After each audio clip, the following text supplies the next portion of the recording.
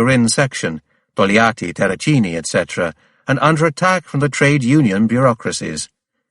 He had got his brother Gennaro to come from Cagliari to look after the business side of l'Ordine Nuovo, and give him a hand with bookkeeping and other such worries, which he normally managed rather badly. Having Gennaro by his side, he was able to rediscover something of the secure personal affection he had missed for so long. He also discovered a helpmate, constantly asking advice from his brother and confiding in him things never disclosed to his closest colleagues at work or in the movement. Years afterwards he wrote in a letter from prison, "I never thought it would be possible to see my brother again here at Turin. I was very happy, because I have always been closer to Gennaro than to the rest of the family." It must not be thought that the setbacks of the summer had weakened his political passion in the slightest degree. He continued his fight for the factory councils and the expansion of the communist groups in the PSI with indomitable energy. L'Ordine Nuovo of the 21st of August carried news of the solidarity Lenin had expressed with the Turin movement, and commented, "The report which the Turin section drew up in April for the party's national executive was disregarded by the leaders and central bodies of the party. When it was read in Moscow, however, by the comrades of the Third International Executive, it became a basis for judgment of the whole Italian party, and was indicated as a worthy subject for discussion by a special Congress. The report was written during the early days of the Turin engineering strike, when a general strike was not even considered remotely possible. Subsequent events went in favor of the capitalists, and the working class was defeated. The efforts made by the Turin section to persuade the party to set itself at the head of the movement went for nothing. It was merely accused of indiscipline, of irresponsibility and anarchism. This is all past history. Nevertheless, the memory of those passionate days of last April ensures that we, all the comrades of this section, and the mass of workers who were involved, will derive a special pleasure from the knowledge that the Executive Committee of the Third International has passed a very different judgment upon us, a judgment which contrasts with that delivered by the leaders of the Italian party, and against which we thought at the time there was no appeal. It is the policy of those few hotheads from Turin which has won the approval of the highest authority in the international working class movement." The Italian working class was now on the eve of its last revolutionary outburst, the occupation of the factories. In factories throughout the country, there had been a campaign of obstructionism since the 20th of August, as a result of the owners' refusal to discuss wage increases with the Engineers' Union, FIOM, Federazione Italiana Operai Metallurgici. The workers reported each day and stayed in the plants in order to forestall a lockout, but did no work. The FIOM had no revolutionary aim. Its aim was in fact to provoke the new Giulitti government into arbitrating the dispute nationally. Giulitti had returned to power in June, with a program of reforms, in the face of warnings and threats from the employers. But in Turin, the action soon turned from demonstration into revolution. A lockout was proclaimed by the manufacturers on the night of the 31st of August, and the next morning the workers moved in to occupy the factories permanently. All power was assumed by the factory councils. In the central Fiat plant, a socialist worker, Giovanni Parodi, occupied the desk and chair of Agnelli, head of the Fiat dynasty. It was decided to end the obstructionist campaign and begin work again under the direction of the councils. At Fiat Centro, production of around 37 cars per day was maintained, compared to the 67 to 68 of normal times, in spite of the desertion of nearly all the technicians and white-collar workers. Turin became the focus of widespread interest, even outside Italy. "The social hierarchy has been smashed," said the Piedmont Avanti on the 5th of September. "The standards of history have been turned upside down. The labouring, instrumental class has become the ruling class. It has found within itself representatives, men capable of taking over all those functions which transform an elementary mechanical assemblage of people into an organic structure, a living creature. The experiment aroused great curiosity and respectful attention, often in circles far removed from socialism, among people who did not necessarily agree with what it stood for. In a letter to Ada Prospero, his future wife, Piero Gobetti felt compelled to say on the 7th of September, "So here we are, in the middle of a revolution. I am following with sympathy the efforts of the workers, who really are constructing a new order. I don't feel within myself the force to follow them in practice, at least not now, but I think I see that things are becoming clearer, bit by bit, and that the greatest battle of the century is beginning. In which case, my place would be with whichever side has the most dedication, the most spirit of self-sacrifice. We are witnessing a truly heroic event. Certainly, it may yet be drowned in blood, but if so, it would be the beginning of our decadence." During the occupation, L'Ordine Nuovo suspended publication, as it had done during the April strike. Gramsci and the others were constantly in the factories, beside the workers, discussing the innumerable problems of running a factory without technicians, trying to resolve practical questions on a basis of common agreement and collaboration. The new challenge led to disagreements being put to one side. Tasca, Gramsci's communist education group, the Bordigiani, and the leadership of the section found themselves together again on the crest of the revolutionary wave. Even so, in some of the factories, extremism was acquiring a new force and direction, which could not fail to preoccupy Gramsci. The desire for an immediate break with the PSI and the formation of a new Communist Party was growing. Gramsci had not altered his views on this question since his article of the 3rd of July, where the idea of the pure Communist Party was denounced as an hallucination. He still thought that the vital task was communist propaganda at the grassroots, directed towards eventual takeover of the PSI from within. When he heard of moves in favor of a split in certain factories, he went to visit a comrade from his own group in the Spa car factory. It was the evening of the 11th of September. The guard at the gate failed to recognize the editor of L'Ordine Nuovo, and ran to tell the shop stewards, who were having a meeting in the union office, that some undersized comrade with very long hair was asking to be allowed in. Gramsci was admitted at once, and, after a long tour round the workshops and some conversations with the workers there, at last found a chance to take Battista Santia to one side.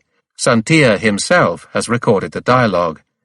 Gramsci: "Have you heard about the move at Fiat Centro to break with a socialist party and found a communist party?" Santia: "I don't know much about it, but anyway, I agree that the socialist party should only be given up after adequate preparation. We've got to leave it as a majority, not as a small minority of dissidents." My reply didn't surprise Gramsci. Santia goes on, "We had discussed the problem more than once since the April strike. The party's behavior had destroyed whatever hope we had of making the national leadership follow the line of the Third International. Gramsci was convinced of this too, but he knew that the real problem lay in winning over the workers inside the Socialist Party. It was for this reason that he was unable to approve the plan for an immediate break, now being promoted by the Bordigian Factory Council at Fiat Centro. The outlook of many communist comrades at that factory was worrying, continues Santia. They had been poisoned by the worst sort of maximalism, and were more easily swayed by specious slogans than by serious ideological considerations. Comrade Parodi was above criticism, but it was not easy just then to counteract the rising tide of exasperation, as people felt the revolutionary movement in the factories losing its impetus and grew more and more angry. The conversation ended with Gramsci suggesting to Santia, very delicately and tactfully, that he might contact Parodi on the matter. The mission turned out to be fruitless. In Santia's words again, "On the 20th of September, what had been simmering ever since the 13th or 14th finally exploded at Fiat Centro. The communist comrades of the abstentionist group decided to break off all relations with the reformist leaders of the unions and the Socialist Party, and asked everyone else to withdraw from the PSI at once and help give birth to a communist party. New Day, Bordiga's followers in Turin requested the abstentionist National Committee, in the words of Il Soviet, to begin work on the creation of the Communist Party as the Italian section of the Communist International and call a national congress immediately to constitute it. Bordiga himself was slightly more cautious than this suggested. He believed it would be more advisable to do battle at the forthcoming National Congress of the PSI, hence the National Committee turned down the proposal from Turin. The leaders of the Turin PSI section also took up position against the Bordiga group at Fiat Centro. Avanti condemned their action on the 22nd of September. "This is no matter of playing a game to see who gets there first. It is a matter of making sure that the Communist Party starts life as the one great organ which the proletariat can have faith in, as a body capable of uniting all the forces of revolution." Meanwhile, the occupation of the factories was moving towards failure. Once more, mass support for a revolutionary onslaught had proved weaker outside Turin, and the trade union leadership was now merely searching for an honourable way out, assisted in doing so by Premier Giolitti's attempts at mediation. No other course was possible, given the passivity of large sectors of the working class.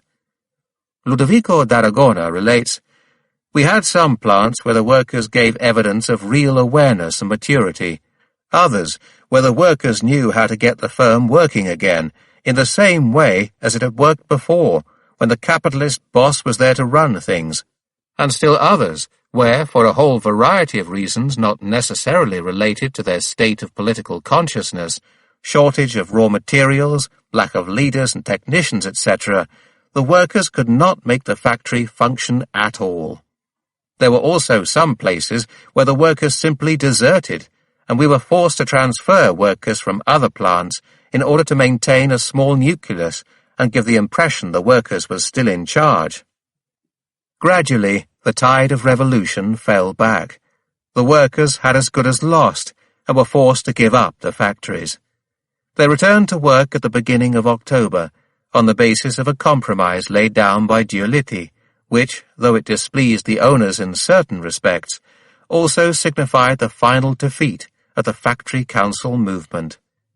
In a letter to Zino Zini of the 10th of January 1924, Gramsci was to say, "At that time, 1919-20, with the Socialist Party we had, with the working class still seeing things through rose-tinted glasses and preferring songs and brass bands to sacrifices, we were bound to have counter-revolutionary movements destined to sweep us away, whatever revolution we had achieved."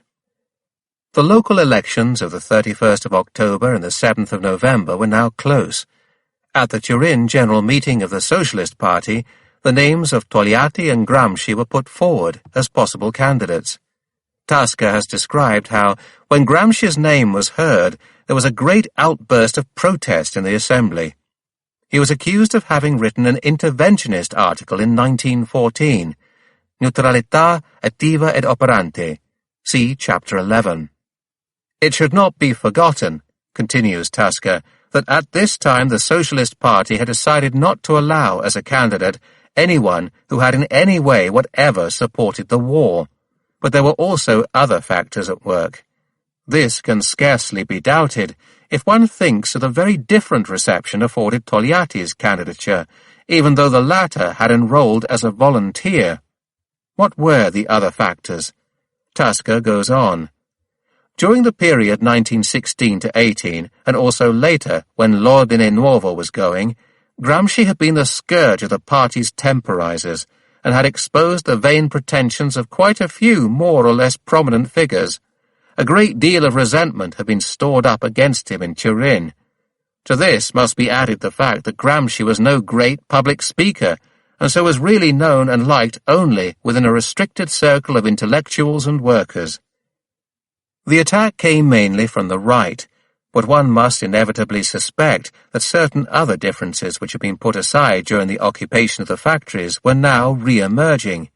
Togliatti, still secretary, and Terracini could have used their influence over the large majority of the section they represented to repel the assault on Gramsci. They chose not to do so, and he remained excluded from the list. This was not the only bitter blow Gramsci had to suffer. On the 5th of November, a telegram had arrived from Ghilarza, telling him that his sister Emma, the one who had gone to work with the Tirso Dam Construction Company, was seriously ill. Antonio left for Sardinia at once.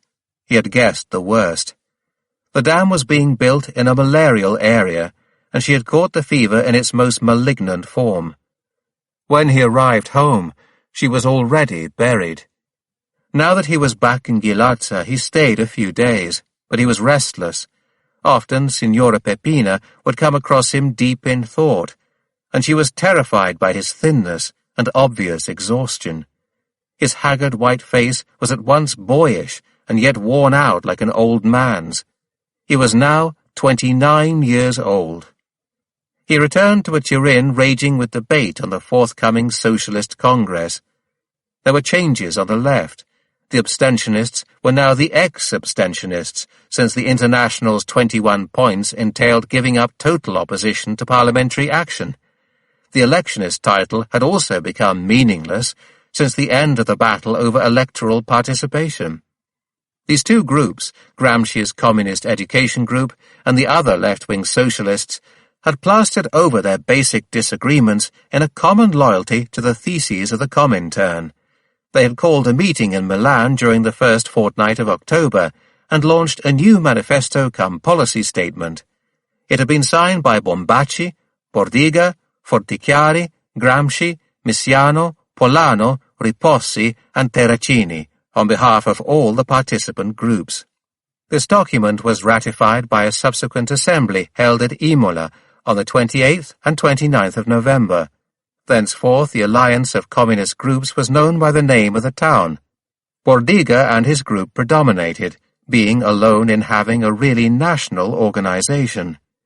In 1923, Gramsci wrote to Togliatti, "Because of the antipathy we felt during the period 1919 to 20 towards setting ourselves up as a faction, we remained isolated, almost a collection of individuals, while on the other side, among the abstentionists, their tradition of factional organization and common activity left a deep imprint whose theoretical and practical effects are still visible in the party's life today." Already at Imola, and even before, it was clear there were two diametrically opposed conceptions of what the new party should be like. One saw it as a sect consisting of a small number of intransigent revolutionaries, whom the masses would then follow into revolutionary action.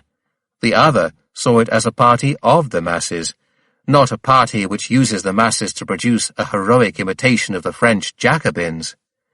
Hence, there were also two opposed views of the PSI. The first was for a split, Bordiga, the second for working within it, Gramsci.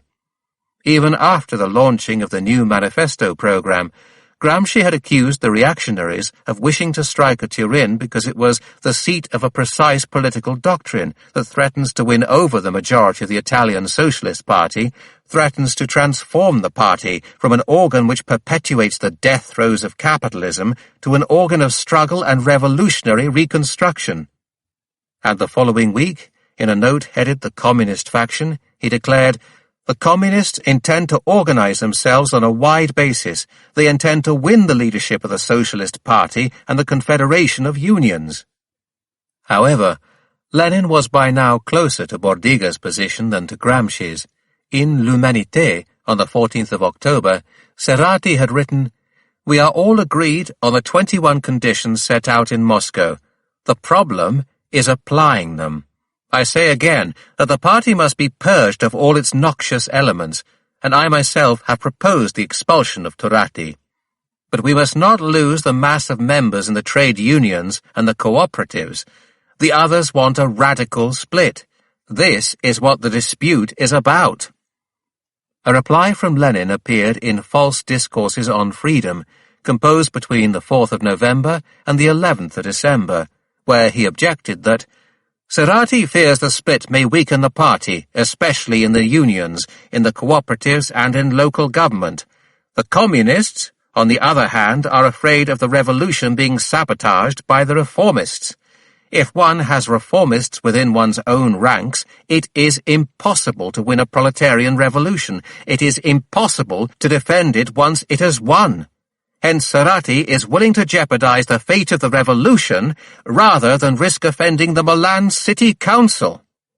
So far, Gramsci wholeheartedly agreed with Lenin's thesis, but the latter goes on. In Italy, decisive battles for the conquest of state power are at hand between the proletariat and the bourgeoisie.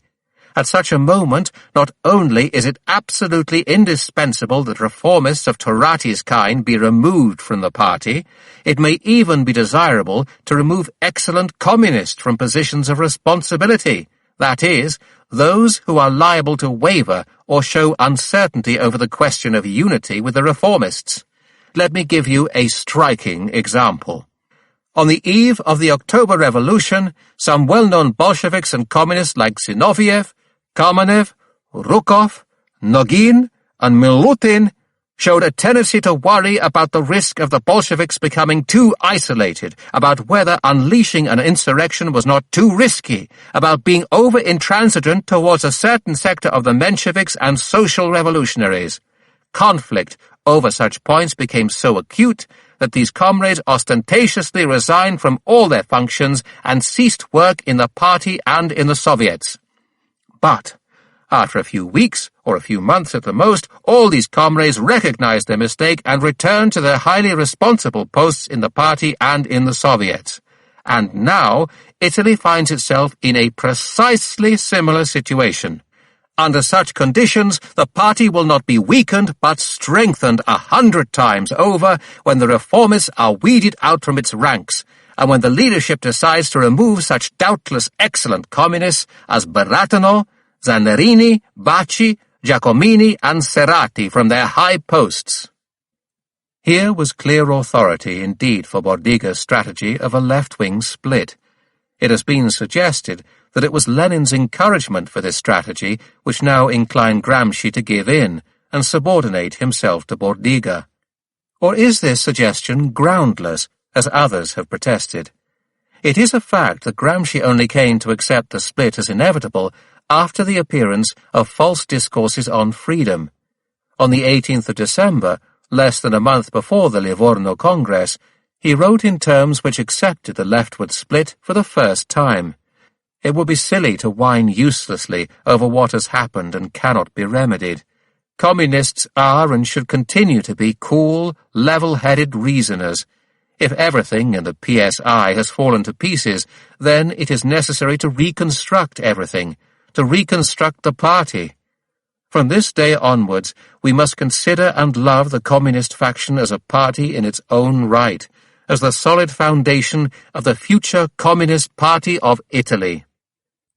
As the revolutionary wave receded, the counter-wave of reaction gathered force.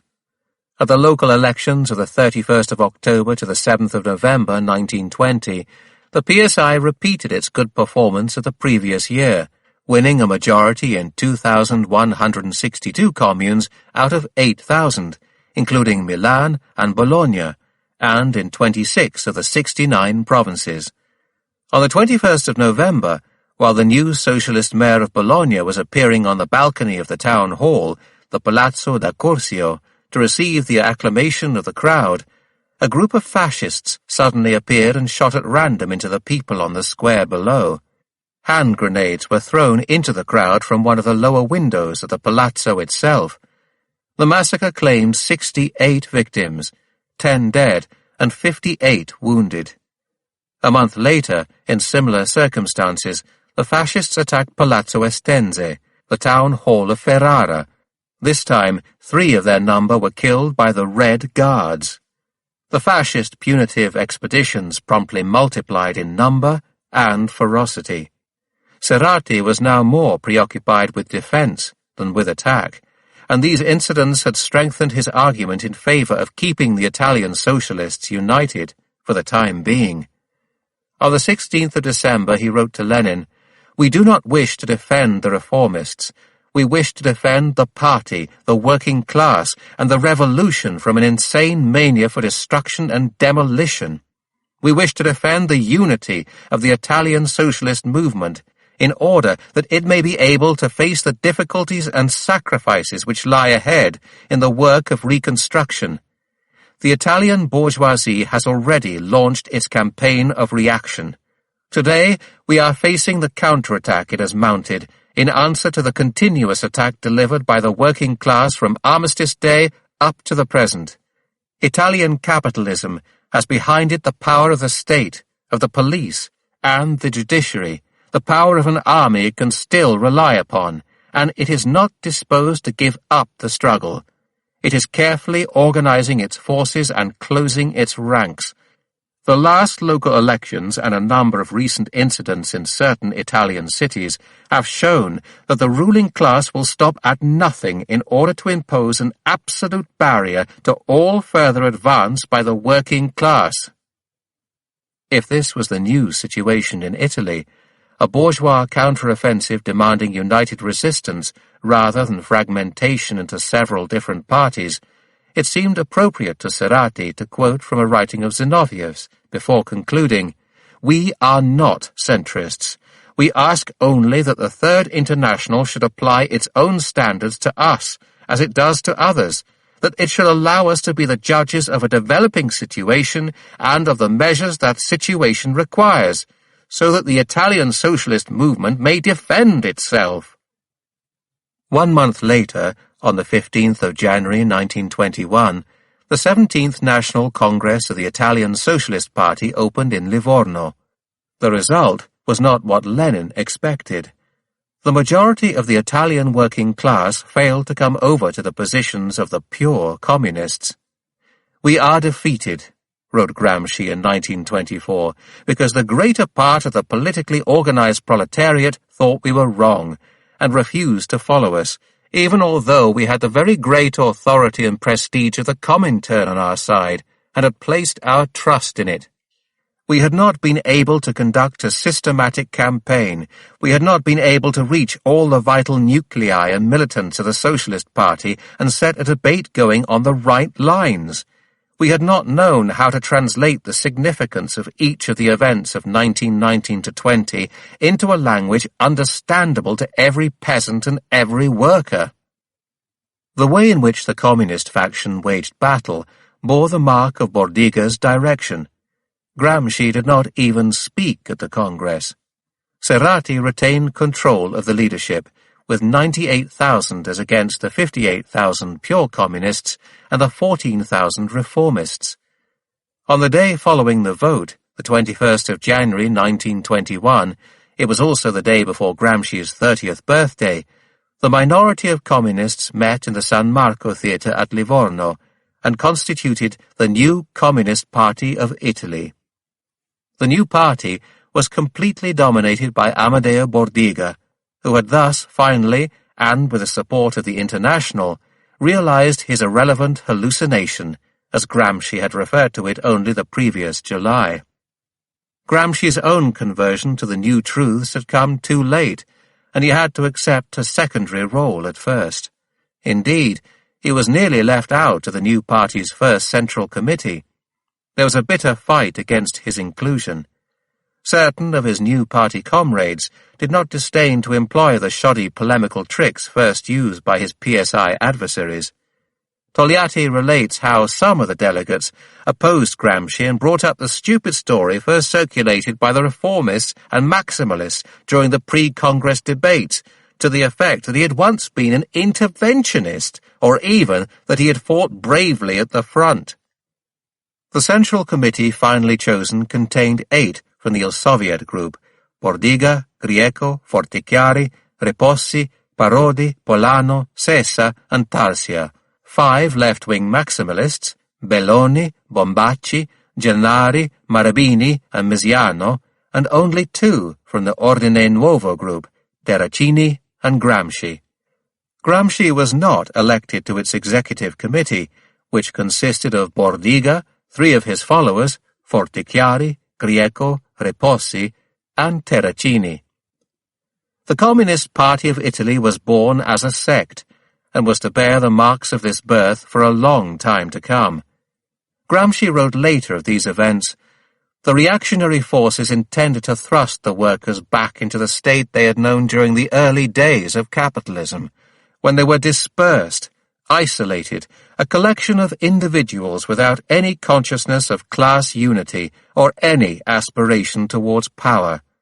The Livorno split, which detached the greater part of the Italian proletariat from the Communist International, was without any doubt the greatest single victory won by these reactionary forces." 15. For some time after the Livorno Congress, Gramsci went through a period of relative inertia, or so a number of commentators have suggested, Piero Gobetti, for instance.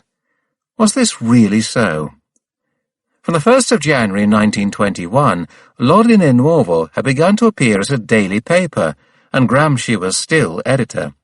He was earning 1,100 lire a month, a considerable income for those days, but had not given up his modest student's room with the Berra family in Piazza Carlina.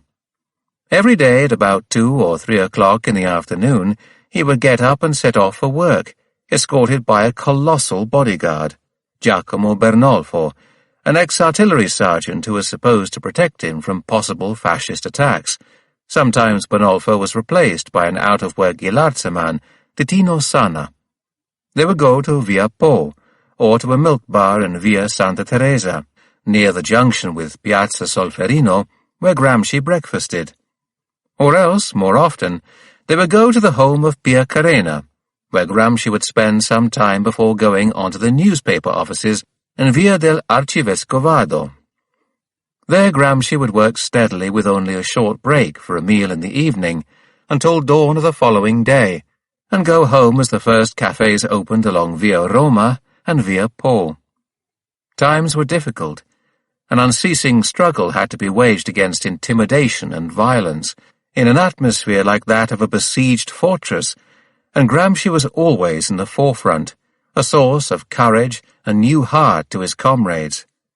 They recall him as a reliable guide and counselor, inspiring others by his tenacious resistance to the rising tide of barbarism. As general conditions in Italy had changed since the immediate post-war period, so had those of Gramsci's journalistic work, and not only because of the changeover from weekly to daily. There were now 2 other communist dailies, in Trieste, Il Lavoratore, The Worker, edited by Ottavio Pastore, and in Rome, Il Comunista, edited by Togliatti. The net result of the breaking up of the old Turin editorial group was thus, as Gobetti put it, 3 unreadable newspapers. A harsh judgment, certainly, especially as far as L'Ordine Nuovo was concerned, but not without some foundation. Although it had retained a certain liveliness which distinguished it from most of the party press, the daily version of L'Ordine Nuovo no longer had the freshness of the weekly. It was now an official party paper, obliged to follow Bordiga's party line, and this lack of independence was damaging.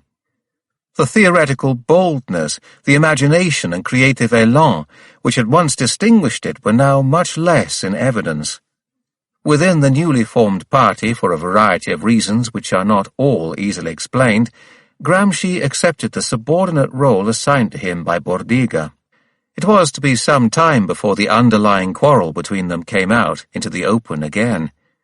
Writing to Gramsci in February 1924, Togliatti was to say, "I will not hide my opinion that many of the things you are now saying should have been said openly long before, in public, to the party, and not in private conversations which were only heard about at second or third hand. Inside the Central Committee elected at Livorno, you represented the group which had different ideas from those of Bordiga."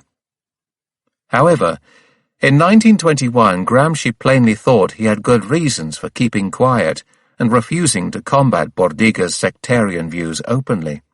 Not the least of these reasons was, we must assume, the great prestige then enjoyed by the leader of the new Communist Party of Italy, both among militants and in Comintern circles. The International's approval derived from Bordiga's apparent renunciation of left extremism. At the Third Comintern Congress, Lenin spoke of the Livorno split to the PSI delegate Lazzari. "You had 98,000 votes, yet you chose to remain aligned with 14,000 reformists rather than take the road of the 58,000 communists. Even if the latter had not been real communists, even if it had only been followers of Bordiga, and we know this is not so, since after the Second Congress of the International, Bordiga loyally declared he would renounce all anarchism and anti-parliamentarianism. You should still have gone with them." So Bordiga had been absolved by Lenin, and in Italy disagreement with him could easily seem inopportune, a threat to the solidarity of the revolutionary front. Moreover, the new climate created by the wave of fascist reaction made candid internal debate seem inadvisable. Unity now looked like the condition of staying alive and continuing the fight. As Gramsci wrote in 1924, "After the split at Livorno, we entered into a state of emergency. This is the only justification possible for our attitudes and actions after Livorno. We had to organize ourselves into a party in the throes of a civil war.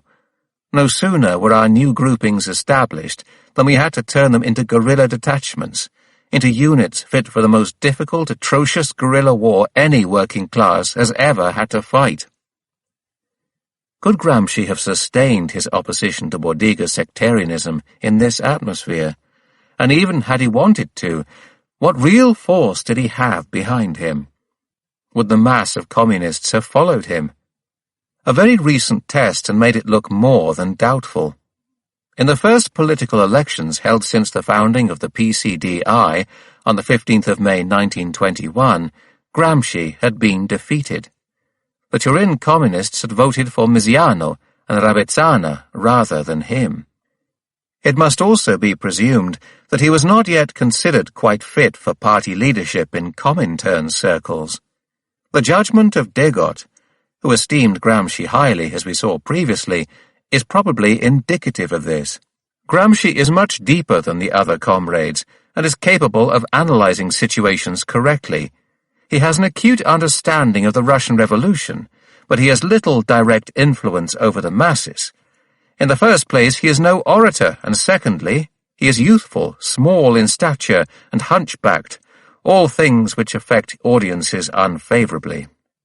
During this period, Gramsci sank back once more into a state of extreme physical and nervous debility.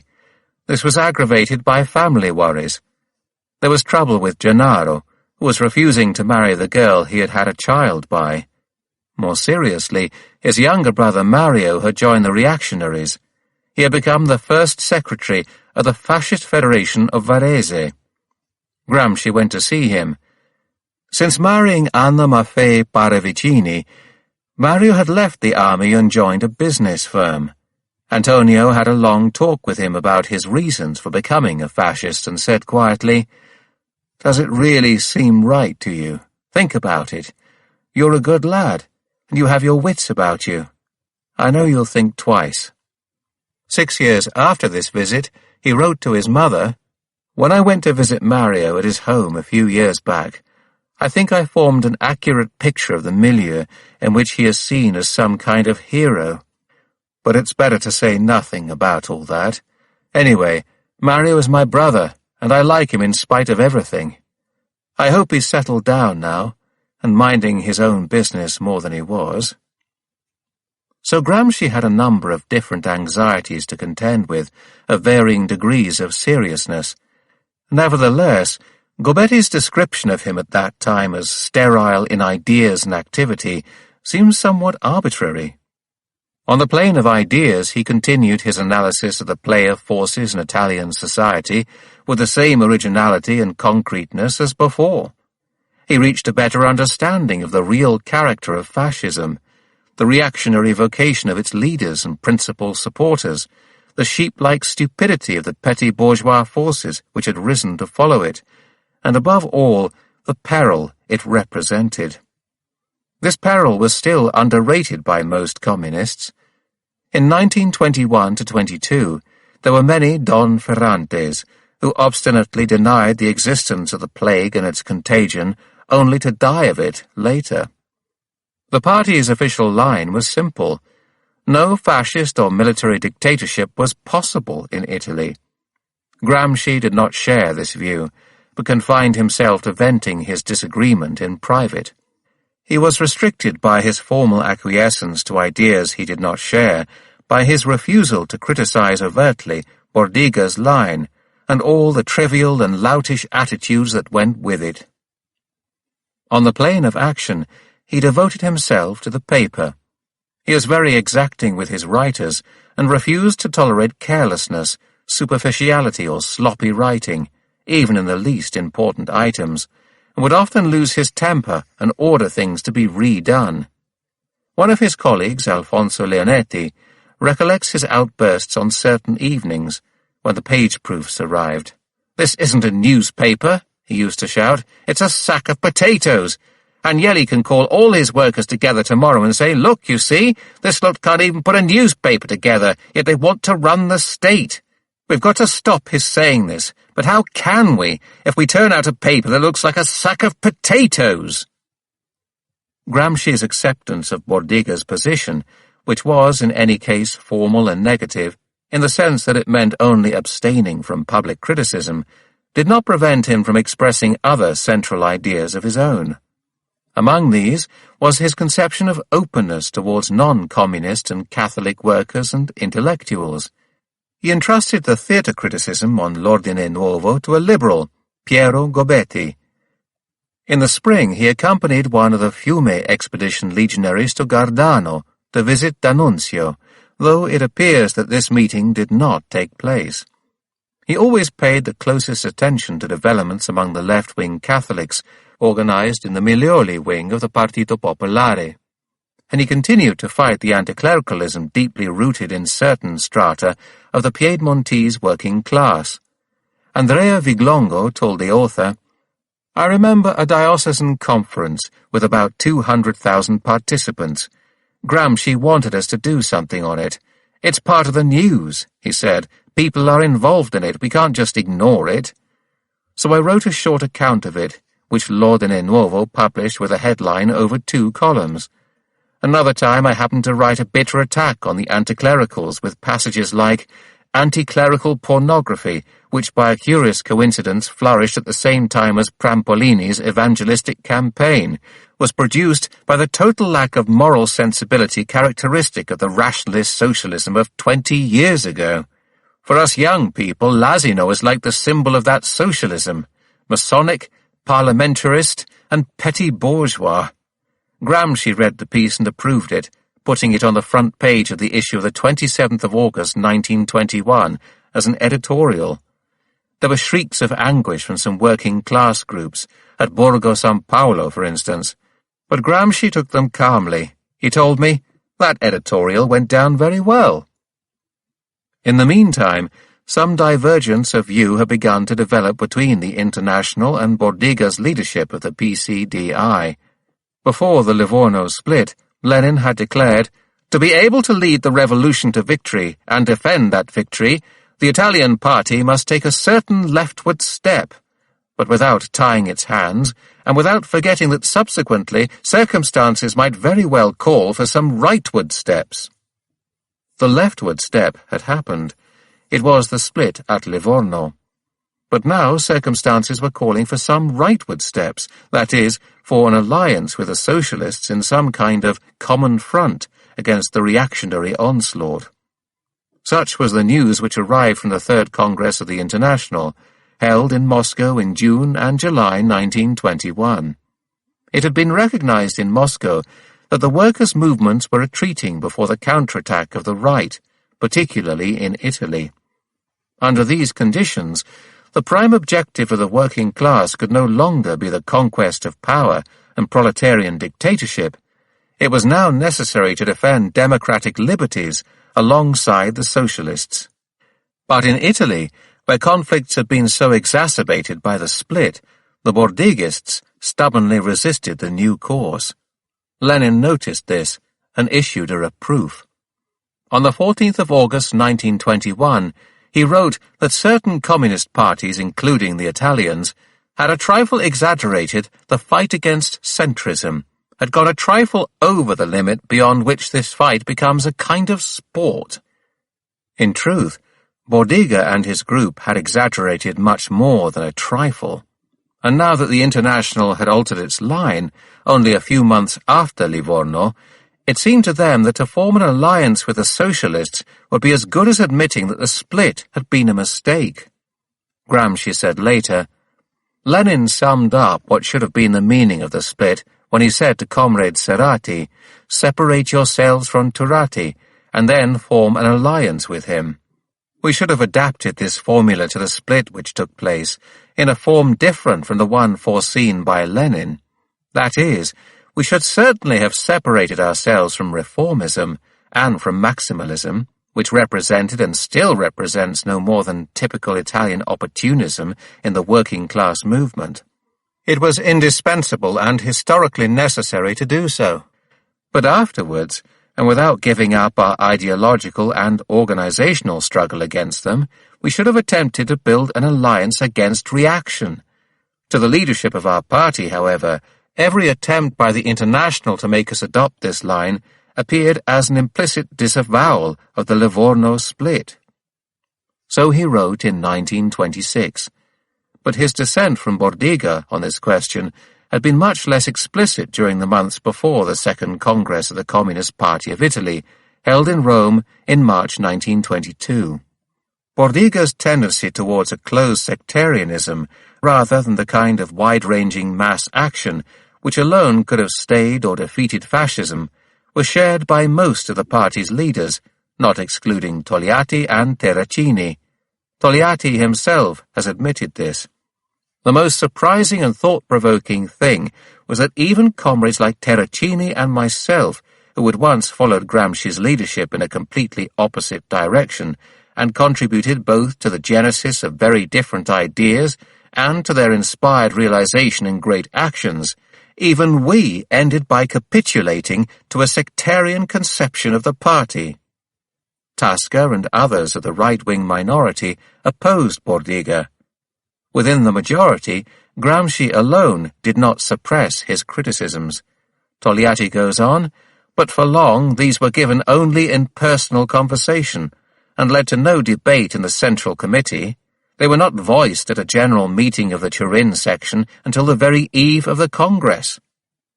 At this Congress, Bordiga's platform rejected the common front strategy and the line laid down by the International. Apart from the right-wing minority, nobody objected. Gramsci says, "At Rome, we accepted Amadeo's theses because they were put forward as a statement of views to be presented at the forthcoming Comintern Congress, and not as a basis for action. We believed that in this way we could keep the party united around its basic nucleus. We believed this concession was due Amadeo in view of the very great role he played in the party organization. We do not regret this. Politically, it would have been quite impossible to lead the party without the active participation of Amadeo and his group. Then we retreated from this position, and tried to make the retreat as orderly as possible, without further crises or threats or splits in the movement, without adding new disruptive stresses to those already created by the defeat of the revolutionary movement." There were just enough reservations in this position on Bordiga's line to win Gramsci favor within the International, and just enough acceptance of the line to avoid making an enemy of Bordiga.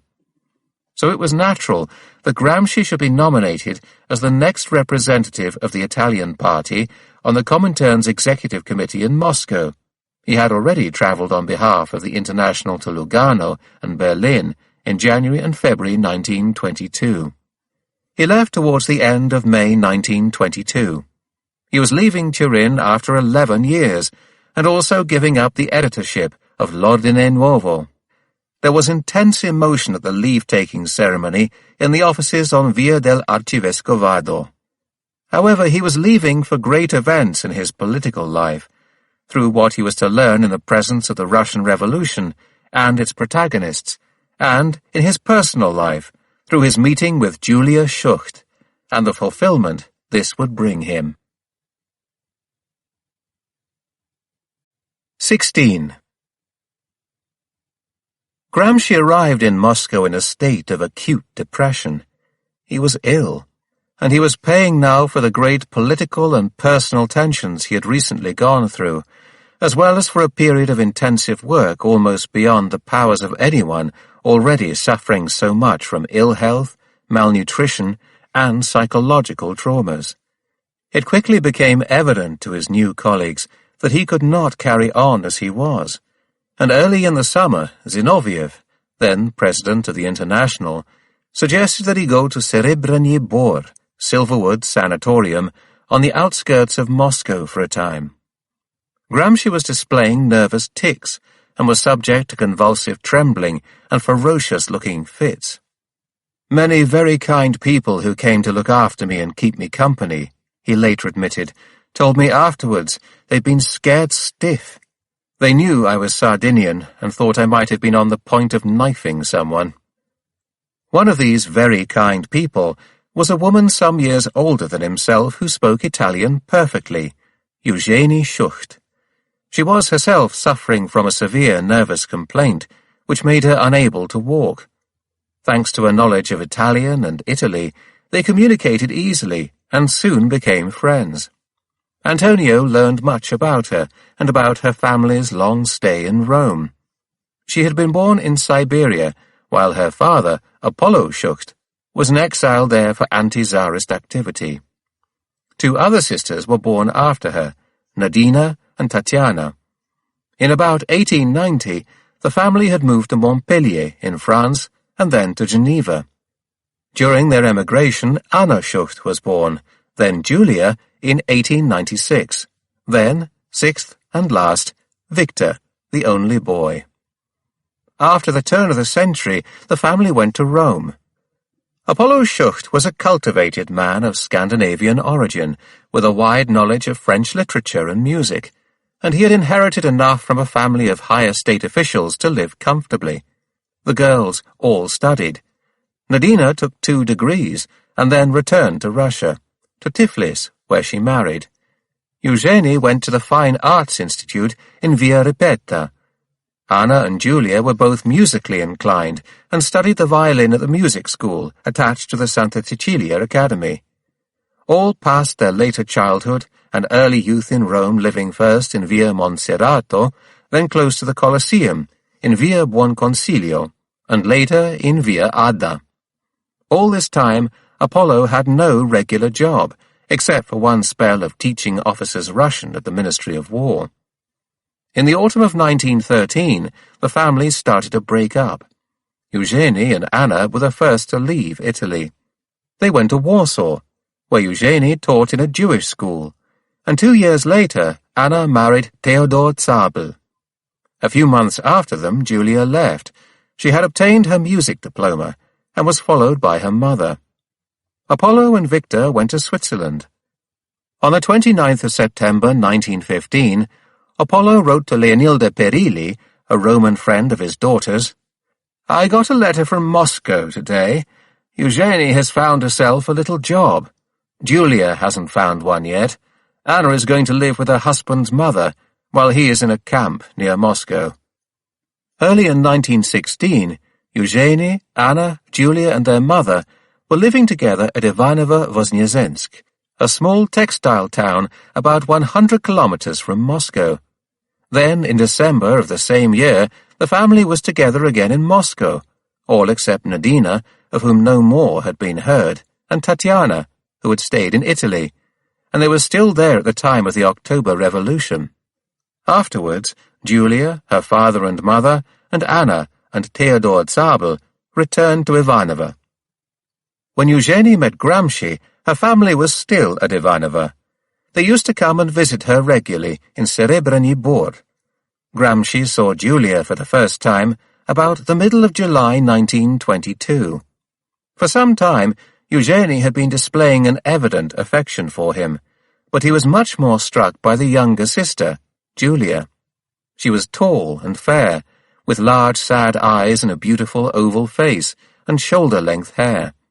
At 26, she was 5 years younger than he. After 7 years in Russia, she was still nostalgic for Italy and had never ceased regretting her departure from Rome.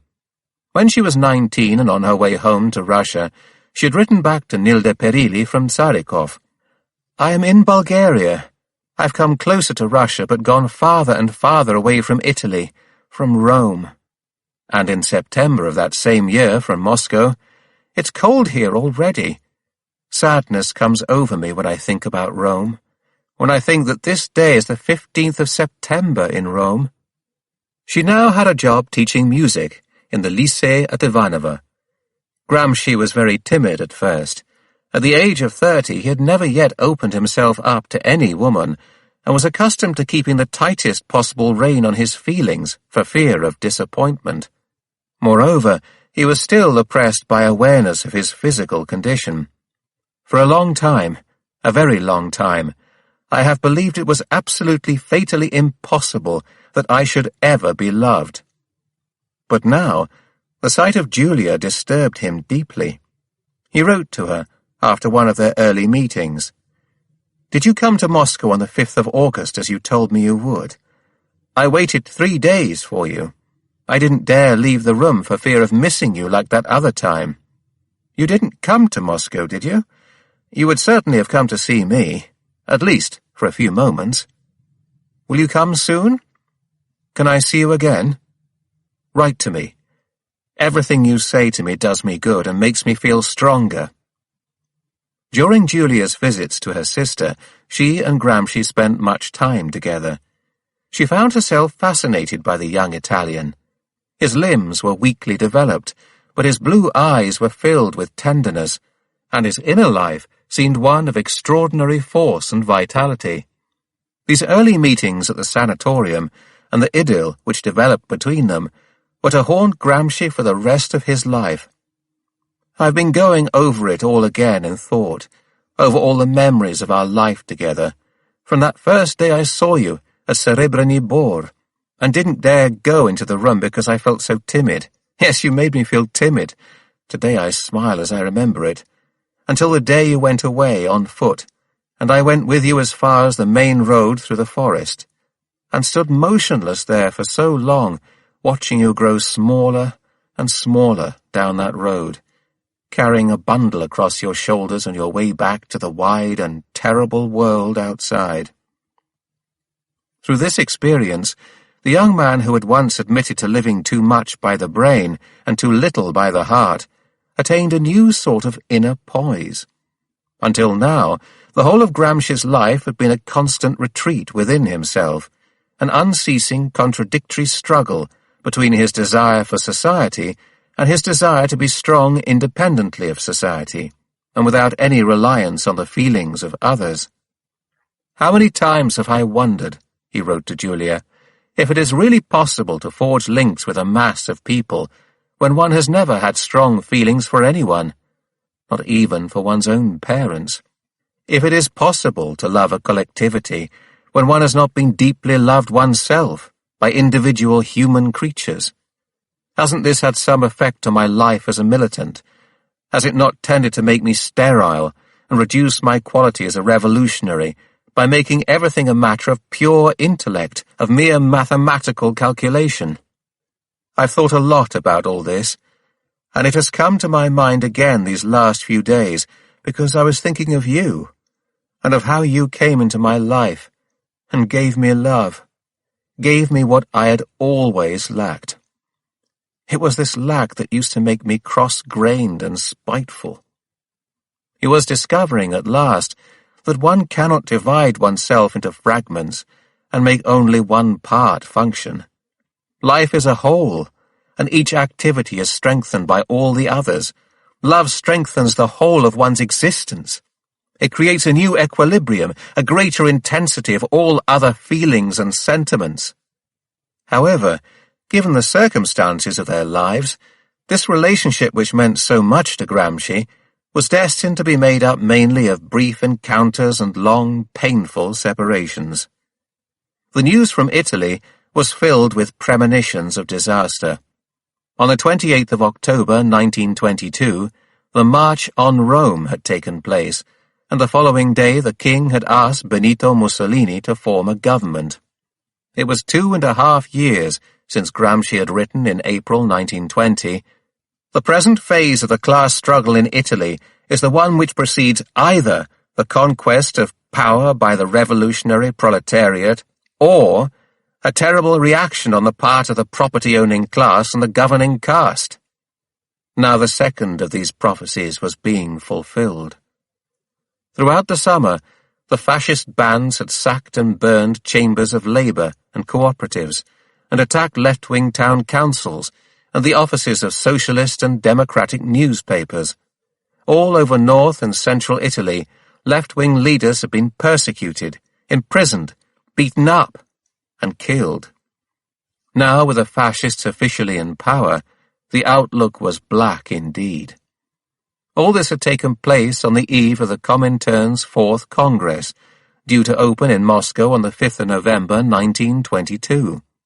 The problem before it was, how should the workers' parties and all democratic parties react to this violent frontal assault? Divided? Or, breaking with the past, in some form of united resistance? Zinoviev, Bukharin, and most of the other influential Bolsheviks in the International strongly advised a common front of working-class parties. Indeed, they thought that a fusion of the communists and socialists was indispensable, especially now that the Socialist Party had expelled its reformist wing at its Congress of October 1922. But Bordiga and even Terracini remained resolutely hostile to any such change of position. Grazia Dei, addressing the anti-fusionists at a meeting of the PCDI's Central Committee, stated, "The split at Livorno took place inevitably too far to the left. I and many other comrades with me judged this was unfortunate. You, on the other hand, thought it was right and were happy about it. In this difference of judgment lies the basis of a profound political divergence." Those who had approved of the leftward split at Livorno were still opposed to any talk of reunion with the socialists.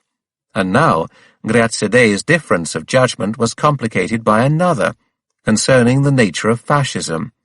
Bordiga and his majority were inclined to lump fascists and social democrats together as common class enemies, as equally responsible for propping up the bourgeois order.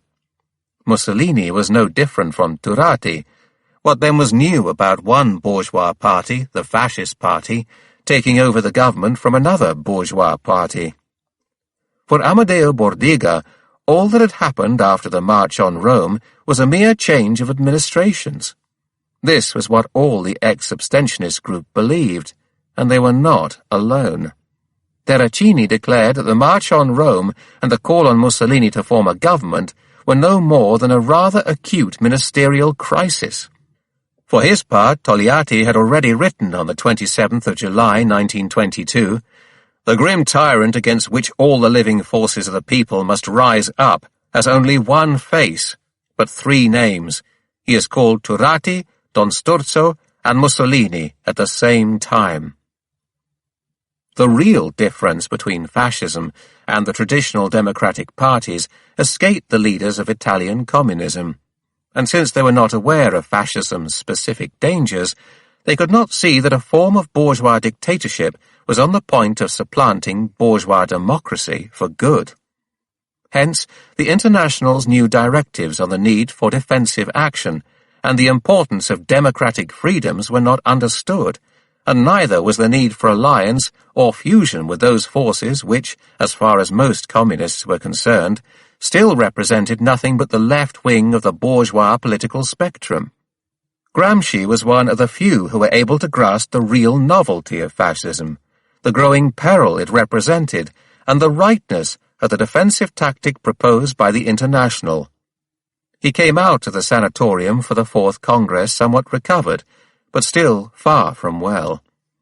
At the Fourth Congress, I had only been a few days out of the sanatorium, after a 6-month stay which had stopped me getting any worse and prevented a possible paralysis of the legs that might have immobilized me in bed for years, but which had otherwise helped little.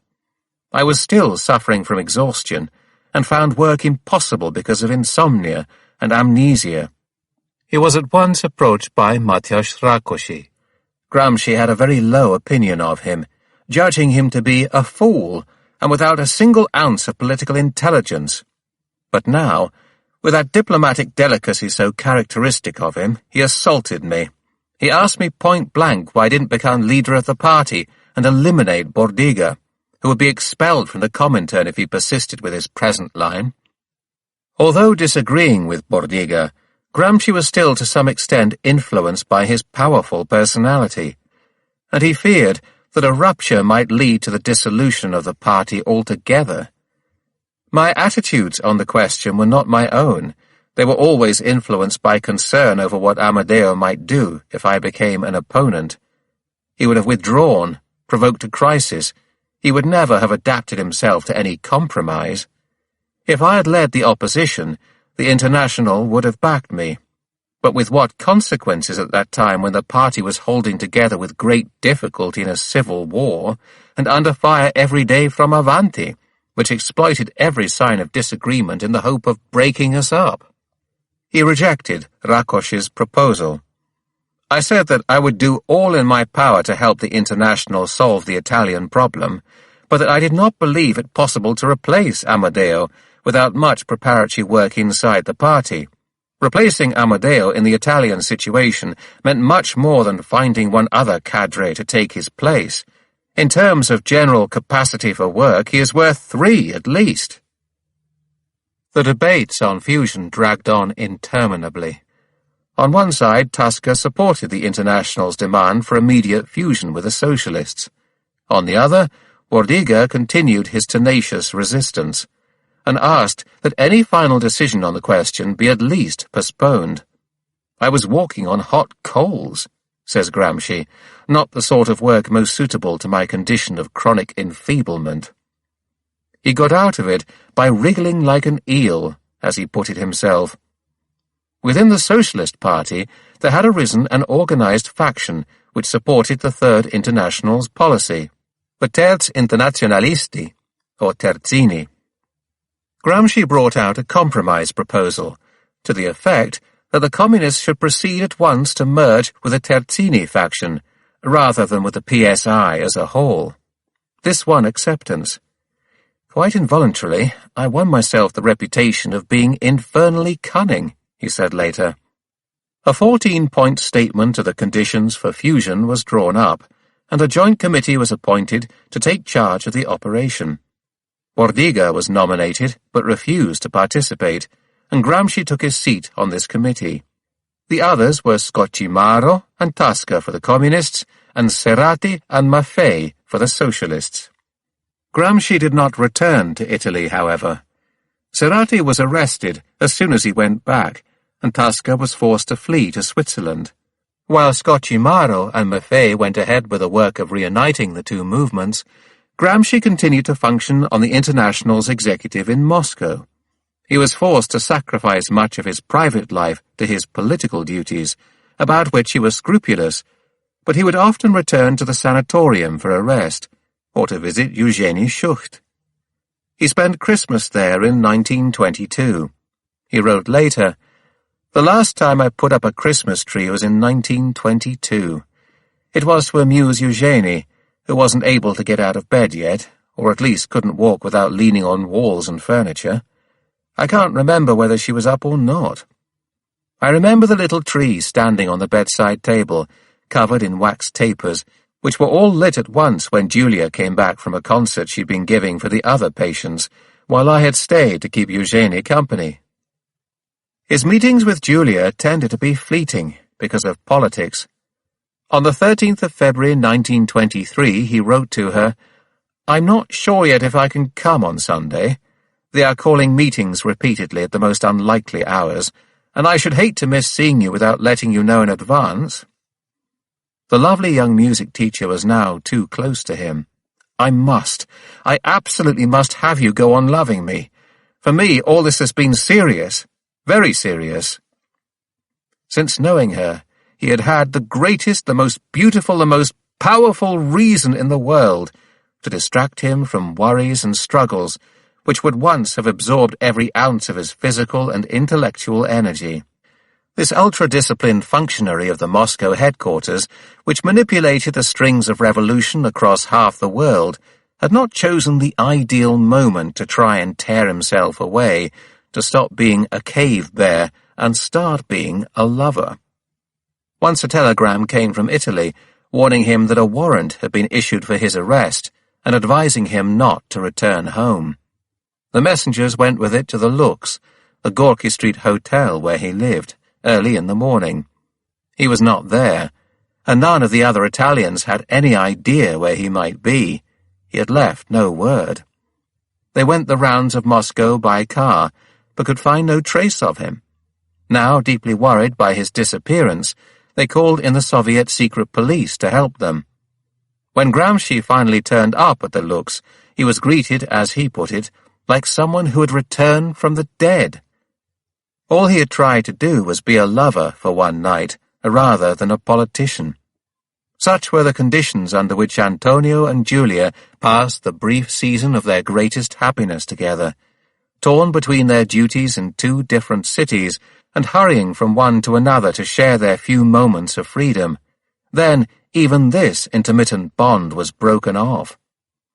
In Italy, the situation had deteriorated still further. The International was now seriously concerned at the state of the Communist Party of Italy, weakened by another wave of arrests. Bordiga and Grieco had been imprisoned since the 3rd of February 1923, and virtually paralyzed by the sectarian attitudes of its remaining leaders. Gramsci described the situation as follows. After the arrest of Amadeo and Ruggero Grieco, we waited in vain for about a month and a half for any news at all about what exactly had happened, how far police action had gone in destroying our organization, and what measures the remaining cadres still at liberty had been able to take to restore organizational links. Instead, there was only one letter sent right after the arrests, which had stated that everything was destroyed, and all the central organs of the party would have to be reconstituted, and after it, nothing but polemical missives on the problems of reunification, written in a style which appeared all the more arrogant and irresponsible because in his first communication the author had quite clearly conveyed the impression that henceforth the entire Italian communist movement was to be identified with his own person. Thus the question of what the leadership of our party was really worth was posed in the most brutal fashion. There was bitter criticism of the letters, and I was asked what suggestions I had for action. I, too, had been badly shaken by the letters. So finally I was compelled to admit that if the situation really was what it appeared to be on the strength of the evidence we had received, then the best thing would be to give up the existing leadership as a bad job and reorganize the party from outside with cadres nominated by the International itself. And so in June 1923, the executive of the International took a decision to liquidate the old Bordiga majority leadership and appointed Togliatti, Scocimaro, Fortichiari, Tasca and Vota as the new executive of the Communist Party of Italy. Fortichiari, an ex-abstentionist, refused the nomination and was replaced by Gennari, an opponent of the Bordiga group. Then, on the 21st of September, the whole executive, surprised by the police in a workers' house on the outskirts of Milan, was arrested en bloc. After this, it was decided to ask Gramsci to move to Vienna, where he would be able to follow the Italian party's problems more closely. In this way, the young Sardinian passed from the relative isolation of his final period in Turin to the maximum possible responsibility. At the age of 32, he was effectively the leader of the Italian communist movement, at least in the eyes of the International. He left Moscow for Vienna at the end of November 1923, after having been with the International Executive for 1.5 years. They had marked a major turning point in his life. He was depressed by the thought of leaving Giulia, but she, for her part, had always known very well what sacrifices she might be called on to make by the nature of Antonio's life. Some months later, on the 7th of June 1924, he wrote to his mother, My companion shares my ideas completely. She isn't Italian, but she lived for a long time in Italy and studied at Rome. She's called Giulia, Julka in her own language, and she has a degree from the Music Licée. She is courageous and has a strong character. You will all like and appreciate her when you get to know her. Next summer or autumn I hope to come with her to Sardinia for a few days. 17. Angelika Balabanov had obtained an Austrian residence permit for Gramsci. In Vienna he lived in a street far from the centre of the city, in an unheated room, furnished with a bed he described as very German, very hard, very uncomfortable, with an eiderdown quilt instead of sheets and blankets, which keeps slipping off in every direction, so that I'm always waking up with either a foot or a shoulder frozen stiff. His landlady was a Jew converted to Catholicism, who had subsequently given up her second religion when she married a communist, Joseph Frey. Now, however, she had slipped back into religious practices, and was much given to recalling the days of her dear dead Emperor Franz Joseph, and cursing the party which obliged her to keep a foreigner under her roof, especially one that might get her into trouble with the police. Gramsci changed lodgings after a few months. He only went out to eat or to attend organizational meetings and talk to contacts. He did not like the city. The snow covers the streets. The landscape is a blur of white shapes. It reminds me of the Cagliari salt pans, not forgetting the convicts who used to work them. Vienna seems very sad and depressing compared to Moscow. Here there are no sleighs jingling cheerfully along the white streets, only the dreary rattle of tram cars. Life goes by, sad and monotonous. For company he had a secretary, Mario Codevilla, who suffered badly from tuberculosis, and was not in any case very bright. I'm always alone. The fact is that my companion here never permits conversation to rise above the level of commonplaces. Gramsci was very anxious that Julia should come to join him as soon as possible. Such was the theme of his letters. I'm leading a very isolated existence, and it can hardly be otherwise, at least for a while. I feel your absence physically, like a great emptiness all around me. Today I understand better than yesterday, and yesterday I understood better than the day before, how much I love you, and how it's possible to love someone more each day. When will it be possible for you to come and live and work here beside me? He returns to the subject insistently, again and again. I have thought that I may be too much of an egoist in asking you to come to me, asking you to give up the life you're used to, just to be with me, far away from the interesting, active life going on round you, and which is there in the very air you breathe, even if your own personal work is mechanical and uninteresting. I have thought that I may want you close to me just because I am too much alone, and this solitude has depressed me. My dear, you must come. I need you. I can't go on without you. It's like living in mid-air, out of touch with reality. I think always with infinite longing of the times we spent together, in such close intimacy, yet with such a vast outpouring of ourselves. But Julia did not come to join him. She was unwell, suffering, in fact, the first symptoms of the psychic crisis which in later years, during Antonio's imprisonment, would drive her to the threshold of insanity. To justify her failure to come to Vienna, she said she could not leave her family. Antonio persisted. I have thought about your family too. But couldn't you come for a few months? How wonderful it would be to have another spell of living together, to enjoy every day, every hour, every minute. I can almost feel your cheek against mine, and my hand caressing your head, telling you how much I care for you even while my lips are silent. Something of Julia's condition filtered through her letters, but no more than a faint echo. I get the impression you are always serious, downcast, he wrote on the 21st of March, 1924. Another reason for wanting you by me. I think I could find lots of ingenious ways to cheer you up and make you smile again. I'd make you clocks of cork, papier-mâché fiddles, and wax lizards with 2 tails. In short, I would make full use of my repertory of Sardinian folklore. I'd tell you stories of my wild and woolly childhood, so different from your own, each tale more fantastic than the last. Then I'd embrace you and kiss you again and again to feel you all alive inside me, life of my life, which is what you are. Julia stayed in Moscow. She was expecting a child. To begin with, she had no more than hinted at the fact to Antonio. He answered, "I felt a shock of emotion reading your letter. You know the reason. But your words were very vague, and left me overcome with desire to hold you in my arms, and feel for myself the new life uniting our two lives even closer than before. Oh, my dearest, dearest love." But the first mention of her condition was followed by weeks of silence.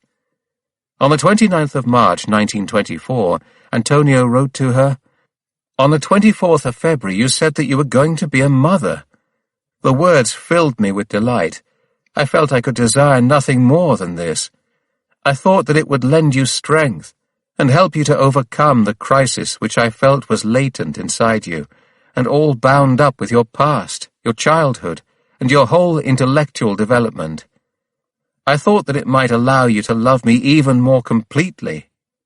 Your love has strengthened me. It has truly made a man of me, or at least it has made me understand what it is to be a man, and to have a personality. I don't know if my love has had similar effects on you.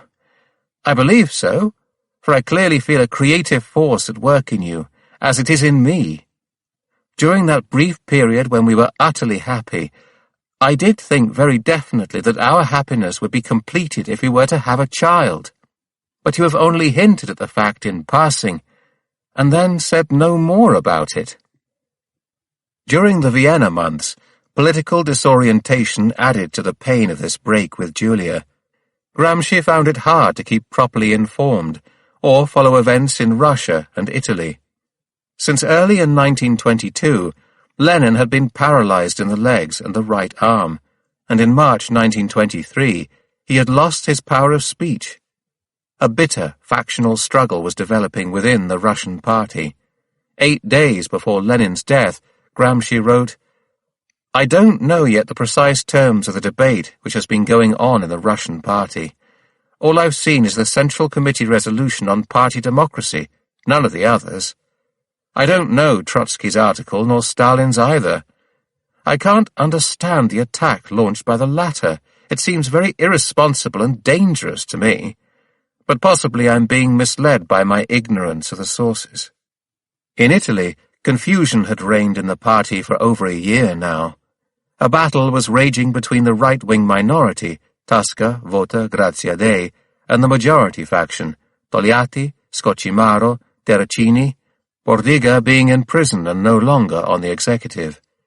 The international strategy had been successfully resisted all this time by the majority, which was still in the grip of its old sectarianism. At a Central Committee meeting on the 9th of August 1923, Tasca had reported, "The minutes of a meeting held by the comrades of the majority have come into my hands, and from these it emerges clearly that although Comrade Palmi, clandestine name of Togliatti, and others expressed a wish to collaborate with the International, after suitable explanations of the past and present position assumed by the majority, Comrade Urbani, Terracini, on the other hand expressed the view that one should accept the international line formally and then go on working on the old lines behind the scenes." The fact of those minutes having come into the hands of Tasca is itself significant and indicates the climate prevailing in the party. Togliatti says, "The faction fighting which went on throughout the party had as one of its most constant features a search for letters and documents which might be used to damage and discredit the other side."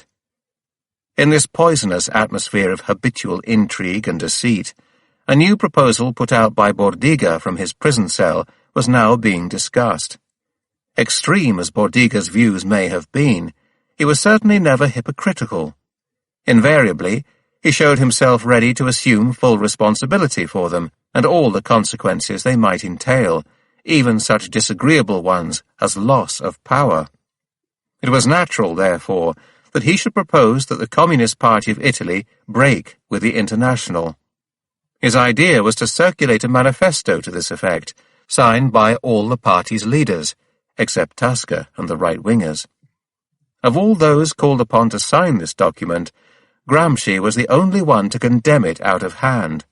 Leonetti supported him, but for different reasons. Terracini and Scocimaro agreed with it. Togliatti was undecided. He saw Bordiga's proposal as flowing from a rigorous or even over-rigorous logic.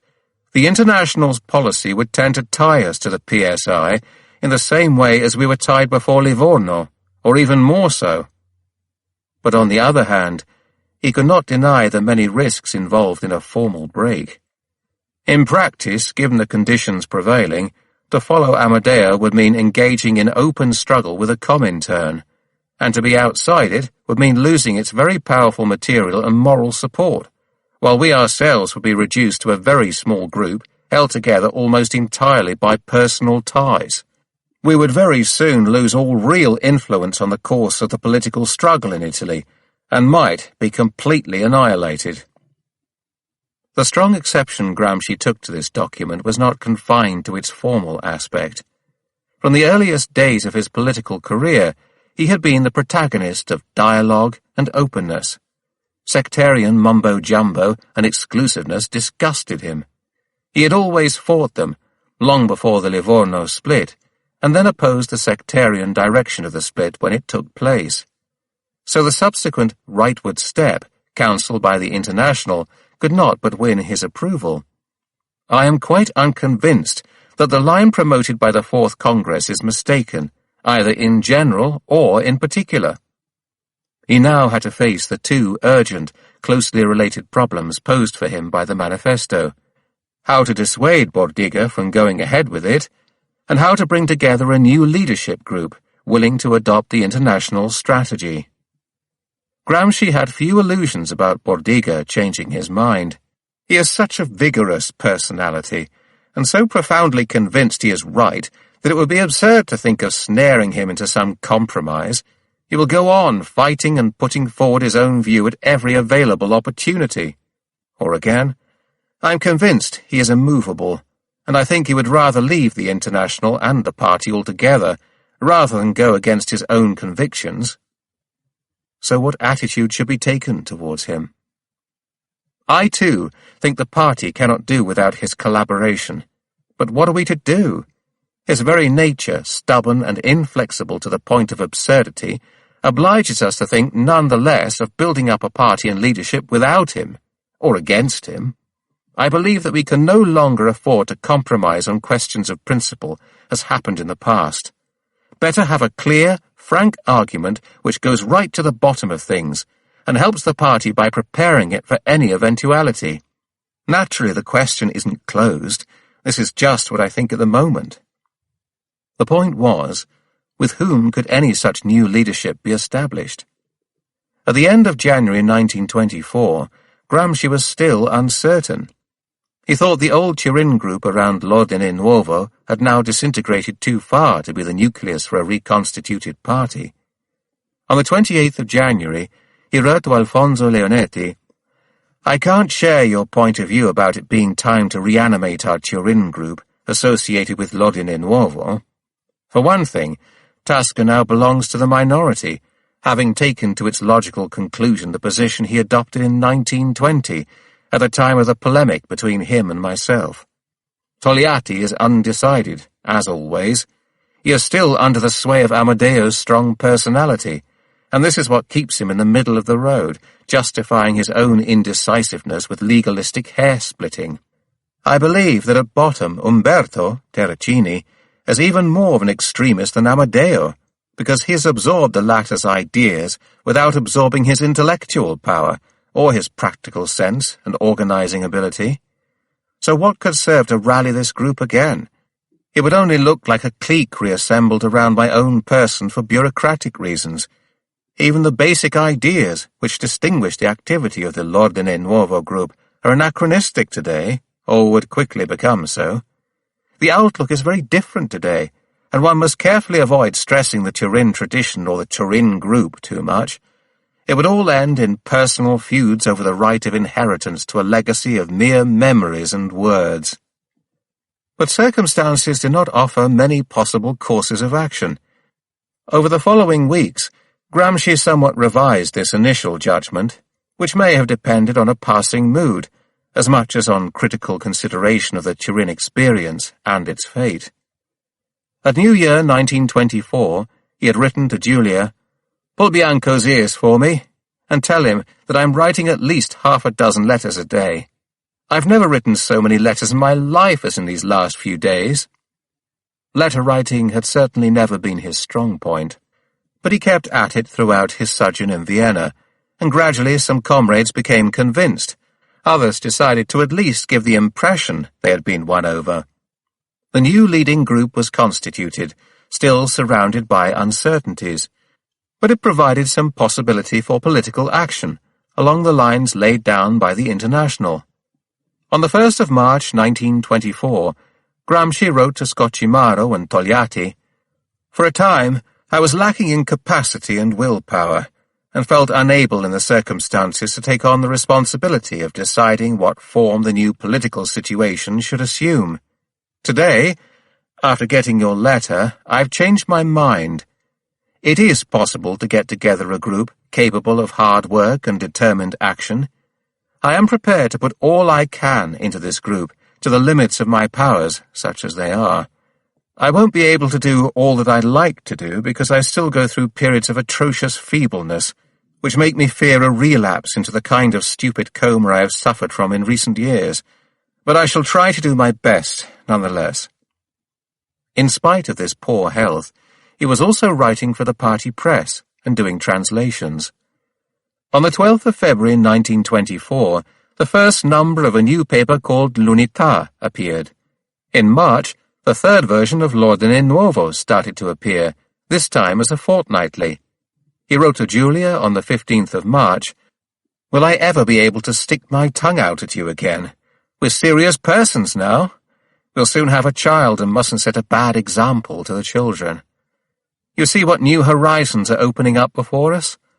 I'm playing the fool, but I don't feel terribly like doing so. The truth is that I love you.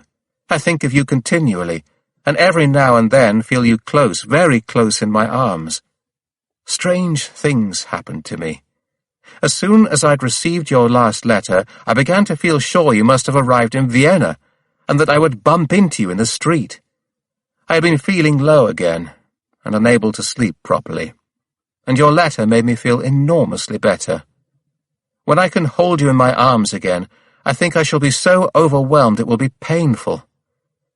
Darling Giulia, you are the whole of life to me, for I never felt what life was until I loved you. Something huge and beautiful which fills out every instant and every vibration of one's being. I want to be strong today, as I never wanted to in the past, because I want to be happy in your love, and this wish shows in everything I do. I believe that when we live together again, we shall be invincible. We shall find a way of defeating even fascism. We want a free and beautiful world for our child, and we shall fight for this, as we have never fought before, with a cleverness we never had before, with a tenacity and energy that will overcome every obstacle in our path." He finally left Vienna on the 12th of May 1924. There had been parliamentary elections in Italy on the 6th of April, and he had been elected by a constituency of the Veneto region. Thanks to the immunity guaranteed parliamentary deputies by law, he could return to Italy without fear of arrest. He had been away for 2 years. The Vienna stay had lasted 5.5 months. Soon he was hearing eyewitness accounts of the terrible events of those years, the killings, the beatings and burnings. His own brother, Gennaro, had been subjected to fascist violence in December 1922, and Pierre Carena had helped him flee to France. Gramsci quickly saw for himself that the party no longer existed as a homogeneous structure. There was a division, a lack of contact between the party's head and its body, between the new ruling group and the rank and file, which regularly resulted in political paralysis or worse. Indeed, the organism was moved in one direction by its brain, orders from the International or from Gramsci, and in quite another and contradictory way by its limbs. Though Bordiga had been dispossessed by fiat from above, he continued to dominate most of the local federations. The masses were still as susceptible to a certain style of incendiary preaching and preferred to follow his extremism, his refusal to consider any prospect other than immediate insurrection. Gramsci was able to estimate for himself the balance of power within the party at a clandestine conference held in the neighborhood of Como a few days after his return. This was the first chance for people to stand up openly and be counted, and the count was distinctly unfavorable to Gramsci. There were 3 motions to be voted on.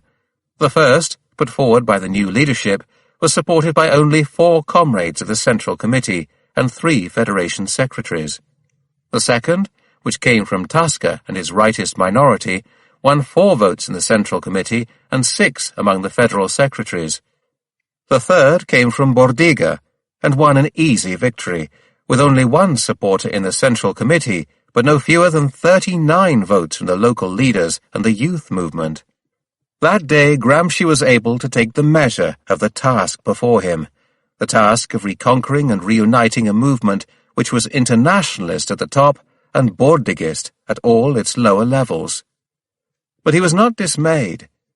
In these 2 years abroad he had changed. He had acquired a different bearing, a new severity of manner, and showed a hitherto unsuspected will to dominate. He saw more clearly than before that the development of ideas required a simultaneous exercise of power in their affirmation, or else they might be lost.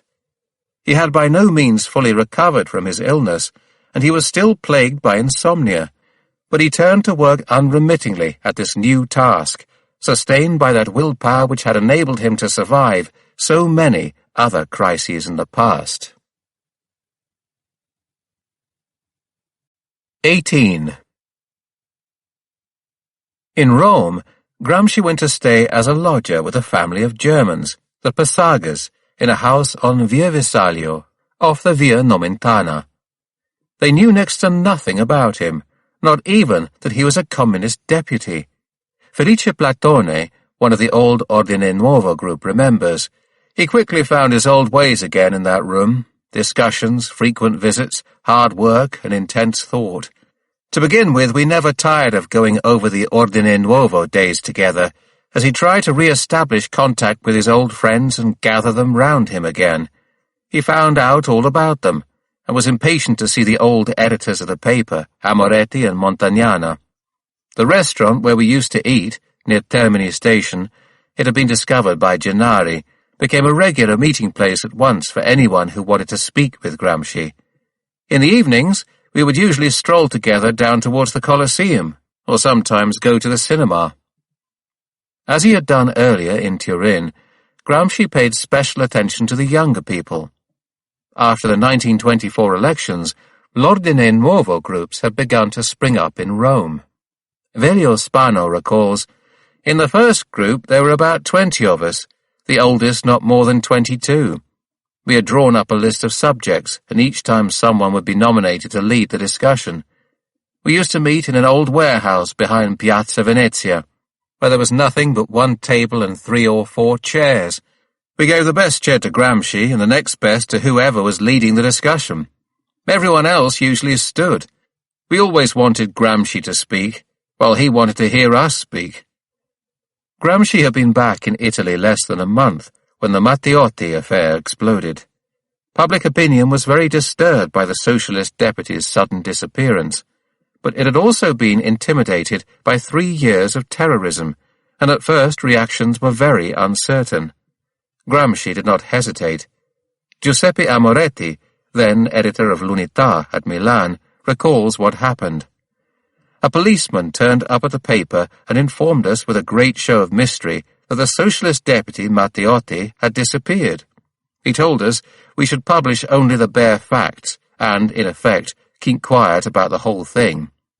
Under the diplomatic language, his advice was clearly a threat. Suppose we don't, we objected. Will we end up like Matteotti? He nodded, as if to say, if that's the way you want it. Then off he went. We didn't know what to do. We felt gravely threatened by the whole apparatus of repression. There was always a bunch of black shirts standing around outside the door. The newspaper could be wrecked. We would be beaten up again. At this moment we had a phone call from Gramsci in Rome. He said there should be an attack, and we should lead it. We should take the initiative and encourage the awakening masses to act for themselves. L'Unità came out with a full-page headline saying, "Down with this government of assassins." Subsequently, even those sectors of opinion which had so far reacted very ambiguously to the fascist advance rose up in arms. Less than 2 weeks later, Gramsci wrote to Giulia, "I have lived through some unforgettable days, and I'm still living them. The papers give one a quite inadequate idea of what's happening in Italy. We were walking along the edge of a volcano on the point of eruption. Then suddenly, when no one expected it, certainly not the fascists, complacent in their absolute power, the volcano erupted, releasing an immense torrent of burning lava, which has spread across the whole country, carrying the fascist bag and baggage before it. Events succeeded one another like lightning with unheard-of rapidity. The situation changed from one day to the next, from 1 hour to the next. The regime found itself under attack from every angle, and fascism was isolated in the country to the point where its leaders became panic-stricken, and the hangers-on were deserting its ranks. We worked feverishly, taking decisions, issuing orders, trying to give aim and direction to this flood of popular feeling which had burst its banks. At the moment it looks as if the most acute phase of the crisis is over. Fascism is striving desperately to rally its forces, which are greatly diminished but still on top, thanks to the support of the whole state apparatus, thanks also to the incredible fragmentation and disorientation of the masses. Still, our movement has taken a great step forward. The paper, L'Unità, has trebled its circulation, and in many centres our comrades assumed the leadership of the mass movement and attempted to disarm the fascists, while our slogans were acclaimed and repeated in the motions passed at factory meetings. I believe that our party has become a real mass party in these last few days. Gramsci's illusions about the effectiveness of the party were short-lived. Once fascism had recovered from the initial shock, it began to regain ground and prepare for a counter-offensive, helped above all by the sheer disorganization of the masses and, even more, by the inertia of the parliamentary opposition. The various parliamentary groups, some definitely opposed to fascism and others simply worried by scruples over the government's methods, had been able to agree on only one thing, that they should all withdraw from Parliament as a protest. This secession from the chamber became known as the Aventine. But what real political purpose did the Aventine parties have? The old divisions and mutual suspicions persisted, and the differences of ideology and strategy proved irreconcilable. One wing was, in effect, semi-fascist, and perfectly willing to support the government, if only Mussolini would pay more attention to constitutional niceties, while on the other side were the 19 communists, devoted to overthrowing the government by appeals to mass action outside Parliament altogether. In between were the liberals, who still, despite everything, placed their trust in the king's wisdom and expected him to intervene and solve the problem, and the Catholics of the Partito Popolare as hostile or even more hostile to socialism as to fascism. The disputes of the past years had also created an abyss between the communists and the socialists. The PSI now had a new leadership under Vella and Nenni. Thus fascism did not have to face a cohesive front resolved on common action, but a vague consortium of disunited groups, quite undecided on action and incapable in practice of much more than verbal indignation. In the days immediately following the Matteotti crisis, Gramsci had proposed a political general strike to the Committee of 16, the joint executive of the Aventine parties. But this proposal was turned down, and Gramsci commented on the 22nd of June, "Big words, but no intention of doing anything. Incredible fear that we might take the lead and hence manoeuvres to force us to quit the meeting."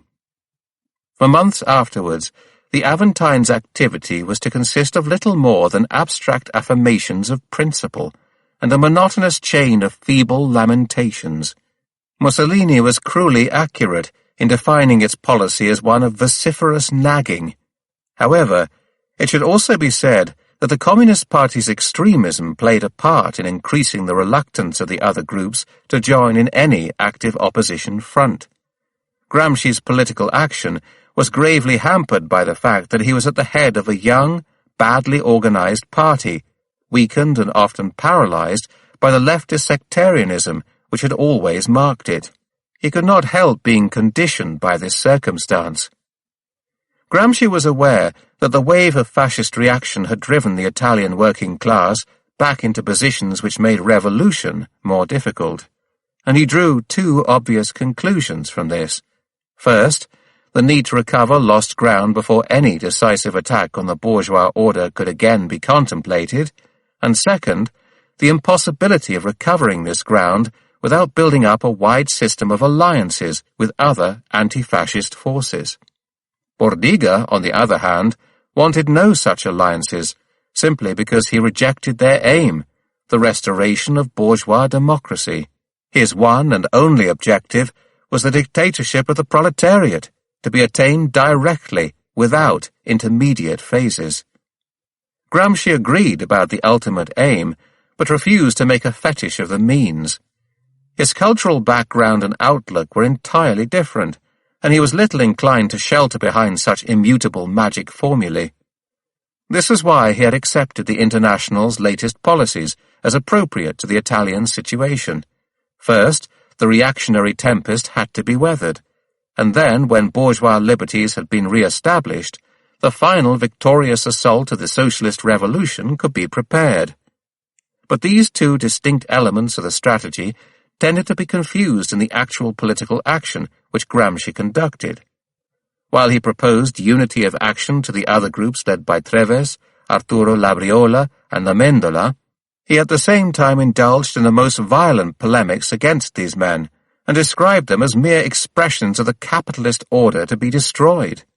In this way, the development of any serious dialogue was rendered very difficult. Doubt and hostility invariably nipped it in the bud. This, then, was the overall picture which the Aventino presented. Lack of agreement between the bourgeois democratic parties and the working-class parties, serious differences between the reformist socialist party, Turati, and the main socialist party, Vella, Nenni, and between both of these and the Communist Party. Serious differences again within these parties, and especially within the Communist Party, where the dispute between Bordiga's faction and the leadership had become more than ideological, and assumed the form of widespread personal defamation and animosity. All this at the very moment when coherent, determined action was required to thwart the fascists' desperate attempt to survive the crisis and remain in power. The only appreciable change brought about by the Matteotti crisis was a slackening in the regime's repression. Gramsci was able to move about Rome without trouble, because the police are not functioning, sabotaged like all the other organs of the fascist state. I don't know how long this can go on. Events are imposing a very difficult test on the party, after its 3 years of illegality and defensive organization and work. It has to resume forward movement again, agitate, come out into the open. The comrades were not ready for this sudden jolt, and have shown their uncertainty. Every week, he would hold 3 or 4 meetings, either with the leadership or with groups of the rank and file. Very interesting meetings, he commented, especially those with the workers. Talk, discussion, exchange of news and information, problems that have to be solved, questions of principle and of organization to be dealt with. Outside the party, he seems to have had no contacts. His father's brother, Cesare, lived in Rome, a civil servant at the Ministry of Finance. Gramsci did not go to see him, and wrote to his mother, "I've never met Uncle Cesare, and don't know where he lives. I won't go to see him either at the office or at home, if I should happen to find out where he lives. I still recall how terrified he was in 1917, when I was in Rome as a witness at a political trial, and I went to see him. He was afraid of being compromised, and told me a pack of lies about the police going to his house to look for me, all invented out of sheer fright. He knows I'm in Rome, and he can find me at the Parliament building. If he hasn't done so, he must have his own good reasons which I have no wish to discuss or put to the test." He was alone. On the 7th of July he wrote to Julia, "Dear Yulka, the memory of your caresses makes a fever come over me, and makes me keenly aware of my sad solitude here. It keeps me from enjoying the beauty of Rome. How I would love to go for a stroll with you, so that we could see together, remember together. I shut myself up in my room. I seem to have become a cave bear once more." He was suffering from weakness and insomnia again. "Thinking tires me. Work reduces me to being a limp rag in no time. How many things I should be doing and just cannot do. I think of you, and the sweetness of loving you, and of knowing that you are very close as well as very far away. Darling Julia, even far away the thought of you helps me to be stronger. But my life can never become normal again as long as we're separated. Loving you has become too much part of my personality for me ever to feel normal again without your presence." However, the harsh stimulus of the absorbing events he was living through must have left him relatively little time for such thoughts. The party has to be reorganized. It is weak, and on the whole works very badly. I'm part of the Central Committee, General Secretary, and should also be editor of the party's paper, L'Unità, but don't have enough strength to do this as well. I still can't do much work. One ought really to keep an eye on everything, follow everything that happens. We're short of reliable party workers, particularly in Rome. The meetings I go to are very satisfying in one way, because of the goodwill and enthusiasm of so many comrades, but in another way they make me pessimistic, because of the general lack of preparation. The situation could not be more favourable for us. Fascism is crumbling. It seems to have gone crazy and lost its bearings altogether. Everything is turning against it. Yet the exploitation of the situation remains relatively slow, because we are still so few and so badly organised." This letter was written on the 18th of August, 1924. Gramsci had been a father for 8 days, but Julia's letters bearing the tidings had not yet arrived. 3 days before, he had written to his mother, "My child should be born just about now, but so far I've received no word, given the great distance which separates me from my companion. I know the doctor said it would be between the 8th and the 15th of August. I'm sure everything will be all right, and hope to have some news next week." Then, on the 18th, to Julia, "Perhaps as I'm writing now the child is already born, and lies there beside you, where you can caress him after having suffered to bring him into the world. This makes my happiness a little melancholy. How many things there are that I can't know, but would so much like to know. But what does knowing matter, when it wasn't possible to suffer with you? My happiness wears a glum expression, and feels rather sad. I wrote and told my mother that we'll soon have a baby. She's very anxious to have news. If you can send photos, let me have 2 copies. This will certainly give my mother enormous pleasure. She feels family bonds with great passion in the Sardinian way." The next day, the 19th of August, he left Rome for a trip to Milan and Turin. When he returned to Rome 2 weeks later, on the 3rd of September, 2 letters from Julia were waiting. He wrote back, "After reading your letters, I don't know what to say. Something serious and melodramatic? I couldn't keep my face straight enough for that, so I just don't know. One gentle caress would say what I mean better than any deluge of words. In the meantime, I approve of all that you've done. I approve of the name, too, though it does seem odd to call a 3.5-kilo baby without a single tooth in his head Lev, lion. But he will be a true lion one day, will he not? Really, I don't care a bit what he's called. All I care about is that he is a living child, our son, and that we shall love each other more each day that comes, because we see ourselves in him, only stronger and happier. I too can hardly wait to share with you the joy of seeing the different phases of the child's evolving personality. Personally, I am convinced that the day a child puts his foot in his mouth is of prime importance. Don't fail to inform me immediately this act is accomplished, symbolizing as it does official possession of the outermost limits of the national territory." He gave the news to his mother 2 days later, writing on the 5th of September, "The baby was born on the 10th of August, and his mother is well because she wrote to me right away on the morning of the 11th, and again on the 18th. It weighed 3 kilos 600 grams, had a lot of brown hair, and a well-formed head with a high forehead and very blue eyes.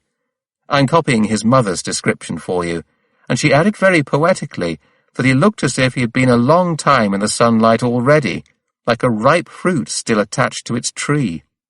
He's 25 days old already, and must have grown a lot by now. He's called Lev, which means lion in Italian, and seems a bit much for a baby weighing 3.5 kilos without a tooth in his head. It's very depressing to be so far from my companion at this time. I'm afraid she will have to delay coming here for some time yet. A 5-day rail journey is difficult with a newborn baby. She is with her family for the time being.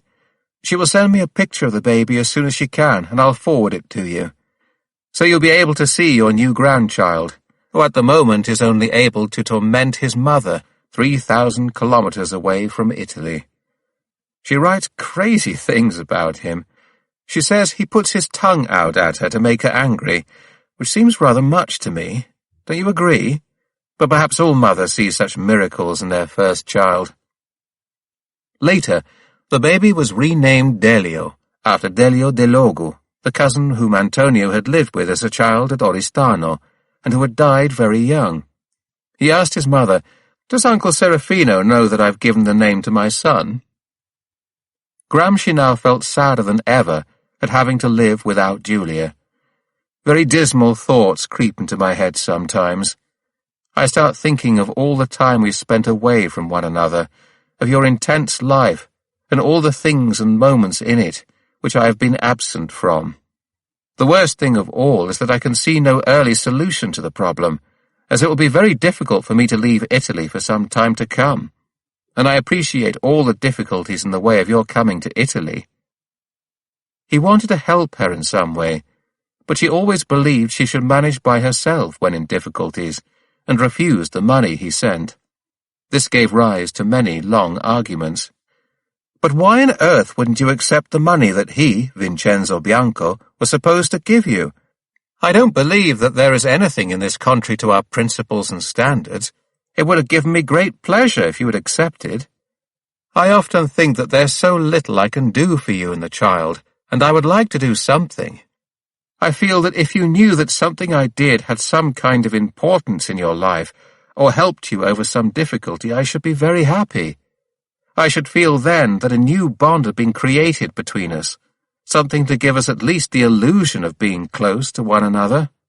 He had tried, but without success. On the 6th of October 1924, he wrote, almost as if to excuse himself, "Why did I want Bianco to give you something on my behalf? I was thinking of only one thing, that it would make me happy to feel that in some small way I had contributed something to the life you and the child have together. It represented a very small sacrifice, say 1 packet of cigarettes or 1 cup of coffee less. Why should I want this so much? I think it must come from the experiences of my childhood, which were so influenced by material hardship and all the deprivations which we had to undergo in the family. These things create bonds, feelings of solidarity and affection, which later on nothing can destroy.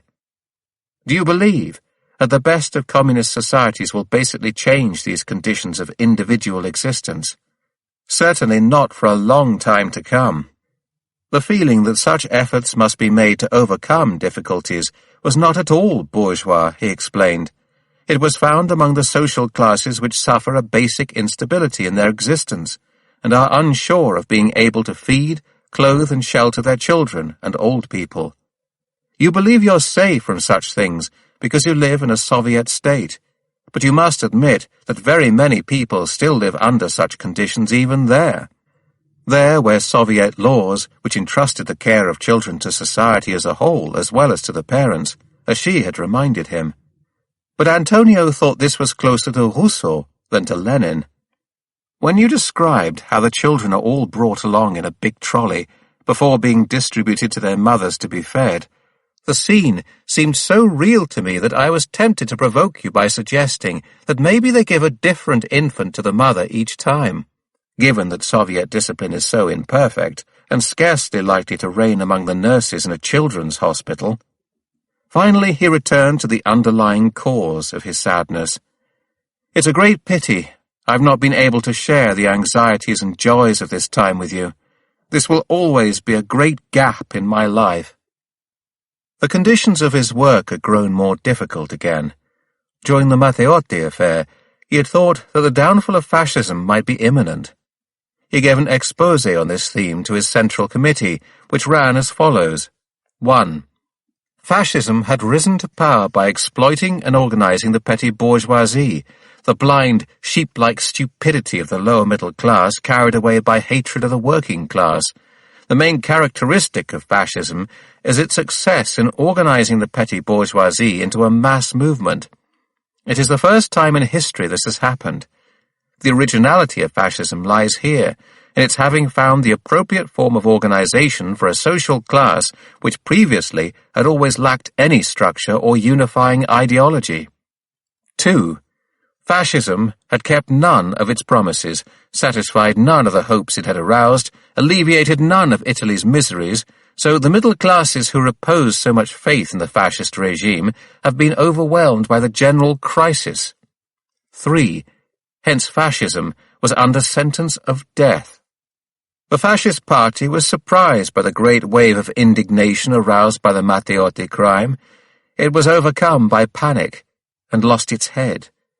We know from the 3 documents written during the panic by Finzi, Filippelli, and Cesarino Rossi, which have come into the hands of the opposition, that the highest chiefs of the movement had momentarily lost all confidence and were making one mistake after another. Fascism entered upon its death throes during this time. It is still propped up by the so-called flanking forces, but these are holding it up much as the rope holds up a man who has just been hanged. The Matteotti crime was the definitive proof that the fascist party will never become a normal governing party, and that Mussolini is capable only of striking picturesque poses, not of being a real statesman or dictator. He is no national figure, no Cromwell or Bolivar or Garibaldi. He will go down in history as a quaint phenomenon of our provincial rustic folklore. In point of fact, the forces which flanked and sustained the fascist movement were not in the least like the rope round a hanged man's neck. Once the movement had got over its first bewilderment, it found it was still being supported by agrarian and industrial capitalism, and quickly began to recover its old aggressiveness. On the 31st of August, addressing an audience of miners at Monte Amiata, Mussolini declared, "The day they, the Aventine deputies, stop their vociferous nagging and try to do something, on that day we shall make hay of them and use it as litter for the camps of the black-shirts." Fascist violence was reviving once more, as in 1921-22. Beatings, killings, the searching and wrecking of offices, newspapers, and the homes of known oppositionists. On the 5th of September 1924, Piero Gobetti was viciously beaten up in Turin, and his house burned. Afterwards, his parents went to live in the block of flats between Via San Massimo and Piazza Carlina, where Tasca and Gramsci had once stayed. Then, on the 12th of September, a fascist deputy called Armando Casalini was shot and killed in a Rome tramcar by a deranged young man, Giovanni Corvi. To the fascists, things now looked even. Casalini made up for Matteotti. The repression redoubled in intensity. Gramsci was no longer free to move about, as he had been for some months. They left me alone for a while, but after the killing of Casalini I was under surveillance again. Once I was recognized by a fascist from Turin, who pointed me out to a band of his friends. The police began to follow me everywhere to protect me, and this made all movement very difficult, obliging me to spend money on taxis rather than trams every time I wanted to attend a meeting, so that I could shake them off. Decisive and energetic action was now clearly called for. On the 20th of October, the Communist deputies proposed that the Aventine should turn itself into an anti-parliament and proclaim itself the sole legitimate representative of the popular will, as against the fascist parliamentary majority, now totally dominated by the fascist party. The motion was rejected. During this period, Gramsci had been attending a number of local communist congresses in cities throughout Italy. It was during a break in this hectic tour of duty that he managed to spend a few days with his family in Ghilarza. The Sardinian Regional Party Congress was held clandestinely on the 26th of October 1924, in a field between the Cagliari salt pans and the village of Quartu. It was a Sunday. Gramsci had arrived the previous evening by train, and spent the night in a lawyer's office only a few hundred yards from the house in Corso Vittorio, where he had lodged as a student. He would have liked very much to stroll round and revisit some of the scenes of his youth, but it was too dangerous. The second anniversary of the March on Rome was only 3 days away, and on Saturday the fascist militia was already everywhere, preparing for the event. He slept on a camp bed in the little office, furnished only with a table and some chairs and an oil lamp. Next morning at daybreak, a young engineering worker, Nino Bruno, from the Costruzioni Meccaniche firm, came to fetch him. Bruno relates, "He had on a worn, dirty shirt and no tie. I'd never seen him before, but after hearing so much about him, I had imagined a colossus, tall and strong. Instead, there was this little deformed chap who didn't even bother to keep himself neat. He was unshaven and had a great shock of uncombed hair, and wore a cheap suit with stains on it. I had proposed a place for the meeting, and we went out to make our way there. It was still dark, the roads were deserted. I had chosen a quiet route to take us there, roads right on the edge of town, almost in the country, a long roundabout way which wouldn't attract attention. But he showed no signs of fatigue. He was a very cheerful fellow, laughing and joking all the time, talking to me in Sardinian. We arrived at the place, his Arenas, between Poeto and Monte Urpino, around 7 o'clock. There were already quite a few delegates there, and others kept arriving a few at a time. There were less than 20 when everyone had come. The Congress started right away. It was pomegranate time, and we sat around on the ground. Nobody could see us. We were far off all the roads and hidden among the vines and hedges. Gramsci sat under a tree and made the principal speech. He spoke about Bordiga, then about the need to reorganize the party, and the propaganda which had to be produced in Sardinia to persuade the peasants, the shepherds and the fishermen to side with the workers elsewhere in Italy. Then there was a discussion. The only speaker favourable to Bordiga was a delegate from Sassari, but he had to leave early to catch the 2 o'clock train. We had something to eat. Scalas from Oristano had brought some pasta with him, but Gramsci didn't want any. He said he preferred pane e casu, bread and cheese, and he also ate some apples and drank some wine. We finished about 6 in the evening, dispersed, and went singly back to town, all except Gramsci, who was accompanied by somebody else. Next day, once the Congress was over, and there was less concern about being followed, they held a lunch at Fanni's, a restaurant in Largo Carlo Felice in the city centre. Afterwards they went for coffee to a bar on Piazza Genne, where Gramsci was served by a young communist waiter, Giovanni Lai. They were to meet again 7 years later in the prison at Turi. Then at 2 o'clock he took the train for Ghilarza. He had not been home since Emma's death in 1902. There had been some changes in the family. Carlo, now 27, had taken over a shoe shop in the town and was just managing to subsist on that. Teresina was a post office clerk, and she had married Paolo Paulesu, the postmaster, some months before. Only Carlo and Grazietta lived at home now, to keep the parents company. Signor Cicillo was 64 and Signora Peppina 63, though they also looked after Gennaro's 4-year-old daughter, Edmea. There was a great flurry of preparations for the return of Nino. Peppina especially could hardly wait to see and embrace her son again, now 33, a parliamentary deputy, and, to complete her happiness, possessed of a wife and son. Signor Cicillo was looking forward to the reunion too. A group of old friends went to meet him at the railway station at Abasanta, among them Peppino Mameli, who later recalled, "He got down from the train and embraced us. Then I noticed him winking, and saw that 2 other people had got off and were standing there, some distance away, trying very hard to appear inconspicuous and uninterested. Policemen, obviously. Nino stood chatting with us, leaving the carriage door open, and when the station master blew his horn to announce the departure, he jumped back in the train again. The policeman got on too. The train started. We were standing there waving. Nino opened the door again very quickly and jumped off. I don't know if the policeman even noticed. Anyway, the train was moving too fast now for them to get off. Nino had got rid of them." They set off for Ghilarza. Gramsci's visit of 4 years previously had been a short one, largely taken up with Emma's recent death, and it had taken place at a very distracting moment in his life. There had been the critical situation in Turin, the defeat of the Factory Council movement, the Piedmontese Avanti threatened with closure by Serrati for indiscipline, the not always amicable disputes with Togliatti and Terracini, a whole variety of anxious preoccupations and agitated thoughts he could not escape from. It was, in fact, 11 years since he had spent any time in the town and had a chance to look around. Nothing seemed changed.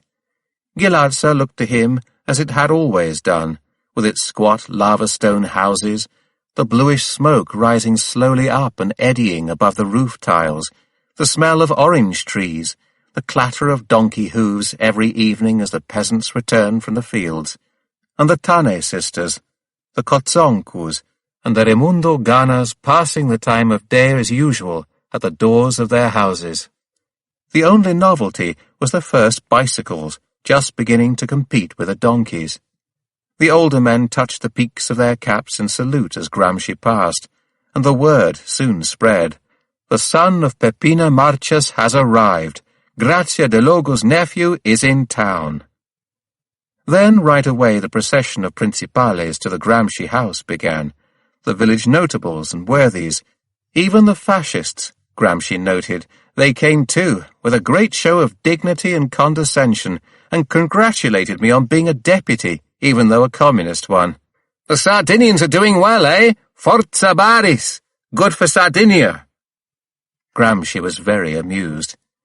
But a group of workers, peasants and artisans from the local mutual aid society also turned up, in spite of a president who was anxious not to compromise the society's apolitical reputation, and asked a lot of questions about Russia, how the Soviets worked, about communism, what capital and capitalist meant, what was our attitude towards fascism, and so on.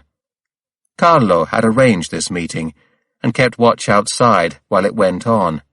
Gramsci later described it to his colleague, Celeste Negarville, who says, "They were very simple, backward men, defeated by a lifetime of toil and misery, and they listened closely to every word he said. But it was not easy to explain what they wanted to know, and Gramsci's singular talent for talking with working people must have served him well. One of the peasants said, 'When we heard they'd made you a candidate at the elections, we decided to vote for you because we knew you were an honest man. But they told us we couldn't, and we were very sorry about that.'" Gramsci had been a candidate in constituencies in Piedmont and Venezia Giulia. "But to be quite frank, we weren't sure what party you belonged to on the continent." Gramsci explained that he was in the Communist Party and what the Communist Party was. The peasants thought about it for a bit, then one said, "But why leave Sardinia, which is so poor, then join up with another lot of poor folk over there?" Signora Peppina was rather upset by the visits, and Nino himself preferred to remain quietly at home, chatting with his mother and playing with Gennaro's child. He told the family about Giulia, how they had met, what she did, and Signora Peppina never tired of listening. Her eyes were shining with delight, Teresina says, because she could see Nino was more serene than ever before, happy because of Giulia, and because he had a child of his own.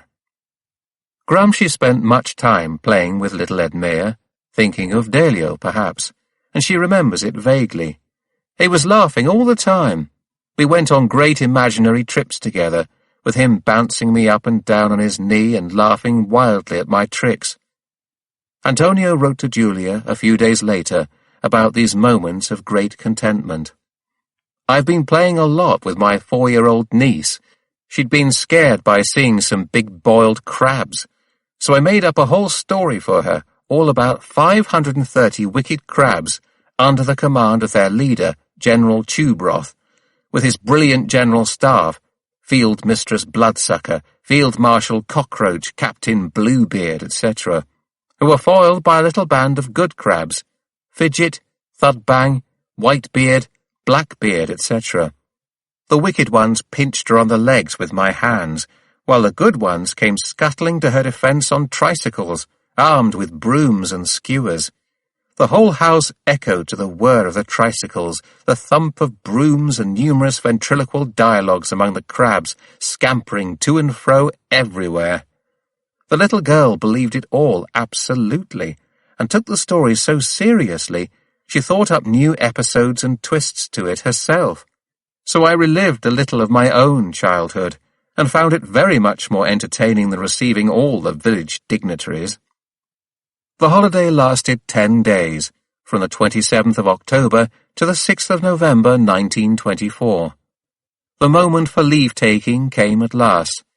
Peppina gave him a traditional Sardinian baby's bonnet from the village of Desulu to give to Giulia for her. As she embraced him when he left, she could not know that it was to be for the last time.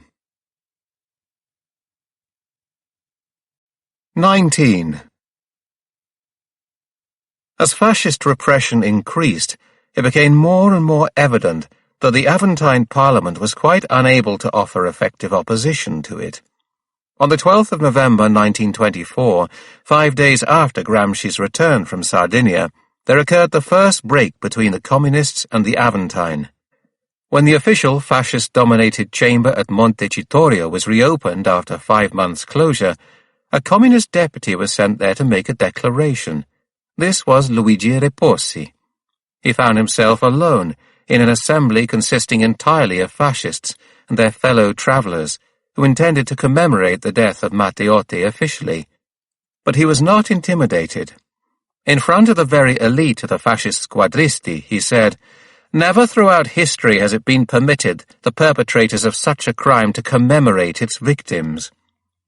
2 weeks later, the whole communist group left the Aventine and returned to Montecitorio, determined to wage the war against fascism from this more favourable forum. On that same day, the 26th of November, Gramsci wrote to Giulia, "We're working feverishly at the moment. The political situation is now such that we have to undertake a task which is at once very small scale and very great in its overall meaning. The working class is awakening and regaining some consciousness of its strength. Among the peasants, the change is even more striking. Their economic situation is terrible. But mass organization is still difficult, and the whole party organization of cells and village groups works very slowly. We at the center must constantly intervene on the spot, stimulating and guiding the work, assisting our comrades and working alongside them. We have become very strong. We're managing to hold public meetings in front of factories, with as many as 4,000 workers cheering the party and the International. The fascists now arouse less fear. After meetings, it has already happened that people organize themselves to attack the houses of fascist chiefs. The bourgeoisie is in pieces.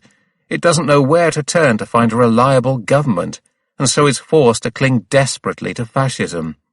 The other opposition parties are floundering, and the practical effect of their work is merely to demand greater respect for legal forms from Mussolini.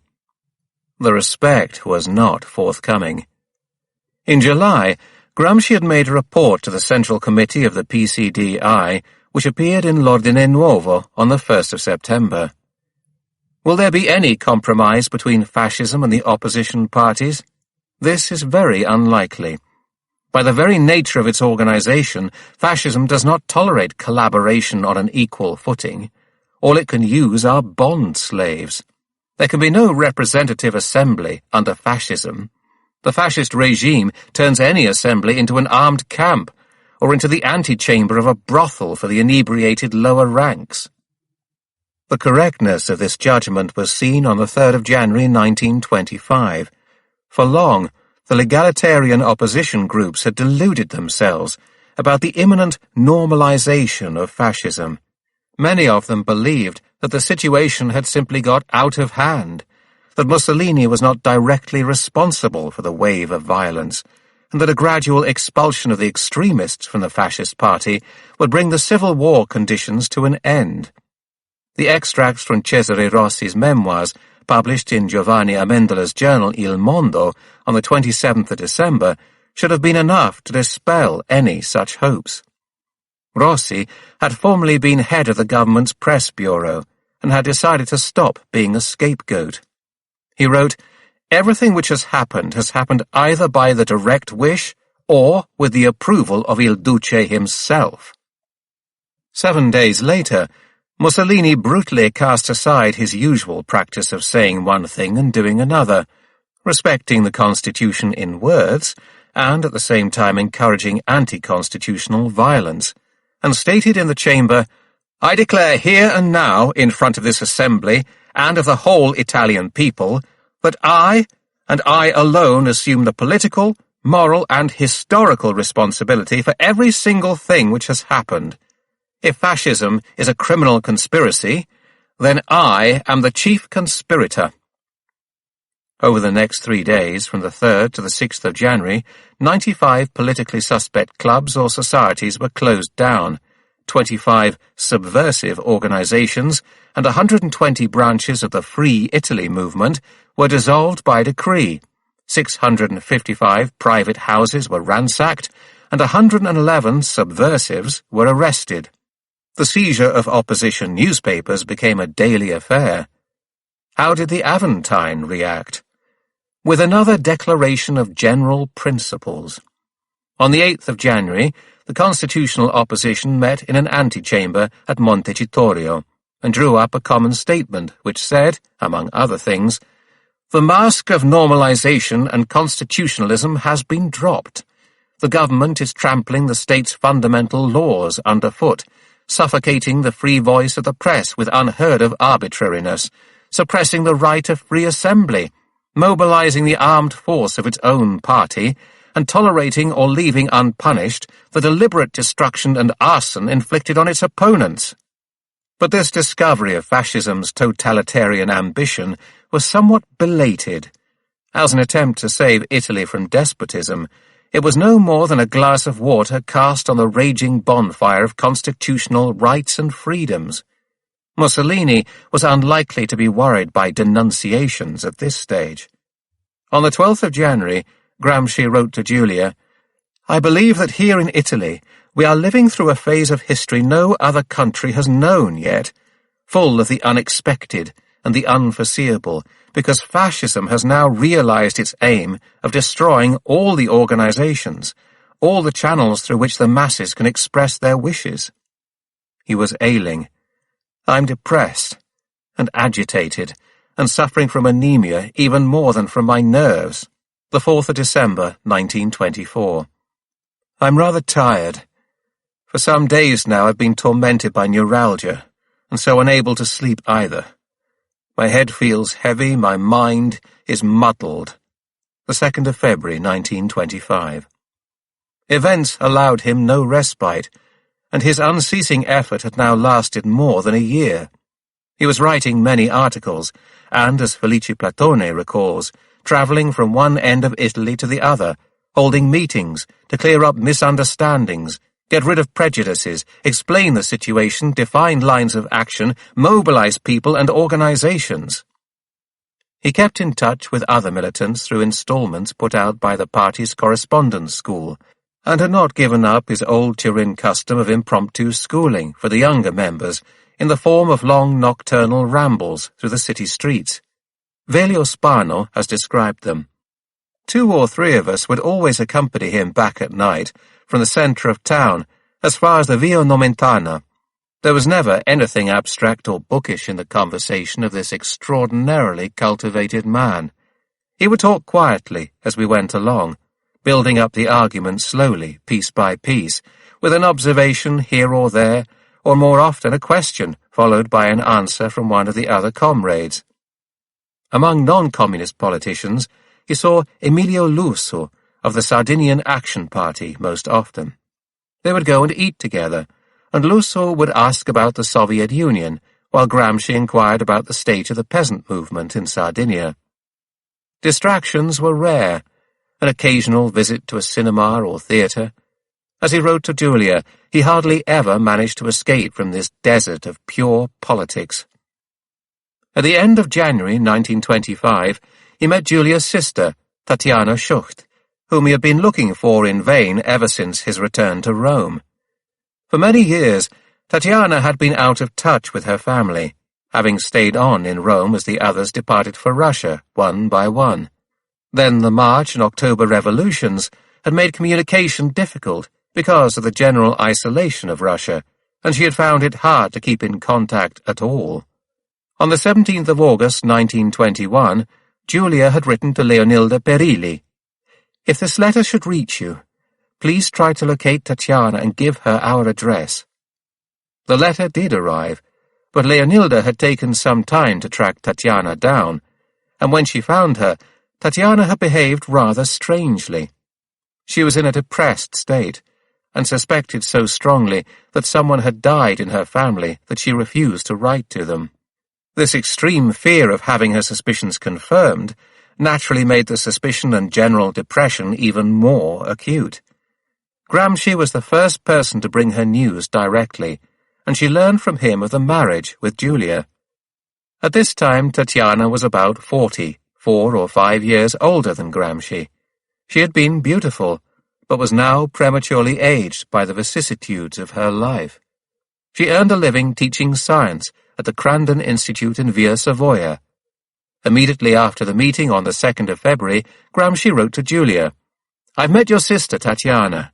We spent yesterday together, from 4 until nearly midnight, talking about so many things, politics, her life here in Rome, her work and its possibilities. We also went to eat together, and I'm not surprised she's so weak. She eats next to nothing, although she isn't physically ill in any way, and appears to be in good health, as she says she is. I think we are good friends already. She has promised to tell me all about her adventures, so that I can tell you about them when I see you.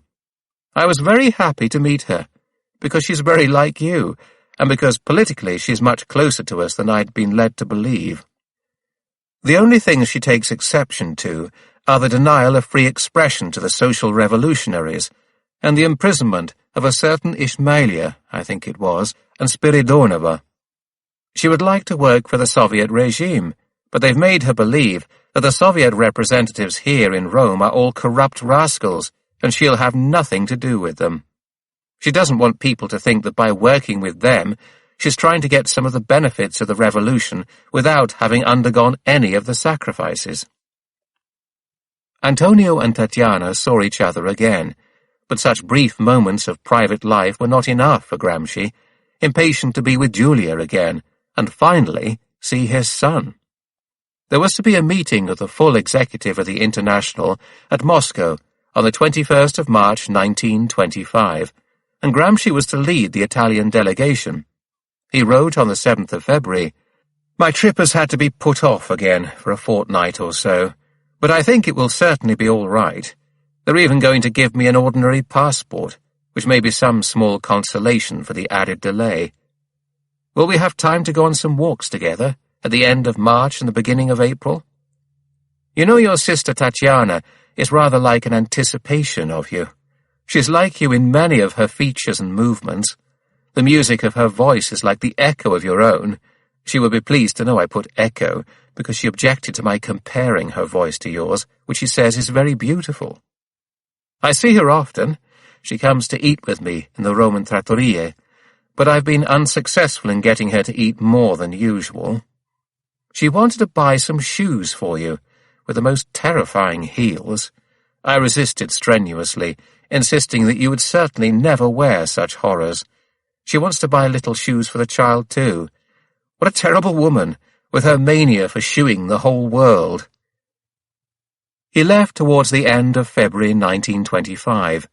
He had not seen his wife since November 1923, nearly a year and a half, and Delio became at last a real living child instead of a faint impression on photographic paper. Unfortunately, the child was in the throes of whooping cough. Gramsci often took him out for walks in his pram, in the gardens near Tverskaya Yamskaya, now Gorky Street, where the Schuchts lived. More disturbing than Delio's illness, however, was the condition of Antonio's sister-in-law, Eugenie. She had been cured of the grave psychosomatic ailment which had kept her helpless for so long at Serebrny Bor, but she was plainly still in a highly neurotic state, and it occasionally verged on something worse. Earlier, in the sanatorium, she had been more than friendly towards Gramsci, and now she seemed to consider herself another mother to Delio. Gramsci was greatly struck by something which happened soon after his arrival in Moscow. He and Julia had decided to give a present to the woman doctor who was looking after Delio, and chose a reproduction of Correggio's Danae. He signed as the father. Then, under Julia's signature, Eugenie added her own, and wrote alongside both names, the mother's. Apollo Schucht was very annoyed by Eugenie's behavior. He would not let Delio call Eugenie mother, and continually repeated to the child, "Delio has only one mother. Only one mother. Only one." Gramsci, too, was upset by the situation, but preferred not to confront it so directly. He was fond of Eugenie. He had known her when she was bedridden, and remembered her sufferings.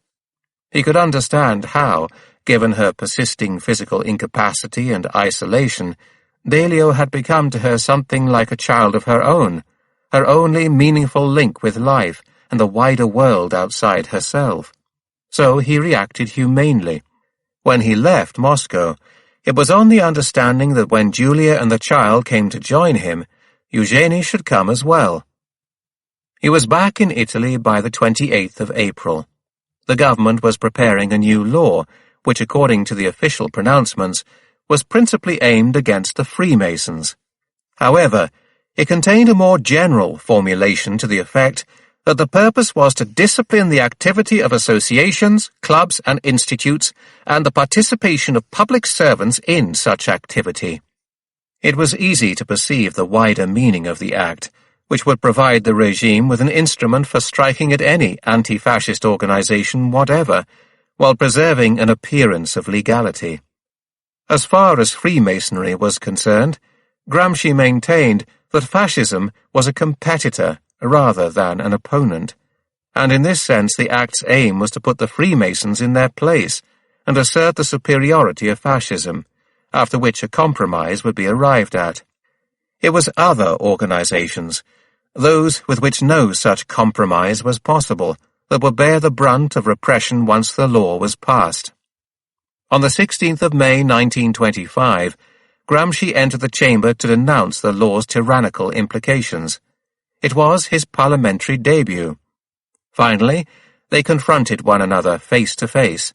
The one-time leader of a revolutionary generation, editor of Avanti until 1914, and now at 42 called Duce by the organized might of the bourgeois counter-revolution, and across the chamber, the new, younger leader of the leftist opposition. Although they had never had occasion to meet until then, they knew one another well. In 1921, speaking from the opposition benches, Mussolini had said, "The anarchists define the editor of L'Ordine Nuovo as one who pretends to be stupid. Pretends to, because he is really a Sardinian hunchback, a professor of economics and philosophy with a brain of undeniable power. Gramsci, for his part, had written in L'Ordine Nuovo of the 15th of March 1924, "In Italy, we have the fascist regime, with Benito Mussolini at its head. We have an official ideology which makes the leader into a divinity and declares him infallible, the predestined architect and inspirer of a new Holy Roman Empire. Every day we see printed in the papers hundreds of telegrams of homage to the chief from the vast local tribes that owe him allegiance. We see the photographs, that mask-like visage, rather hardened now, which we once saw at socialist meetings. We know the face. We know that trick of rolling the eyes round in their sockets, whose mechanical ferocity was once designed to make the bourgeois shit with fear, and is now turned upon the workers. We know that fist, forever clenched in a threatening gesture. We know all the machinery, and how it works. We understand how it can impress people and stir the viscera of bourgeois schoolchildren. It is genuinely impressive, even on closer inspection." But who was Mussolini, in fact? The concentrated essence of the Italian petty bourgeois, that touchy, ferocious sediment compounded of all the centuries of rubbish deposited on our soil by foreign domination and the rule of priests. He could not be the leader of the proletariat, so he became a bourgeois dictator. The bourgeoisie likes ferocious faces when it needs to put the clock back, and hopes to see the working class trembling with the same terror it once felt itself at the sight of those rolling eyes and that perpetually raised, menacing fist. Now these two diametrically opposed personalities and temperaments faced one another across the chamber at Montecitorio. Gramsci was no resounding orator. His speech gave the impression of coming directly from the brain, not from lungs and throat. In La Rivoluzione Liberale, Gobetti had once written, after the 1924 April elections, "If Gramsci ever speaks at Montecitorio, we shall probably see the fascist deputies quiet and attentive for once, as they strain to hear the inflections of that faint voice and experience a completely novel intellectual sensation. Gramsci's dialectic does not protest against the swindles and intrigues of bourgeois government. It looks down from the pure heights of the Hegelian idea and coldly demonstrates their inevitability." Prophetic words. Velio Spano remembers how, as Gramsci spoke, all the deputies thronged round the benches of the extreme left in order to hear the faint, inflexible voice better. One of the Rome papers published a large picture of Mussolini himself, leaning forward with his hand to his ear. Calmly, Gramsci analyzed the class character of Freemasonry, and then that of fascism. Given the way in which Italian unity was achieved, given the initial weakness of the Italian capitalist bourgeoisie, Freemasonry was for long the only real and effective party the bourgeoisie possessed. As for fascism, the original, instinctive political line spontaneously taken up by fascism after the occupation of the factories was summed up in the phrase, "The rural bourgeoisie must take over from the urban bourgeoisie, which is not tough enough with the workers." He then drew his first conclusion from the analysis: fascism is struggling against the only efficiently organized force the bourgeoisie ever had in Italy, in order to supplant it as the main source of patronage for official and civil service jobs. The fascist revolution is nothing but the replacement of one set of administrative personnel by another. Mussolini: of one class by another, as happened in Russia, as happens normally in every revolution, as we shall do methodically. Gramsci: a revolution is only such when it is based upon a new class. Fascism is based on no class, which was not already in power. Mussolini: then why is a large part of the capitalist class against us? I can mention several very big capitalists who vote against us who are part of the opposition, like Motta or Conti. Farinacci, secretary of the Fascist Party: and they are even subsidizing subversive papers. Mussolini: the big banks are not fascist, as you know very well. It was easy for Gramsci to retort that fascism was, precisely, engaged on engineering a compromise with those forces not yet absorbed by the system. Fascism has not yet succeeded in completely absorbing all other parties into its own organization. With the Freemasons, it first tried the political tactic of infiltration, then the terroristic approach, burning down lodges, and finally legislative action, which will lead to numbers of key people in the big banks and the upper reaches of the bureaucracy going over to the winning side in order to safeguard their jobs. But the fascist government will also have to compromise with the Freemasons. What does one do with a strong enemy of this sort? First, break his legs, then when he is down, force an agreement with him from a position of evident superiority. Hence, we say that in fact this law is directed specially against the organizations of the workers. We demand to know why for many months now, although the Communist Party has not been declared an illegal organization, our comrades are arrested by the Carabinieri every time they are found together in groups of 3 or more. Mussolini: We're doing what you do in Russia. Gramsci: In Russia, there are laws which are respected. You have your own laws here. Mussolini: In Russia you're very good at rounding people up, quite right too. Gramsci: In fact, the state security apparatus already considers the Communist Party as a secret organization. Mussolini: That's not true. Gramsci: Then why are people arrested every time they gather together more than 3 at a time, without any specific charge, and thrown in jail? Mussolini: But they get out quickly enough. How many are there in jail? We only pull them in so we can get to know them. Gramsci: It is a form of systematic persecution which anticipates and justifies the application of this new law. Fascism is falling back on the methods of the Giolitti government.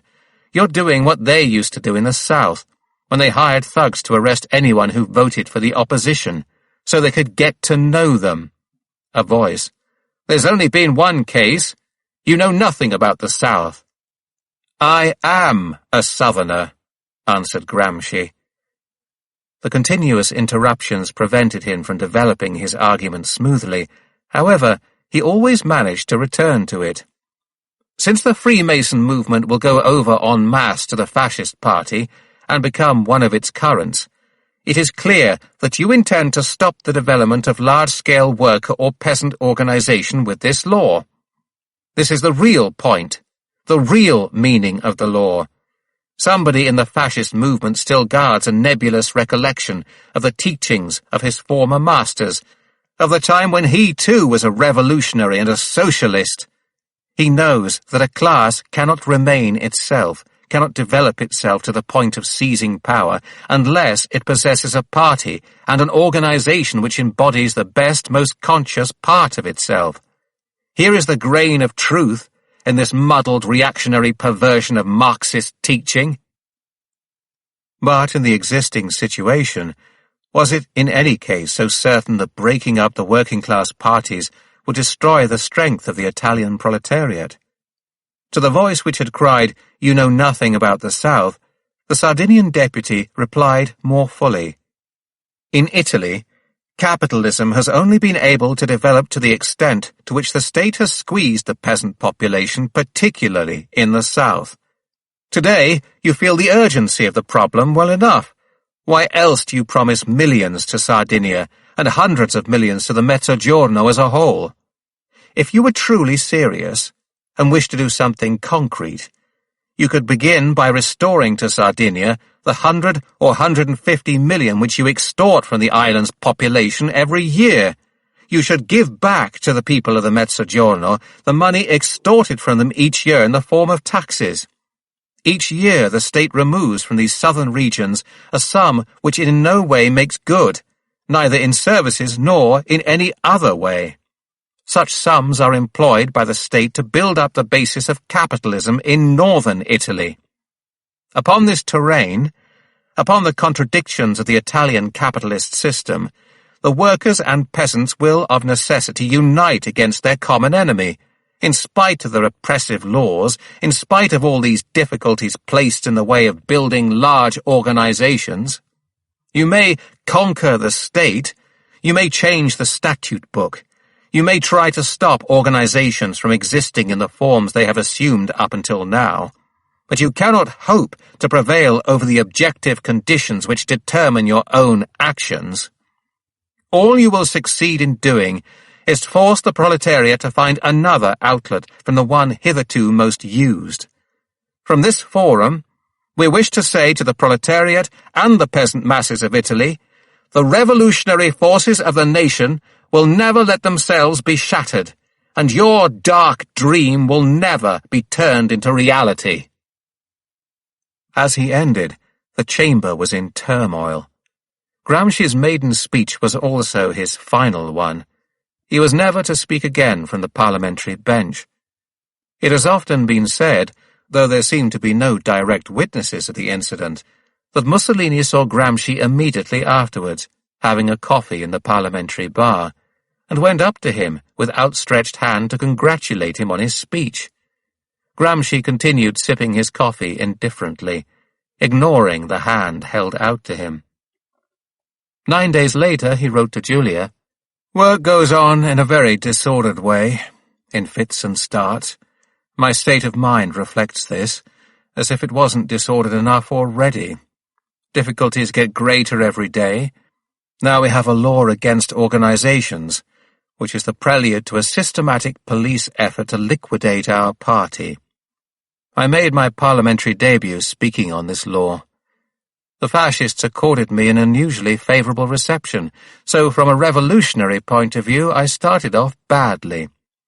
As my voice is so feeble, they all crowded round to listen, and let me say what I wanted, interrupting all the time to make me lose the thread, but not trying really to sabotage the speech.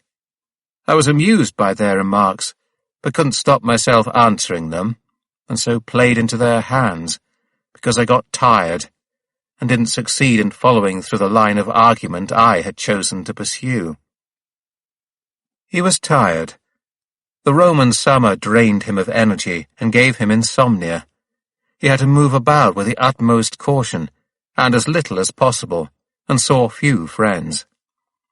"I am oppressed by solitude more than anything, partly because of the illegal operation of the party, which forces one to operate individually and independently. I try to get away from this political desert by going often to see Tatiana, who reminds me of you. But there's no real way of making up for your absence.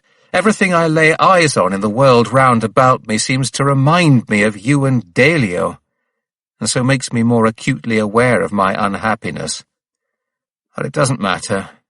It will pass, because I'm sure that you will come to Italy, and that all our energies will become greater, our personalities will become fuller, as we experience together the development of Delio's life." Julia and the child rejoined him in Rome in the autumn. 20. The meeting of the Comintern's full executive in March to April 1925 had confirmed the policy established by the two previous congresses.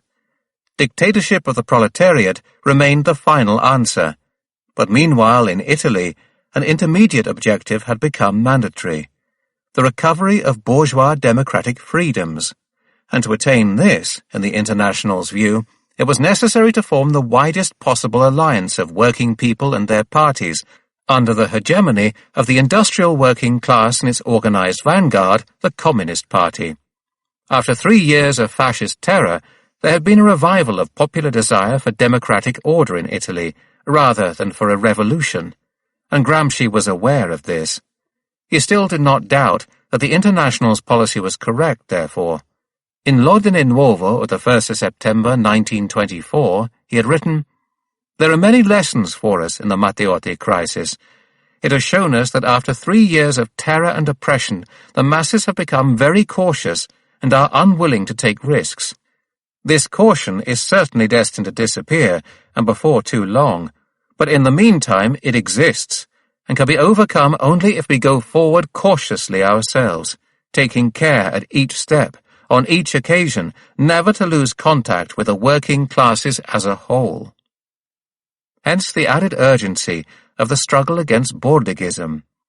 If there are fanatical groups and trends in our party which wish to force the situation, it will be necessary to struggle against these in the name of the party as a whole. But Bordiga seemed as little disposed as ever to yield. He still rejected all intermediate solutions. There was still no possible alternative to bourgeois dictatorship but proletarian dictatorship. He did not think that bourgeois rule by democratic forms was preferable to bourgeois rule by radical despotism. The advent of fascism had been merely the replacement of one bourgeois group by another, and since all other parties, from the Italian Socialist Party to the Sardinian Action Party, were so many pillars of the bourgeois order, and the Communist Party its only genuine adversary, it followed that the Communists had to destroy fascism all on their own, unhampered by impure, contaminating alliances. Intermediate transitional stages involving reliance on democracy were more pernicious than fascism itself. After all, had not fascism opened the way towards communism by suppressing all democratic illusions? This was an abstract diagnosis, quite out of touch with reality. Put into practice, it would have condemned the communists to suicidal isolation and to forms of revolutionary bombast at a time when it was vitally necessary to oppose fascism with concrete actions. In the spring of 1921, groups of combatants called the Arditi del Popolo had been formed with the aim of encouraging armed resistance to fascist violence. Bordiga was so convinced of the wrongness of alliances that he ordered the communists not to fraternize with the socialists, even on this terrain. The penalty of joining in this armed fight against fascist destruction was expulsion from the party, and the fact is that scarcely anybody in the party leadership had opposed or contradicted this sectarian decision. Since that period, Bordiga's attitudes had not altered in the slightest. Zinoviev had attempted to win him over by offering him the vice-presidency of the International, but to no avail. In this rigid and combative man, a misconceived worship of abstract dogma was stronger than vanity. There was to be a national congress soon, where the balance of forces inside the party would be established, and Gramsci was making long trips in preparation for it. On the 15th of August he wrote to Julia, "I've been away from Rome for some time and still am. I have to travel to attend meetings and shake the police off my trail all the time." Giovanni Farina remembers the words he used at a meeting of militants and party functionaries from the Milan area in the summer of 1925. "At this time, the Italian people are not struggling for the dictatorship of the proletariat, but for democracy. Failure to understand this means failure to understand the sense of what is going on under our own noses." Such terms savoured of heresy to those on the extreme left, who still saw revolution on every street corner, as Farina puts it, and encouraged among them the fable of Gramsci's regression towards social democratic positions. It was a summer of intensive work. He was missing Giulia and Delio greatly. "I've travelled round a lot recently, and seen places they tell me are very beautiful, landscapes which must be marvellous, since foreigners come such a long way just to gaze at them. I was at Miramare, for instance, but to me it looked like some aberration straight out of Carducci. The white towers looked like badly whitewashed chimney pots, and the sea all round was dirty yellow because labourers building a road nearby had chucked tons of rubbish into it. The sun seemed no more than a central heating system working out of season. But I reminded myself that all these impressions must be tied up with one's own apathy, to use your mother's term, with the fact that I've lost all taste for nature and the life going on around me because I'm always conscious of how far away you are, because since knowing you I can feel no joy which is not related to you, which does not cease on the spot if I think that you're not there, that you can't see what I'm seeing. Delio came into my life like a bright falling star in August, and then hasn't the whole story of our love been rather like that?" Other children reminded him of Delio. During his brief visits to Milan, he stayed at No. 7 Via Napo Torriani, where l'Unità publishing house had its offices. The business manager of the paper, Aladino Bibolotti, lived in the adjoining flat with his wife and 2 small children. There was always a small room in this flat at Gramsci's disposition when he required it, and Fidia Sassano, another of the Unità journalists, can remember how in the corridor between the offices he used to crawl about after Bibolotti's children on all fours when nobody was looking. In September, he moved to Togliatti's house in Rome for a few days. Here, under his direction, the theses for the party's Third Congress were composed. The Congress was to be held at Lyon in January. The document they composed was a cool and lucid essay on the situation in Italy and the tasks of the Communist Party. It marked a new departure. Its scientific rigor contrasted forcefully with the rhetorical polemics which had characterized too many such documents in the past. It analyzed the country's social and economic structures, the contradictions of its capitalist order, and the nature and function of fascism in relation to these contradictions. Then, the class and political forces which were the motor of proletarian revolution, and those other forces which could be aroused and included in a system of alliances capable of overthrowing fascism.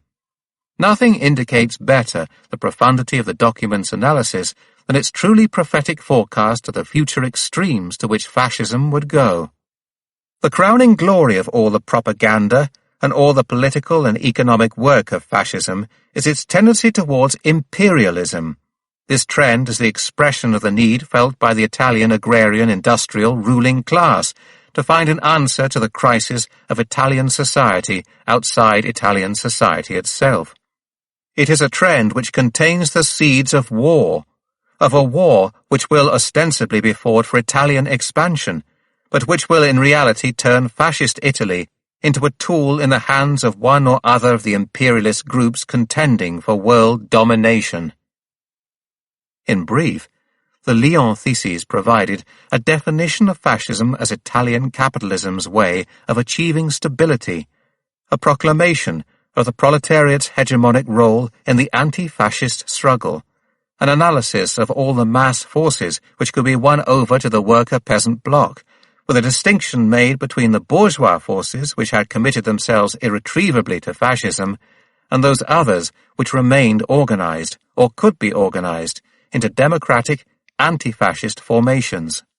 Finally, an outline of the basic leading role of the Communist Party and its cellular structure at the head of the working class. The theses were a great advance on anything produced in Bordiga's day, even if they did show, as Togliatti has conceded, some remaining traces of the old sectarianism. Gramsci was very agitated by the news, which he had only heard at second hand, that Giulia was now definitely coming to Rome, and had been found a job there. "I don't know what to think of this, as I've heard nothing from you about it. I told Tatiana about the rumor, and she was so affected by it she was unable to sleep. She is confident you're coming in any case, and is waiting anxiously." Giulia and Delio arrived in October with Eugenie. Gramsci had moved in the meantime to Via Morgagni, still as a lodger with a Persarga family, and he rented a furnished flat for the others in Via Trapani. He thought it more prudent not to stay there himself. If she were known to be involved with him, the government might well withdraw Giulia's visa. There had been another clampdown. At Florence on the night of the 4th of October, the squadristi had behaved with greater ferocity than ever before. In addition to a large number of attacks on persons and homes, the former socialist deputy, Gaetano Pilati, and a lawyer called Gaetano Consolo had been killed, the latter in his own home and in front of his wife and children. The life of all opponents of the regime was clearly in peril, and great caution was necessary. On the 24th of October, Gramsci's room in Via Morgagni was ransacked in a police search. Then, on the 4th of November, the police uncovered a plot by the former socialist deputy Tito Zaniboni to assassinate Mussolini by shooting at him from a room in the Dragoni Hotel when he appeared on the balcony of Palazzo Chigi at the celebration of the victory of 1918. The atmosphere became still worse. Every morning and afternoon, Giulia would go to her job at the Soviet embassy. She had abandoned her musical career to be with Antonio in Italy. Later on, Gramsci would come to the flat in Via Trapani for supper and stay there until after midnight. They never went out together. Occasionally, Giulia would go with her sisters or Leonilda Perilli to concerts at the Argentina or Adriano concert halls, but Antonio did not accompany them. He stayed at home and played with Delio. Delio was now about 1½, but his father treated him like a small adult and divined in him the most astonishing talents. His love of animals, Gramsci said, was put to good use in 2 ways. In music, where he managed very cleverly to reproduce on a piano keyboard the whole musical scale according to animal noises, from the bear's baritone right up to the high notes of the chickens at the other end, and also in drawing. The child liked being amused in the same way over and over again. The first thing was to put the wall clock down on the table and move the hands into all the possible positions. Then one had to write a letter to his maternal grandmother with drawings of the animals he had noticed that day. Then we would go to the piano and play his animal music. Then there would be various other games. At home, Eugenie was in charge. She did the cooking and looked after Delio while Giulia and Tatiana were out at work. They were all greatly influenced by her and overlooked the disturbing symptoms she was still displaying.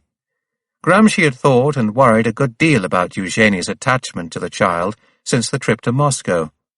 He had been struck by a newspaper item about a Sardinian family drama in Genoa.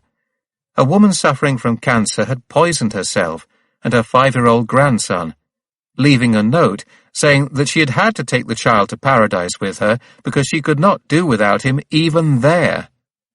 And he had some reason to ponder such morbid sorts of affection, capable of leading to crime. For some days he had been surprised to hear Delio calling him Dyadya, which means uncle in Russian. Only when Tatiana brusquely intervened and took Eugenie to task were things put right. But though worried, Gramsci was careful not to make too much of the situation. In late January 1926, Gramsci crossed the French frontier clandestinely to attend the party congress at Lyon. Going abroad was no simple task, but Gramsci had become used to long mountain treks and meetings in the open air. The previous year, he had spoken to Giulia of his apprenticeship in snow trekking, and even in lying out in it overnight. Delegates had come from all over Italy to Lyon, but 18.9% had to be recorded as absent or not consulted. The Bordighini accused Gramsci and his leadership of rigging the procedures for the designation of delegates at the level of the provincial congresses. On the 20th of January, Gramsci addressed the conference's political commission and continued his polemic with the left on the subject of insurrection. There is no country where the proletariat is in a position to conquer power and retain it by itself. It must therefore always seek allies. It must look for a policy which will allow it to assume the leadership of those other classes which have anti-capitalist interests and guide them in the struggle for the overthrow of bourgeois society. The question is particularly important in Italy, where the proletariat is a minority in the working population, and where it is dispersed geographically in such a way that it cannot presume to lead a victorious struggle for power until it has given a clear solution to the problem of its relationship with the peasant class. In the immediate future, our party must devote itself to the definition and solution of this problem. It was time to think of long-term political organization, rather than of seizure of power via an insurrection, claimed Gramsci's Central Committee majority. His majority thesis won 90.8% of the votes cast, while Bordiga's left-wing faction was reduced to 9.2%. Bordiga complained to the International that there had been irregularities in the organization of the Congress, but his appeal was rejected. The fascist steamroller was now about to crush out the last remnants of free political life in Italy. The Partito Popolare deputies withdrew from the Aventine and reappeared in the chamber at Montecitorio. They were attacked and beaten up by the fascist deputies.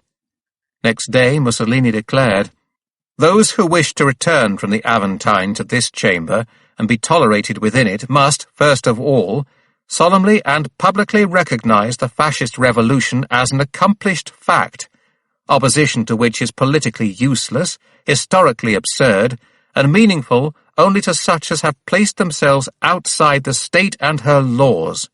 Secondly, no less solemnly and publicly, they must acknowledge that the execrable, scandal-mongering campaign conducted by the Aventine has been a miserable failure because there never has been any moral question concerning either the government or the fascist party. Thirdly, and no less solemnly and publicly, they must disown all those who are carrying on anti-fascist agitation abroad. Once they accept and fulfill these conditions, the outlaws of the Aventine may hope to win our tolerance and re-enter this chamber. Until they do accept and fulfill them, then as long as I occupy this post, and I intend to do so for a good while yet, they will never re-enter. Not tomorrow, not ever. The Napoleonic year of the fascist revolution, as Mussolini chose to define 1926, was beginning. Turati's unified socialist party, to which Tito Zanniboni belonged, was dissolved after the discovery of his plot against Mussolini, and his paper, La Giustizia, could no longer appear. La Rivoluzione Liberale had ceased publication in November 1925, and Piero Gobetti had been ordered by the Turin police to stop all publishing and journalistic activity. He left for Paris on the 6th of February, to die there 9 days later, not yet 25. Amendola and Salvemini had also emigrated. A law of January 1926 decreed loss of Italian citizenship for whoever continued to attack fascism from abroad, accompanied by sequestration of their property in Italy or, in the worst cases, outright confiscation. Among those deprived of citizenship were Salvemini and a Catholic journalist, Giuseppe Donati, who had accused the Rome chief of police, De Bono, of complicity in the murder of Matteotti. The trial arising out of the Matteotti affair took place at Chieti from the 16th to the 24th of March 1926. The accused were defended by Roberto Farinacci, the extremist general secretary of the fascist party, who was accorded an official reception at the town hall by the judges and authorities.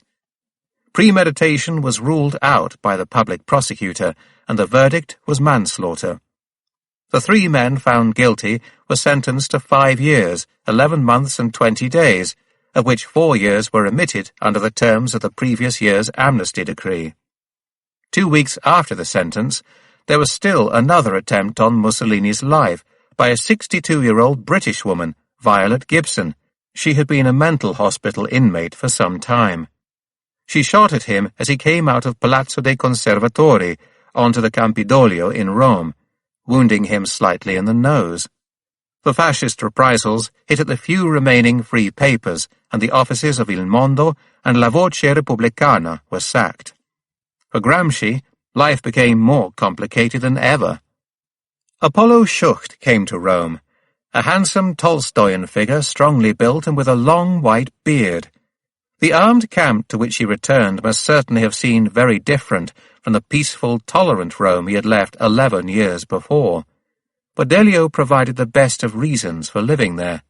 The Schucht family was thus partially reconstituted in Italy, though without Nadina Leontieva, Anna with her husband in Moscow, Victor and the mother. For Gramsci, in spite of the prevailing social climate and his semi-clandestine existence, there were a few happy months. He could at least relax in a congenial family environment, and Giulia and Delio helped him withstand the extreme pressures of his work. Giulia was now expecting another baby. She did not wish to give up her job at the Soviet embassy or leave Italy, but everything was now conditioned by the growing darkness of the political scene. It was necessary to reckon with the likelihood of being forced to leave Italy sooner or later, while Antonio might very well have to go into exile too, like other opposition leaders.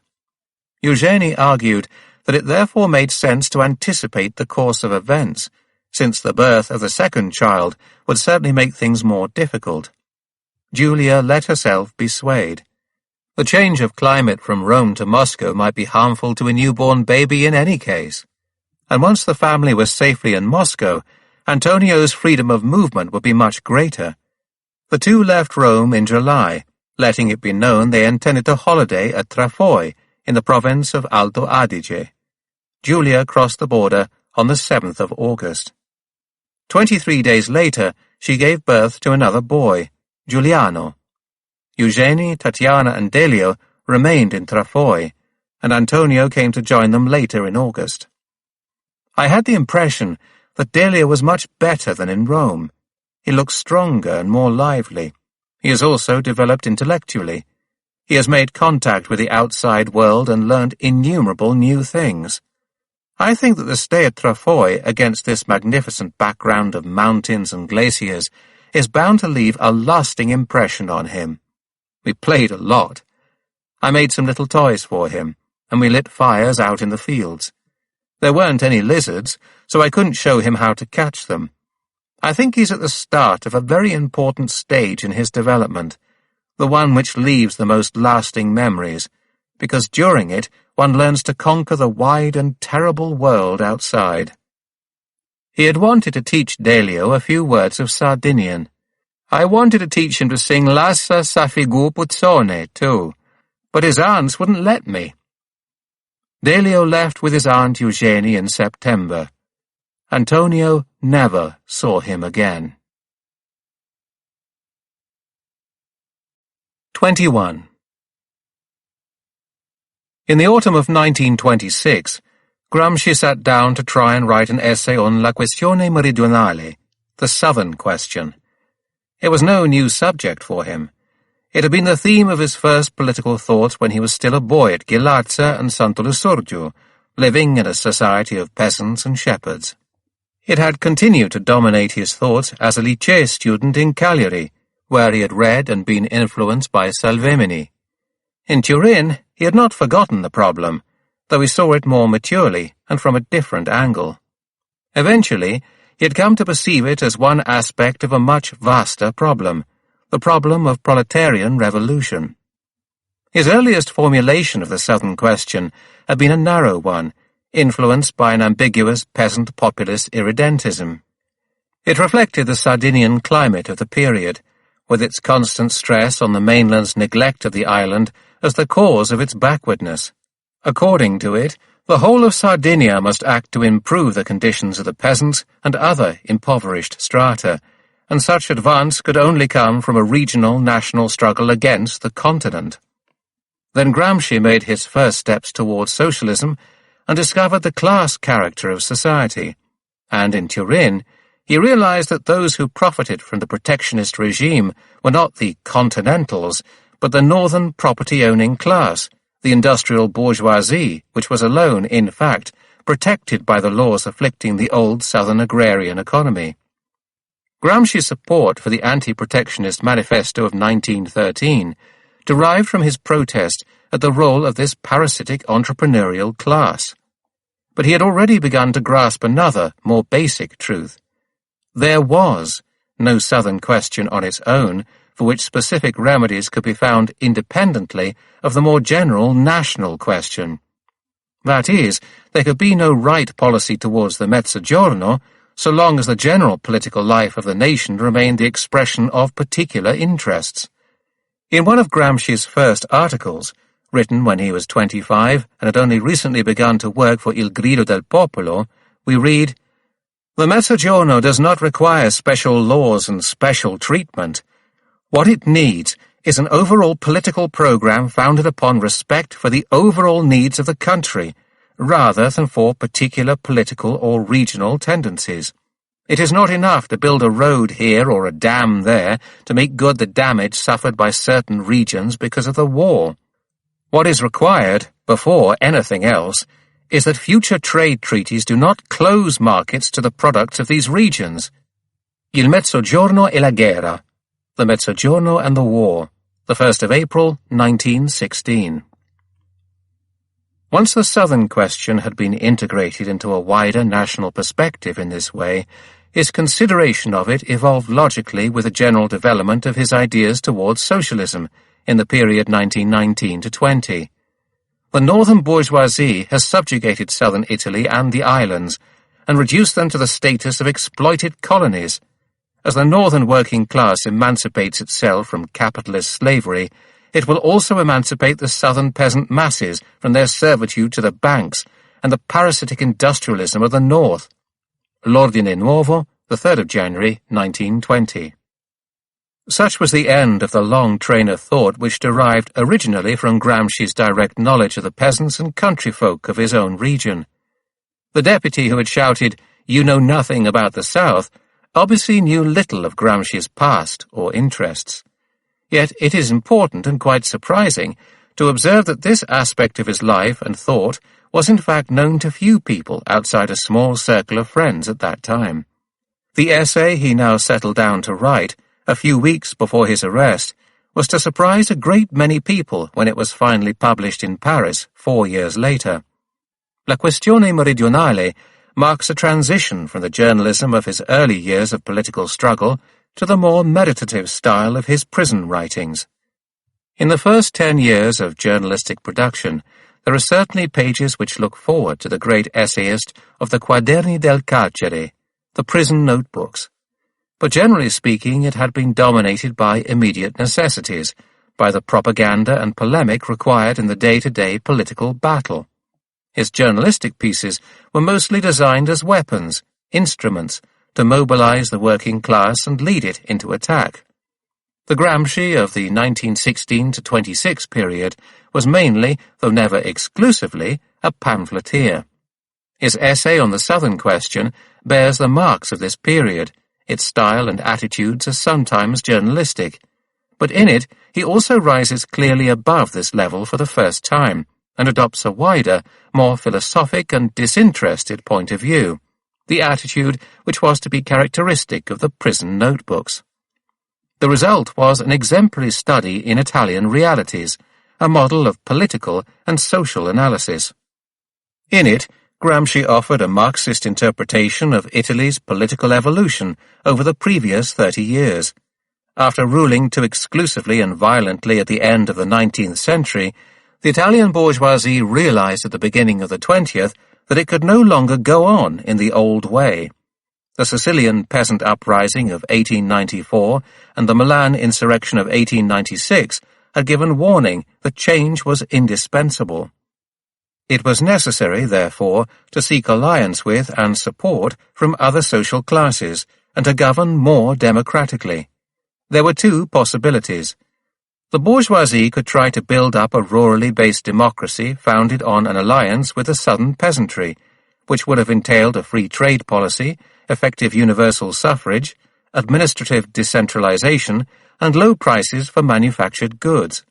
Or else, it could build up an industrial alliance of capitalists and workers, founded on customs protectionism, limited suffrage, and reinforced state centralization, the price being, naturally, a more lenient policy towards wages and trade union organization.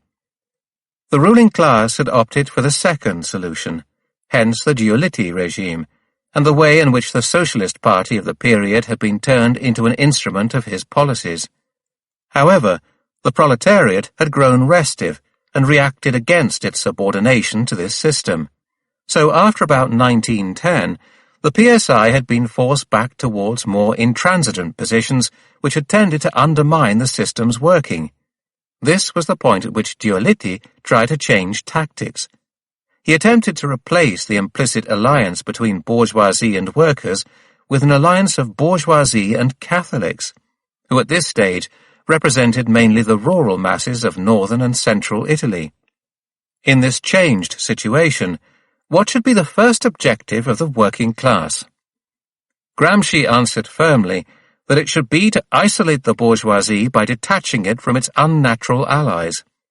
The Italian proletariat could only become a dominant governing class by creating for itself a system of class alliances which would allow it to mobilize the majority of the working population against the bourgeoisie, and this, in fact, meant when it won over the peasant masses.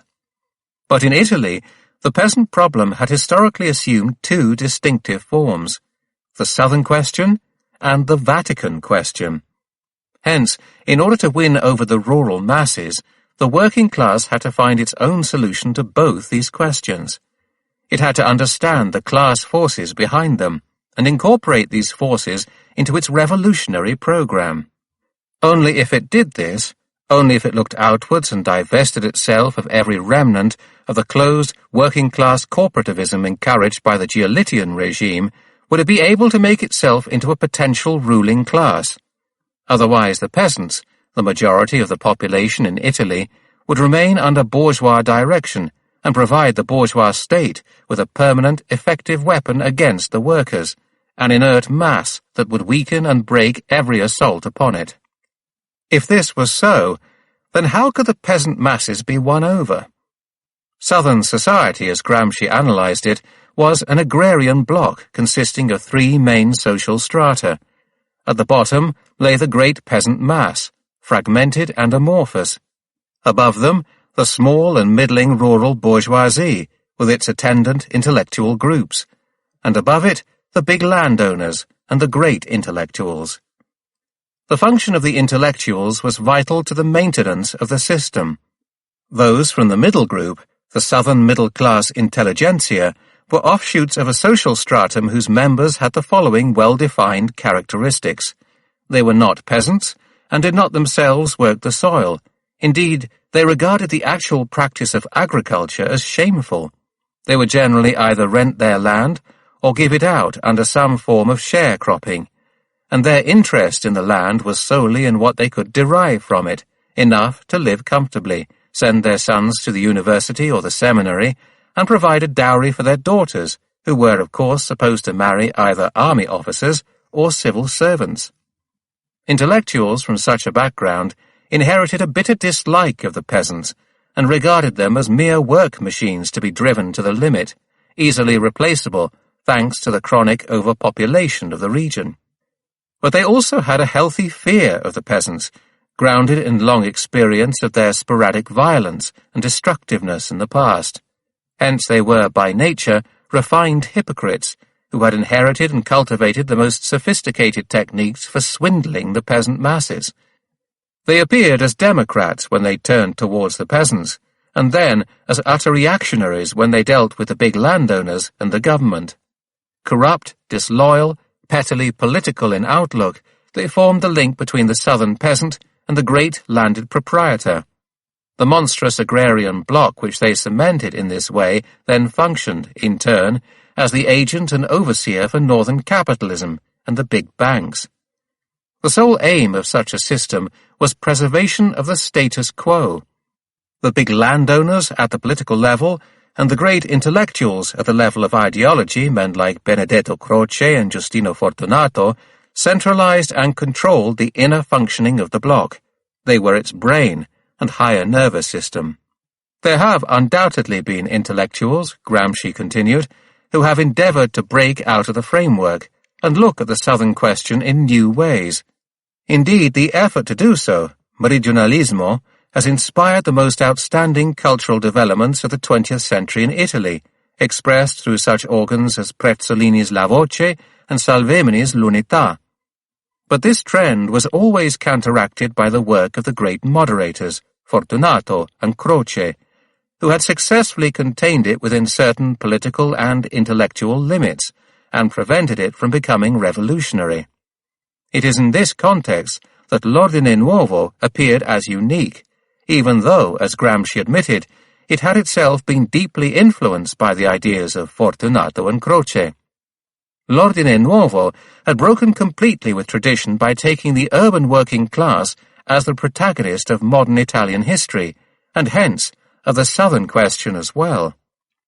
The Turin group had tried to function as a link between the northern proletariat and those intellectuals of the Mezzogiorno who were trying to pose the problem of their region in a new, more progressive way.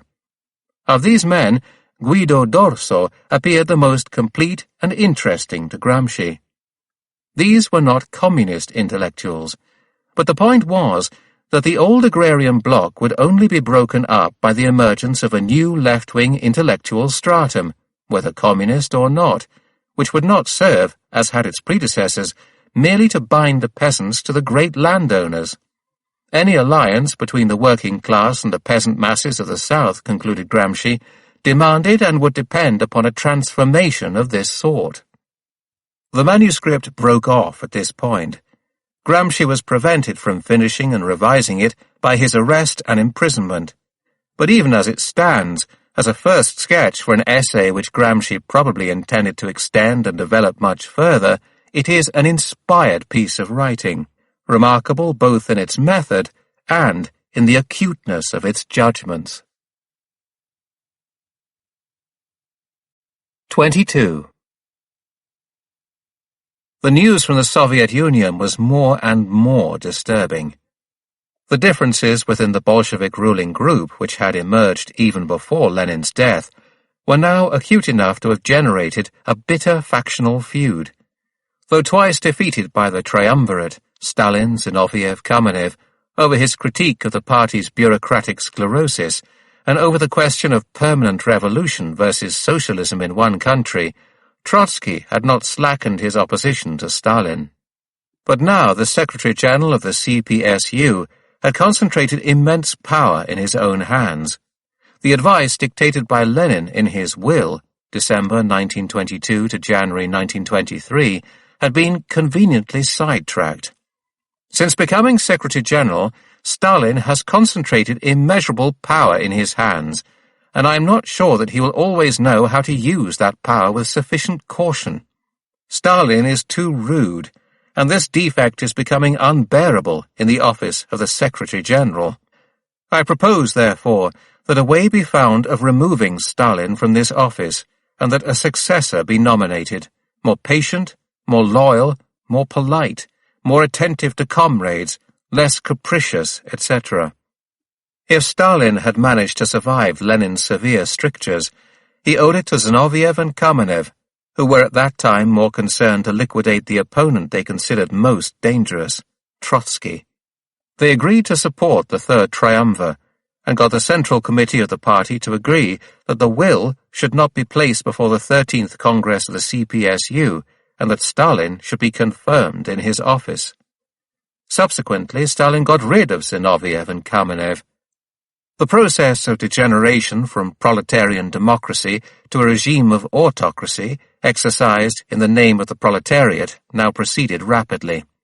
Within the Politburo, Trotsky, Zinoviev, and Kamenev joined to form an opposition group, and were isolated under attack from the right, Bukharin, Rukov, and Tomsky, as well as from Stalin and his new group of henchmen elected by the 14th Congress, Molotov, Voroshilov, and Kalinin.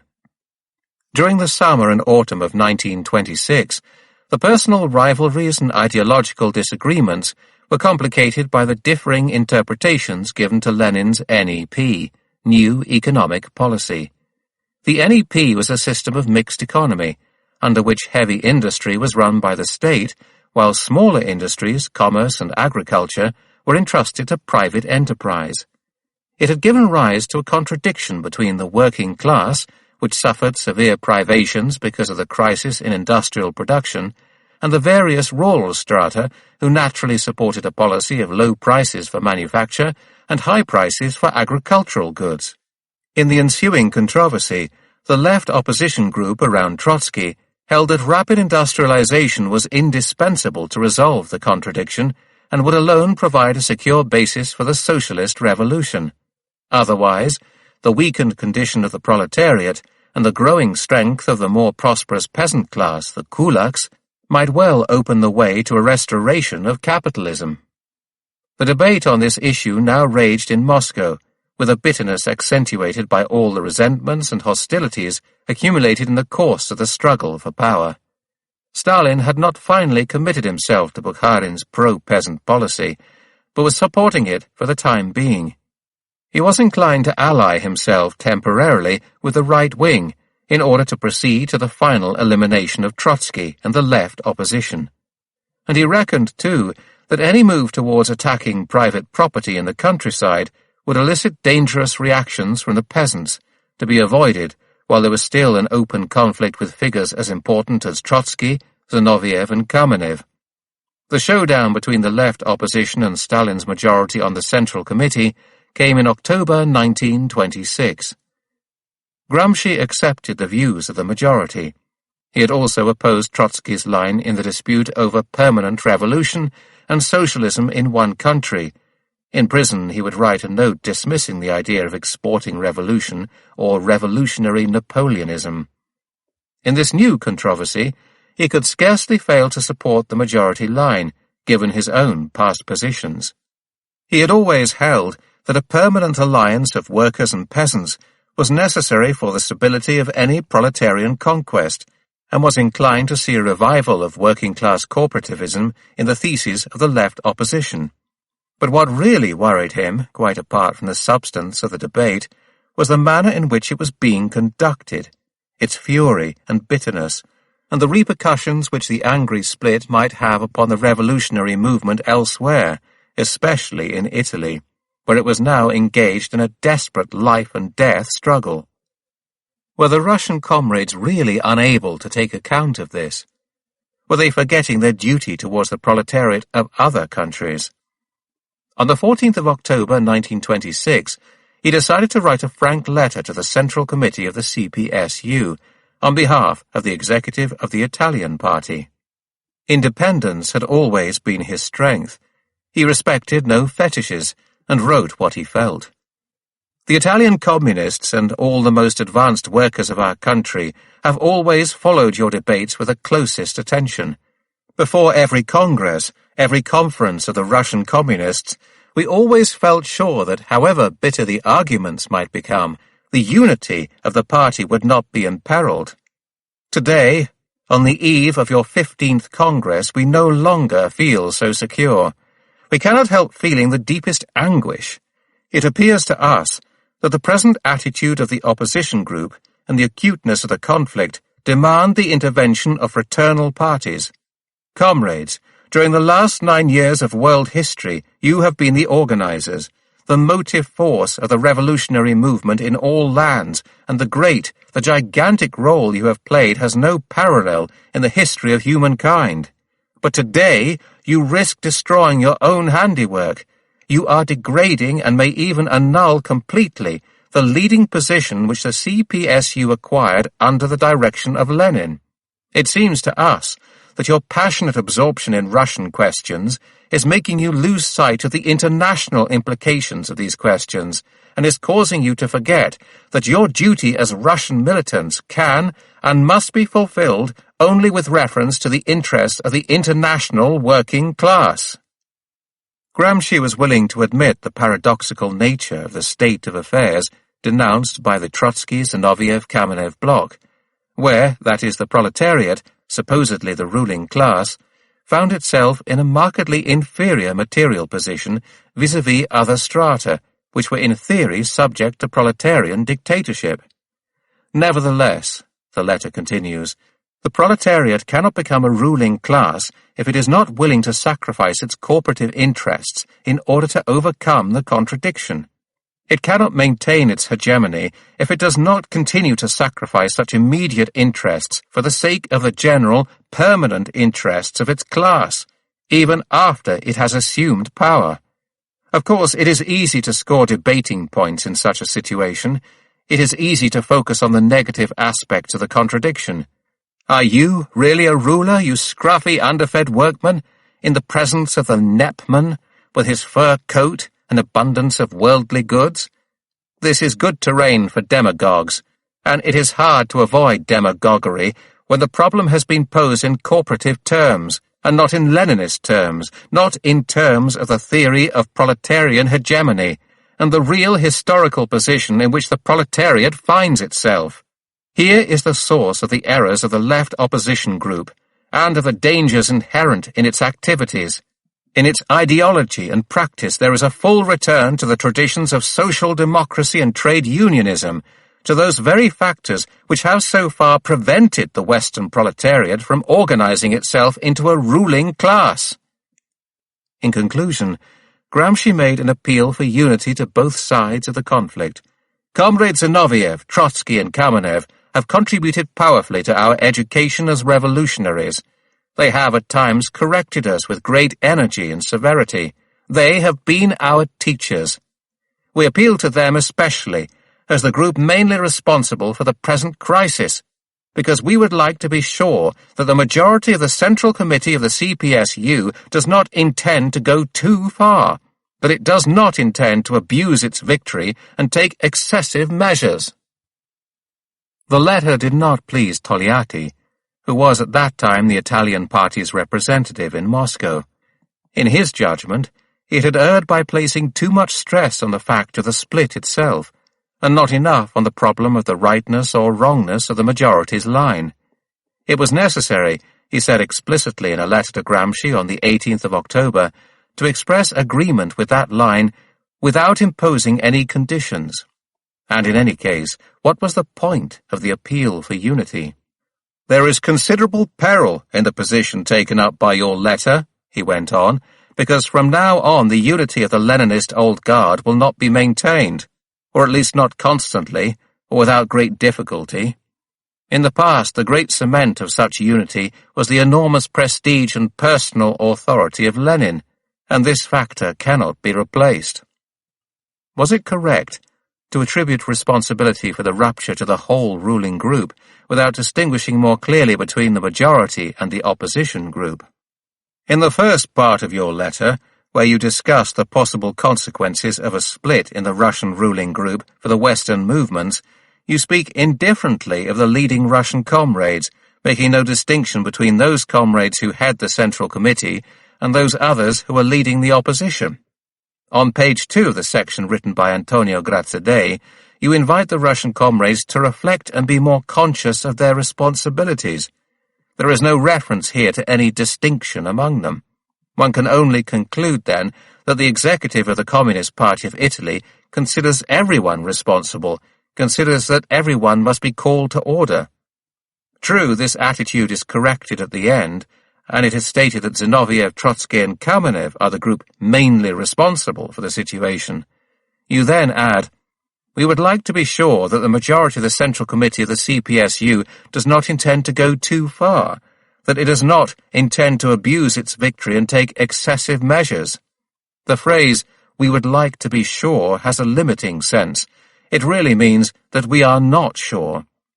Now, apart from all considerations on the opportuneness of intervening in the debate and placing some blame on the Central Committee majority, apart from noting that a similar step can do nothing but benefit the opposition at the moment, apart altogether from such questions of timing, is it legitimate to place any blame at all on the majority of the Central Committee? Togliatti thought not. He was in the most total agreement with the Stalin-Bukharin group, and it seemed right to him that the struggle against the Zinoviev-Kamenev-Trotsky faction should be pushed to the most extreme point. Hence he was unable to subscribe to the letter's appeal against excessive measures. Inner party life in the Soviet Party certainly has its rigorous side, but so it should have. If the Western parties intervene with the Russian leadership against such rigor, they commit a very serious error.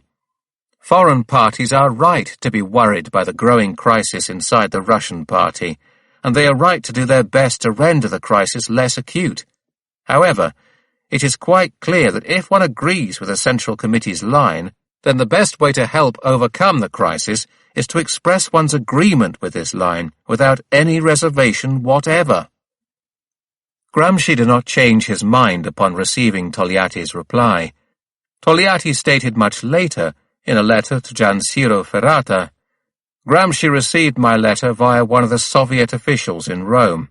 He probably read it quickly in the Soviet office, where it had been sent for him to collect, and he replied at once with a short note dismissing my arguments." This was the last direct contact between Gramsci and Togliatti. They never met or exchanged letters again. There was a plenary meeting of the Russian Central Committee and the CPSU Central Control Commission in Moscow from the 23rd to the 26th of October. Gramsci's plea against excessive measures naturally had no effect. By now, the Stalin-Bukharin group was bent on total victory. The first fruits of such victory were the expulsion of Trotsky and Kamenev from the party's executive, the Politburo, and the removal of Zinoviev from the presidency of the International. He was replaced by Bukharin. After Gramsci's letter, the International Secretariat decided to send a representative to Italy to explain the nature of the controversy within the Russian party. A clandestine meeting was called at Valpolcevera, near Genoa, at which this representative, Jules Umbedro, was supposed to address the executive of the Italian party from the 1st to the 3rd of November. But on the very eve of this meeting, the 31st of October, events were precipitated by still another attempt on Mussolini's life. This one occurred in Bologna and was attributed to a boy of 15, Anteo Zamboni. Again, fascist violence was greatly intensified in the wake of this attempt, with more attacks and punitive expeditions, including one to Benedetto Croce's house in Naples. To move at all became a great risk for Gramsci.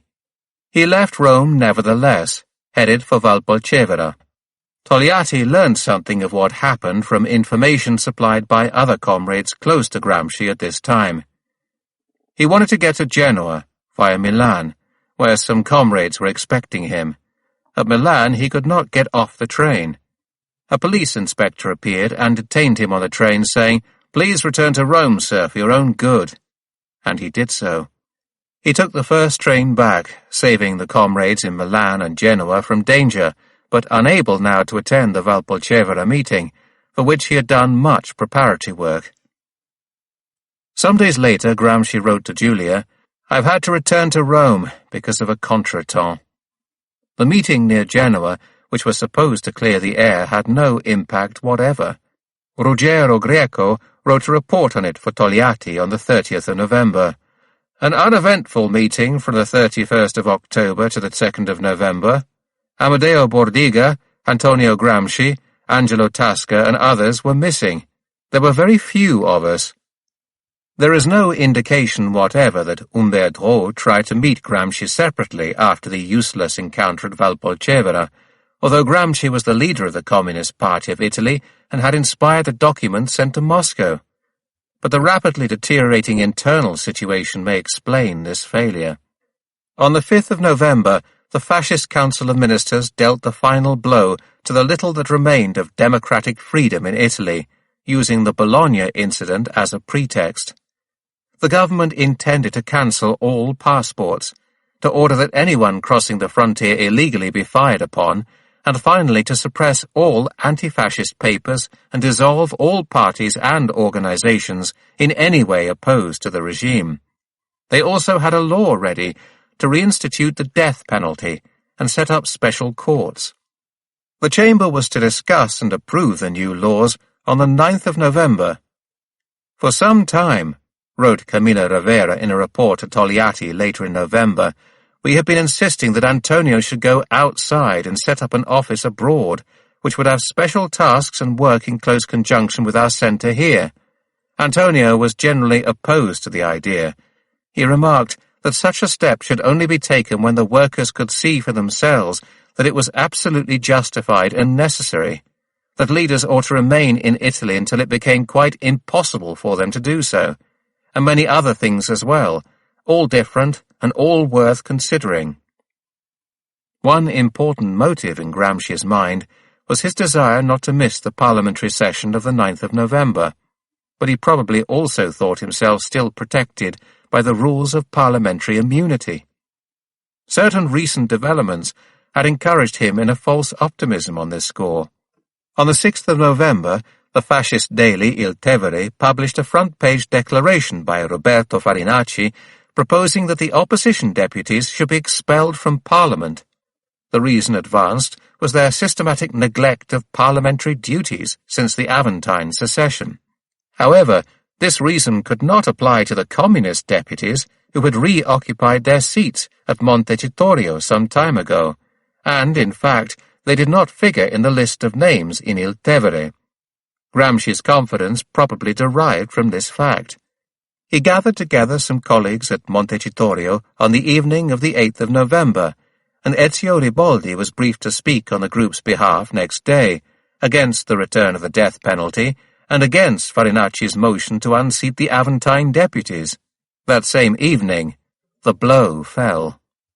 About 8 o'clock, recalls Riboldi, Mussolini called Farinacci and Augusto Turati to Palazzo Chigi and informed them that the names of the communist deputies should be added to the list. Farinacci pointed out that this motion justified the expulsion in terms of the Aventines' abandonment of parliamentary work, while the communists had in fact been participating in the work. Mussolini replied that the king wanted it.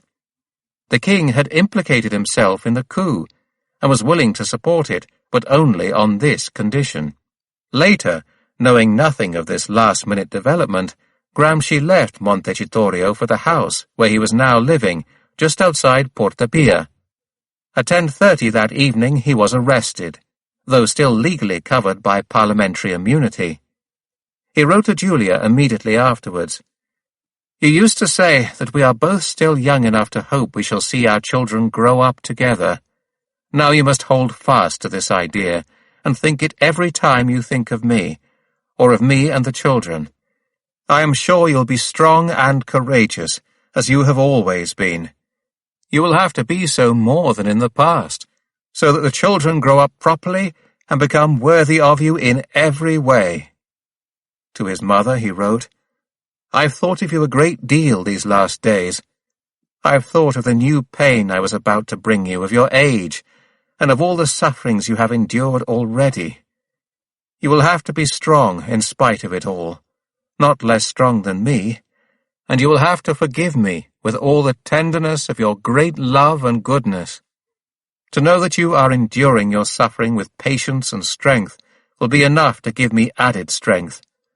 I am calm and serene. Inwardly, I was prepared for anything. I will try and bear up physically to whatever difficulties may be in store for me, and not lose my composure.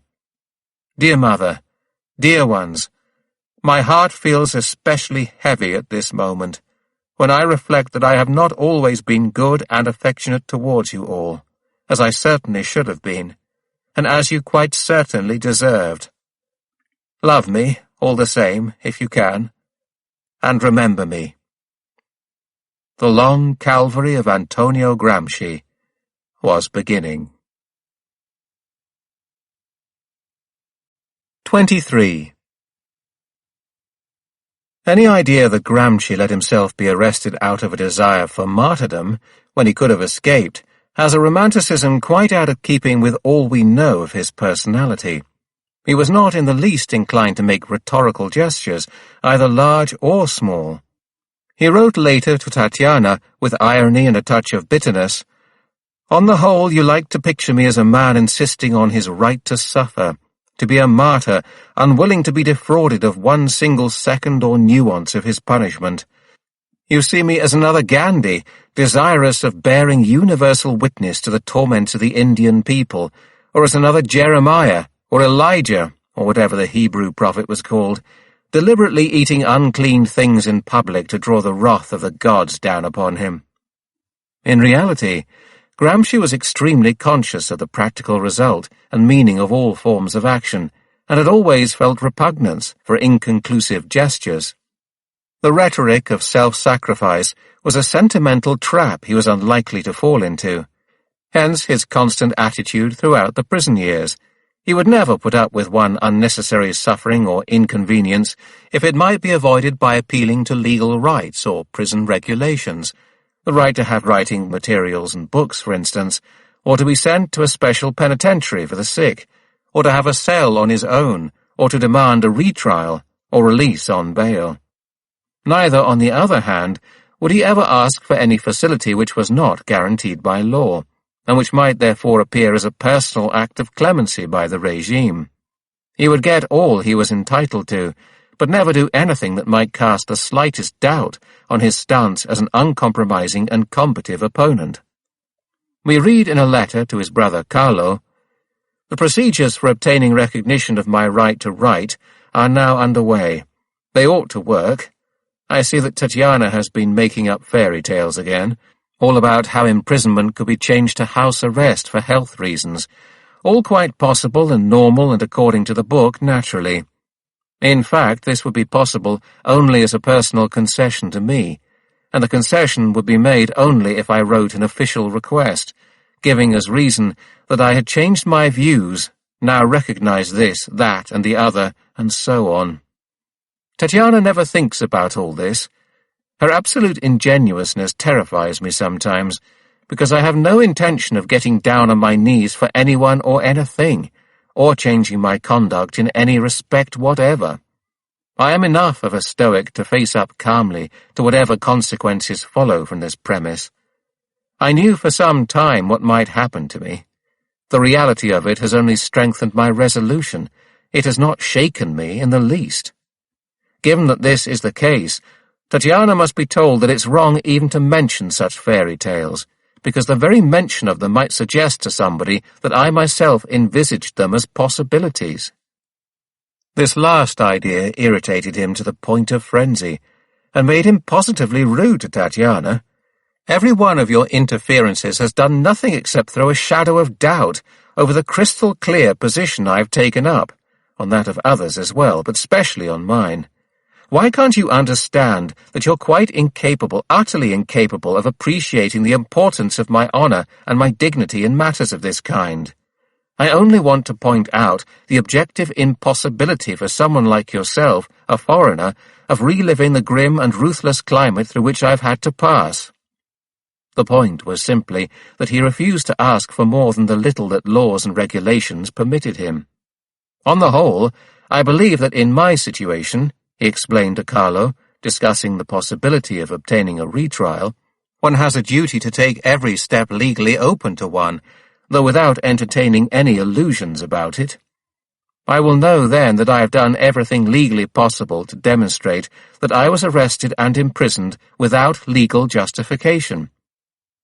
After the arrest, he was sent first of all to forced residence on the small island of Ustica. Of the 1,600 inhabitants on its 8 square kilometers, 500 or 600 were non-political prisoners. Gramsci found himself living with 5 other politicos, 2 ex-socialist deputies, Giuseppe Sbaralini of Perugia and Paolo Conca of Verona, 2 communists from Abruzzi, and his own old opponent from the internal struggles of the Communist Party, Amadeo Bordiga. In spite of their differing ideas and the memory of recent furious polemics, they got on very well together. They had to look after themselves, and Gramsci willingly undertook his share of the chores. I have to play my part in our eating arrangements, and today it's my turn to be waiter and kitchen boy. I don't know yet whether I'll have to peel the potatoes, clean the lentils, or wash the salad before serving it all up at table. My debut is awaited with much curiosity.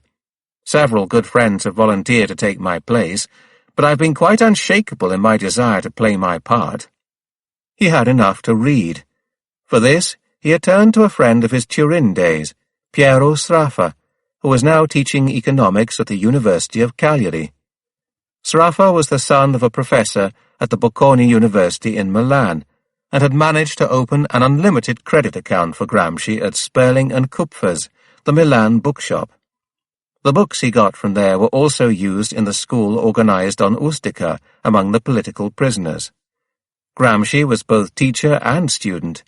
He taught history and geography, and took lessons in German. Bordiga took care of the science subjects. In the evenings they played cards. I'd never played before. Bordiga assures me I have the makings of a good player at Scopone Scientifico. The political prisoners had to pay for their keep, out of the government's allowance of 10 lire per day. Gramsci said he had no need of help, and wrote to Tatiana, "I absolutely forbid you to make any personal sacrifices for me. If you can, send it to Julia, who certainly needs it more than I do." The stay on Ustica was not too disagreeable, but soon came to an end. On the 20th of January 1927, after 44 days on the island, Gramsci left to be taken to the San Vittore prison in Milan. He arrived there on the 7th of February. The 19-day journey had been a painful one, with innumerable stops on the way in different prisons. I would like to give you an overall impression of the journey. One arrives tired out, dirty, unshaven, hair uncombed, wrists sore after wearing manacles all day, eyes sunken and bright with the feverish effort of trying to stay awake. One collapses on palliases of unimaginable age, keeping on all one's clothes to avoid contact with the filth, covering face and hands with towels and the rest with thin blankets to avoid being frozen. Then one is moved on again, still filthy and tired, until the next stopping place, where one's wrists will be still more livid from the cold, chafing iron and heavy chains, and the strain of carrying all one's own luggage at the same time. San Vittore appeared almost a haven after this journey. 2 days after his arrival there, he was questioned by an examining magistrate, Enrico Machis. He was not worried. Instead of seeking comfort, he wrote to his mother to comfort her. Patience is required. Unfortunately, I have plenty of it. Tons of it. Wagon loads of it. Housefuls of it. You remember how when Carlo was very little, and there was some particularly nice sweet he liked, he would say, "I'd like 100 housefuls of that." Well, I have that much patience. Centu domos e prus. 100 houses and more. But you too require patience and goodness. Your letter seems to show you in a very different frame of mind. You write that you're feeling old, etc. Well, I'm sure that you're still very strong and tough in spite of your age, and all the sorrows and misfortunes you have had to suffer. He reminded her of a familiar play on words, Corias, his mother's family name, and the Sardinian Coriazzu, strong, tough as leather. Corias Coriazzu, do you remember? I'm quite sure we'll see them again all together, children, grandchildren, and why not great-grandchildren, and we'll have a marvellous feast with curuzzones and pardulos and zipulas and pepillas de zucchero. Do you think Delio will like periquitos and the pepillas de zucchero? I think so, and he'll ask for 100 housefuls of them too. You can't imagine how closely he resembles Carlo and Mario when they were children, particularly Carlo, except for the nose. Carlo's was very rudimentary at that age. I think sometimes of all these things, and like recalling events and scenes from my childhood. There was a lot of sorrow and suffering, I know, but also something cheerful and fine about it all. And then there was always you, dear mother, your hands always busy doing something for us, making things easier for us, turning everything to a good use. Do you remember my shifty manoeuvres to get decent coffee without barley or other such rubbish in it? On the 20th of February, he wrote to his sister Teresina, "I'm very worried by the state mother seems to be in, but don't know how to console or reassure her. I would like to make her feel that I'm well in myself, as in fact I am, but obviously I'm not succeeding. There's a whole area of feeling, a whole way of thinking that lies like an abyss between us.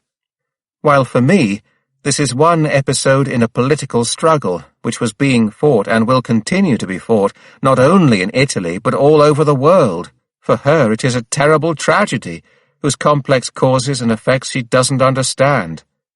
I got caught, just as during the war one might have been made a prisoner, knowing quite well that it was liable to happen, and also that much worse might happen. In May, Tatiana moved to Milan to be nearer her brother-in-law, but soon she fell ill and was forced to spend some time in a clinic. She was the only member of the family Antonio could rely on for help, and her prolonged illness depressed him. At the same time, other links were being broken off. He had been quite out of touch with his brother Mario since visiting him at Varese in 1921. Mario was no longer active politically, or certainly not to the same extent as previously, when he had been secretary of the local fascist federation. But he still held to the same ideas. He had been attacked by communists at about the same time that his brother Gennaro was beaten up by the Turin fascists. Then he had left his party job and devoted himself to his business. Antonio received some news of him in May and wrote to his mother, "I'd like to have Mario's exact address. Though we've been out of touch since 1921, I've learned that he's done something for me and would like to write and thank him." Then there was a letter full of lamentations about Antonio to Ghilarza from Mario's wife, Anna Maffei Paravicini, which Signora Peppina at once reported to Antonio, who wrote to his brother asking him to come to the prison. Mario came towards the end of August. Antonio thought he seemed very embarrassed, but did not give too much weight to what might have been a mere impression.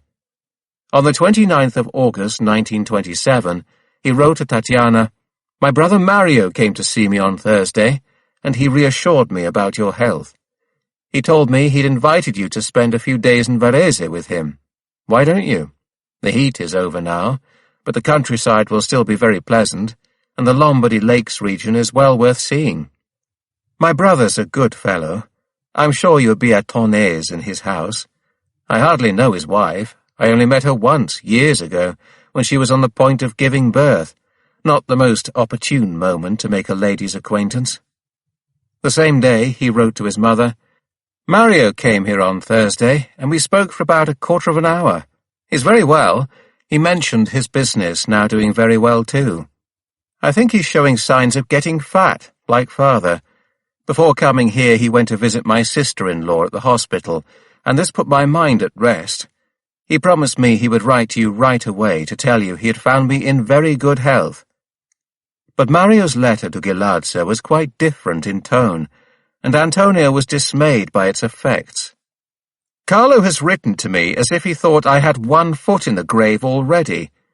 He's talking about coming to Milan, and even about bringing Mother with him, a woman of 70 who's hardly been outside her village, and never made a rail journey longer than 40 kilometers. It's all sheer lunacy, and has hurt me very much, and made me feel very annoyed with Mario, who could at least have been frank with me and not terrorized the old lady in this way." He concluded bitterly, "I can no longer count on my brother Mario." Other bonds appeared to be slackening too. He was very upset by a feeling that Giulia might be beginning to forget him. On the 26th of February 1927, he had written home, "I've had no news of Giulia and the two children for about a month and a half now, so I can tell you nothing about them." Then to Tatiana on the 20th of March, "I've seen Giulia's handwriting once more, but how little the girl writes, and how well she justifies herself with the racket the children are making around her." To Tatiana again on the 25th of April, "You write to me and say a letter is coming from Giulia. Then you write again saying that another one is on the way. Then I receive still another letter from you, and your letters are very dear to me, but nothing from Giulia. None of hers have arrived. You simply cannot imagine what existence is like here in prison. You cannot imagine how, when one is told something is coming, one expects it each day, and each day becomes a fresh deception which affects every hour, every minute of every day." On the 1st of August, to his mother, "I've had no news from Giulia for some time, no news of her or the children for nearly 3 months. My sister-in-law is still in hospital."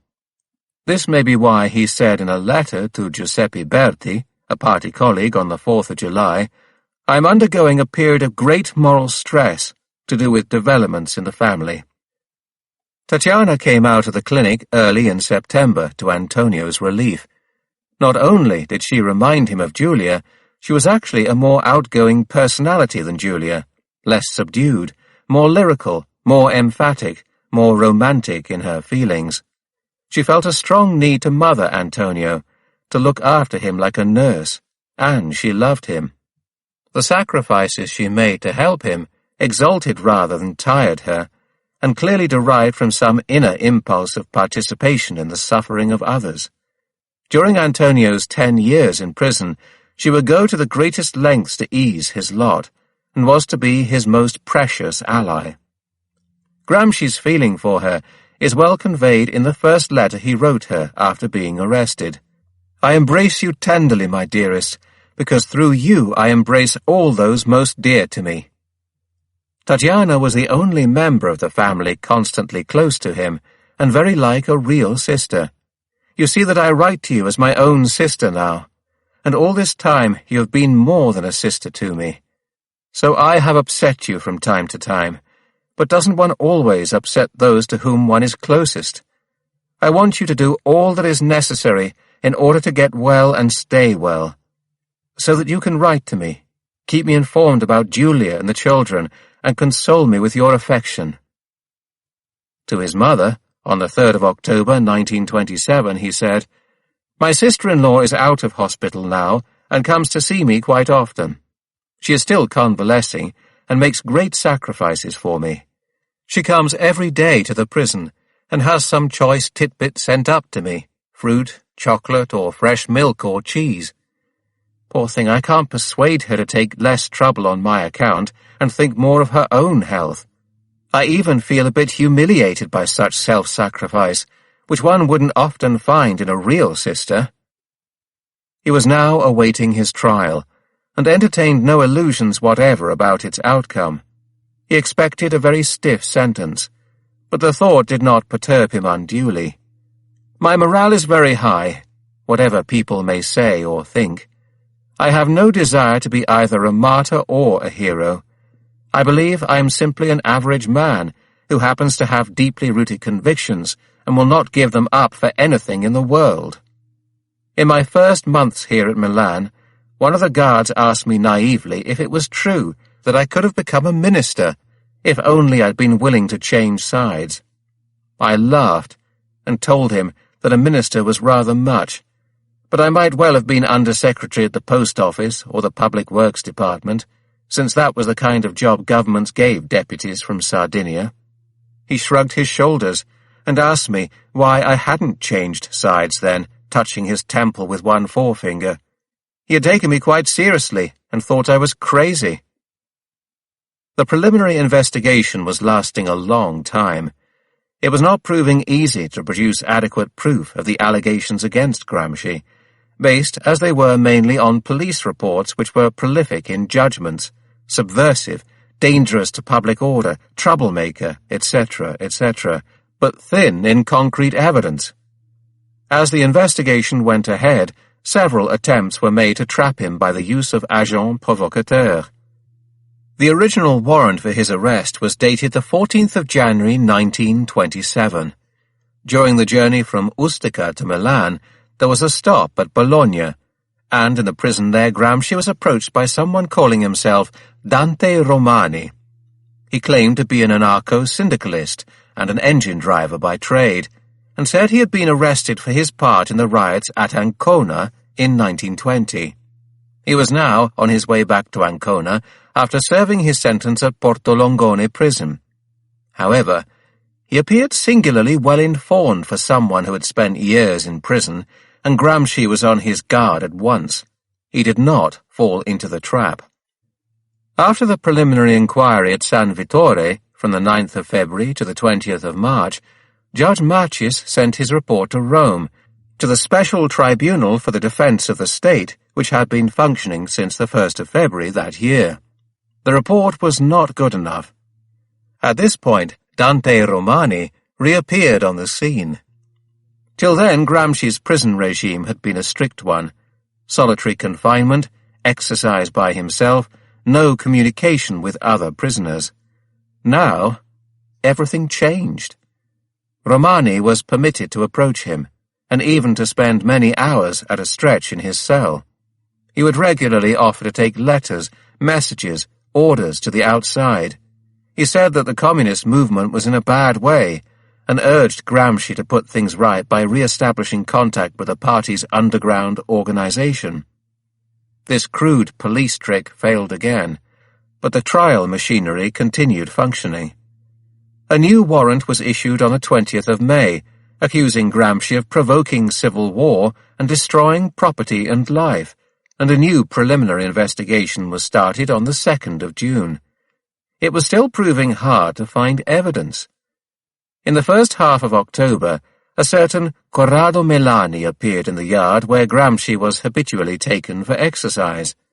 This man claimed to be the lover of the sister-in-law of the secretary of the Milan Fascist Federation, Mario Giampaoli. Melani claimed he was being persecuted by Giampaoli. The reason for this was that the attempt on Mussolini's life at Bologna on the 31st of October 1926 had in reality been a trick, a put-up job organized from Milan by Giampaoli. A militiaman had shot in the air, and Giampaoli had promptly thrown himself on the young Anteo Zamboni and cut his throat. Melani said he had documents proving this, and others proving Giampaoli's connection with brothels and gambling, and still others proving that certain fascist deputies were homosexuals. If these were published, there could be another crisis for the regime, worse than the Matteotti affair. Hence Giampaoli's wish to liquidate the dangerous possessor of such papers. Corrado Melani offered them to Gramsci in exchange for a suitable permanent monthly allowance from the Communist Party. Again, the trap was an ingenious one, and Gramsci was not tempted for an instant. His dossier remained innocent of the sensational accusations the police would have dearly liked to include, but the trial could no longer be deferred. After several postponements, it was finally fixed for the 28th of May, 1928, in Rome. 24. Gramsci left Milan for Rome on the 11th of May, 1928. The hearing lasted from the 28th of May until the 4th of June. It was precisely the kind of grand occasion for which Mussolini had set up his new political court, the Special Tribunal for the Defense of the State, to replace the ordinary judicial system, guilty of some resistance to the fascist takeover of all state organs. Initially, it had been dealing with somewhat more modest cases, like the two Roman workmen who, according to the indictment, had been heard insulting the head of state in public. One had shouted, "Damn his eyes, the rotten bastard," and the other, upon hearing of still another failed assassination attempt, "My God, haven't they killed the bastard yet?"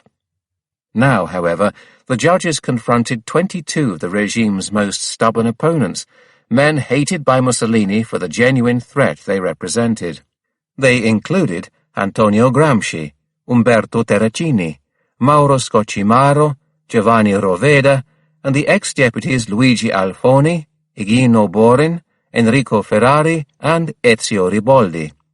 It was designed as a great show trial and framed by every sort of fascist pomp and circumstance. A double cordon of militiamen with black helmets, daggers, and rifles with fixed bayonets, judges dressed to the eyes, and a complex and sinister court-martial ritual. Correspondents of the Manchester Guardian and the Petit Parisien and TASS were admitted to the press table. Gramsci's brother Carlo was also permitted to attend, as were the brothers of Terracini and Scocimaro. The 22 accused sat in the dock in military custody, but free in their persons, as the minutes of the hearing put it, that is, unshackled. They had agreed on a common position, to admit their activity in the ranks of the Communist Party, but deny they were leaders, and appeared calm and collected. Antonio Gramsci was the first to be questioned at the hearing of the 30th of May. One of the defense lawyers, Giuseppe Sardo, has reconstructed what happened. President: You are accused of conspiracy, of instigation to civil war, of justifying criminal acts, and of fomenting class hatred. What have you to say in your defense? Gramsci: I confirm the statement already made to the police. I was arrested in spite of being a parliamentary deputy in the exercise of my functions. I am a communist, and my political activity is well known and has been explained publicly by me both as a deputy and as a writer in L'Unità. I have never undertaken clandestine activities of any kind, and even had I wished to, it would have been quite impossible. For years now, 6 police agents have followed me about everywhere, with the avowed aim of keeping me under surveillance, both at home and away from it. I was never left alone, therefore. Supposedly, to protect my person, a close watch was maintained on me which now becomes my best possible defense. I demand that the prefect and the chief of police of Turin be called as witnesses in confirmation of what I have stated.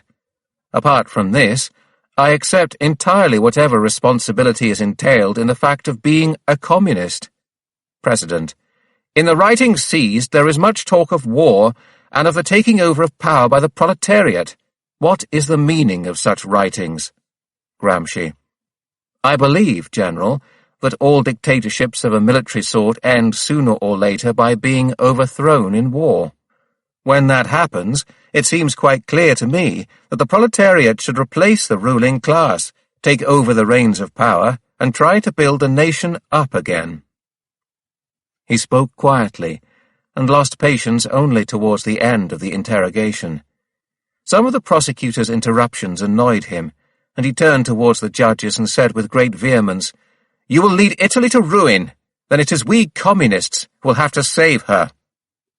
Sometimes the other accused counterattacked as well. One of the items on Ferrari's criminal record was an old sentence for the Modena strikes of 1913. When this was mentioned, Ferrari objected at once. "Mr. President, the fact is that my actions on that occasion won me the highest praise from the editor of Avanti, and the same gentleman is now our head of state." Riboldi, himself a lawyer, and on the Communist Party's legal commission, said, "I have defended more than 300 communists, every one of them declared innocent and acquitted by their judges. Why should I be condemned today for having defended them?" The prosecutor spoke at the hearing of the 2nd of June. It was a violent tirade. Referring to Gramsci's case, he stated, "We must prevent this brain from functioning for 20 years. Finally, before the tribunal retired to consider its verdict, the accused were allowed to speak in their defense. Terracini spoke for all of them. Terracini: Each one of us has made clear in his individual statement what his position was in the organization of our party. Nothing any of us said has been seriously challenged by the numerous police witnesses who conveniently concealed their sources of information behind the Official Secrets Act, that principle of official irresponsibility, and declared that every one of us, without exception, was a leader of the party. And anyway, what if this were true? President: Very well, this will go down on the record. Terracini: Thank you, Your Honour, but I trust that what I am now about to say will also go down on the record. I remember I was once awarded the title of lawyer myself, and I would dearly like to show off my jurisprudence. No, not the old jurisprudence dealing with old judgments handed down under old regimes, the new jurisprudence. I mean that being established by tribunals drawing their inspiration from our new ethical and political truths. Not so long ago, a judgment was made by a court very much higher than the present one. President: What? Terracini: By a court which, unlike the present one, was constitutional. President: Mind what you are saying. Terracini: You can scarcely fail to agree with me, Your Honour. I refer, of course, to the Senate, in its function as a judicial high court, the supreme court of the land, whose being and functions are laid down by the Constitution of our state. Very well. This judgment it made, which the government did all in its power to make known to the whole population by way of warning, was to the effect that no leader or officer of a party or other organization may be held responsible for actions committed by members or followers of such parties or organizations unless concrete proof is forthcoming of their personal involvement in the actions in question. You cannot fail to grasp the point, gentlemen of the tribunal. I refer, of course, to the pronouncement made by the Supreme Court's Committee of Investigation in the proceedings against General Luigi De Bono, accused of complicity in the murder of Matteotti and subsequently acquitted for lack of proof. Now I ask you, does this jurisprudence apply to us as well? In his summing up, the public prosecutor implicitly denied this was so, and, quite frankly, I myself have little doubt what this tribunal's answer will be. Nevertheless, even though it is a foregone conclusion, even though the sentences passed upon us are certain to be stiff ones, I cannot conceal a certain pleasure. You should not be surprised by this. If we take all these arguments, formulated so far only in juridical language, and translate them into political language, what is their true meaning? President: Leave politics out of this. Keep to the substance of the matter in hand. Terracini: But, Your Honour, I must ask to be allowed to do what we have been prevented from doing for 6 days in this trial, whose whole origin and raison d'etre lies entirely in the field of politics. That is to speak politically. I was saying, what is the political sense of the public prosecutor's conclusions? Simply this: that the mere fact of the existence of the Communist Party is in itself a grave and immediate threat to the regime. So here is our powerful, well-defended state, our totalitarian state armed to the teeth, threatened in all its solid strength and security by this tiny, despised, persecuted party, this party which has seen all the best of its militants killed or imprisoned, and been forced into a secret existence in order to preserve its links with those toiling masses for whom it lives and struggles. Is it so surprising that I should declare my wholehearted agreement with the public prosecutor's conclusions? President, enough of all this. Have you anything more to say? Terracini. I would have concluded already did I not feel obliged to follow up the public prosecutor's observations concerning the future. Not his more sentimental forecasts, to be sure, where it would be too easy to score of him. I am quite certain that our condemnation will be greeted with grief and sadness, not joyful applause. Once again, Your Honour, it is a political forecast which I would like to make. We are about to be found guilty and condemned for exciting class hatred and inciting civil war. But tomorrow, nobody who reads the list of ferocious sentences waiting to be delivered will see these proceedings as other than an episode of civil war, and a formidable act of incitement to hatred among the social classes. The President interrupts and tries to stop him speaking. Terracini. One may not say such things? In that case, Your Honour, let me end on a lighter note.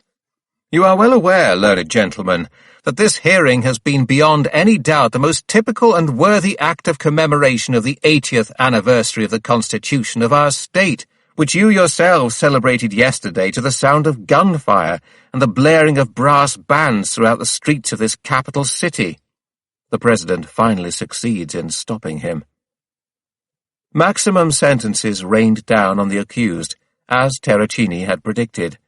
Gramsci was given 20 years, 4 months, and 5 days.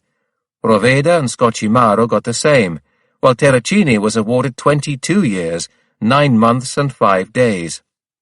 At first, it was thought Gramsci would be sent to Porto Longone prison. On the 8th of June 1928, Teresina wrote a personal letter to Mussolini from Ghilarza, asking him to authorize a careful medical examination of her brother, and to have him sent to a prison hospital where he can receive the proper food and care his weak constitution requires, and endure his punishment more humanely. A medical examination did take place. We learn from a report sent on the 6th of July by a secretary at the Ministry of Justice to the Ministry of the Interior that Gramsci had recently lost 12 teeth and was suffering from gingivitis, with abscess formation, caused by uricemic disturbance and accompanied by nervous exhaustion. He was not, after all, sent to Porto Longone. Instead, they sent him to the prison at Turi, a small town about 30 kilometers from Bari. He arrived there on the 19th of July, after a 12-day journey. The trip from Rome to Turi was dreadful. The pain I'd felt in Rome, which I thought at the time was a liver upset, turned out to be the beginning of a very bad fever. I was incredibly ill. I spent 2 hellish days and nights at Benevento, writhing about like a worm, unable to stay still either standing or sitting, or even lying down. The doctor told me it was only St. Anthony's fire, and nothing could be done about it. On arrival, he was almost helpless. Another of the prisoners, Giuseppe Ceresa, says he was suffering from skin eruptions caused by a urinary disorder. His digestive system was completely upset. He was breathing with great difficulty and unable to walk more than a step at a time without leaning on someone. Gramsci was at once made aware of the rigour and inhumanity of the prison administration at Turi. Another of the political prisoners, Aurelio Fontana, remembers his words to the prison governor. I was arrested while still a parliamentary deputy, and theoretically protected by my office. I ought therefore to be treated more or less like a cardinal who happens to have been arrested. But I can see that here you intend to treat me less well than a parish clerk. The prison's medical service was provided by a certain Dr. Cisternino, of whom another writer, the Medico Zuccaro, was able to record without fear of contradiction or legal action. Gramsci is in need of medical care, and his living conditions should be drastically improved. Dr. Cisternino leaves him alone. Indeed, he informs him one day that, as a good fascist, he would like nothing better than to see him dead. One ought not to be too surprised at the cynicism of this ignoble coward and liar. People in the village say that when he is called out at night, it is his custom to look down from his window first and establish the fee before descending. He asks whether the customer is willing to pay for a 5,000 lira visit or a 10,000 lira visit. Other members of the prison staff were more humane. However, Gramsci's cell was next door to the guardroom, and the noise often kept him from sleeping. 25. Early in February 1929, after 2 years and 4 months in prison, Gramsci was finally granted what he needed to work in his cell. He had already outlined his plan of work to Tatiana 4 months after being arrested. "I am spurred on by this idea that I ought to do something für ewig, to use Goethe's rather complex conception, which I remember once greatly worried our own Pascoli.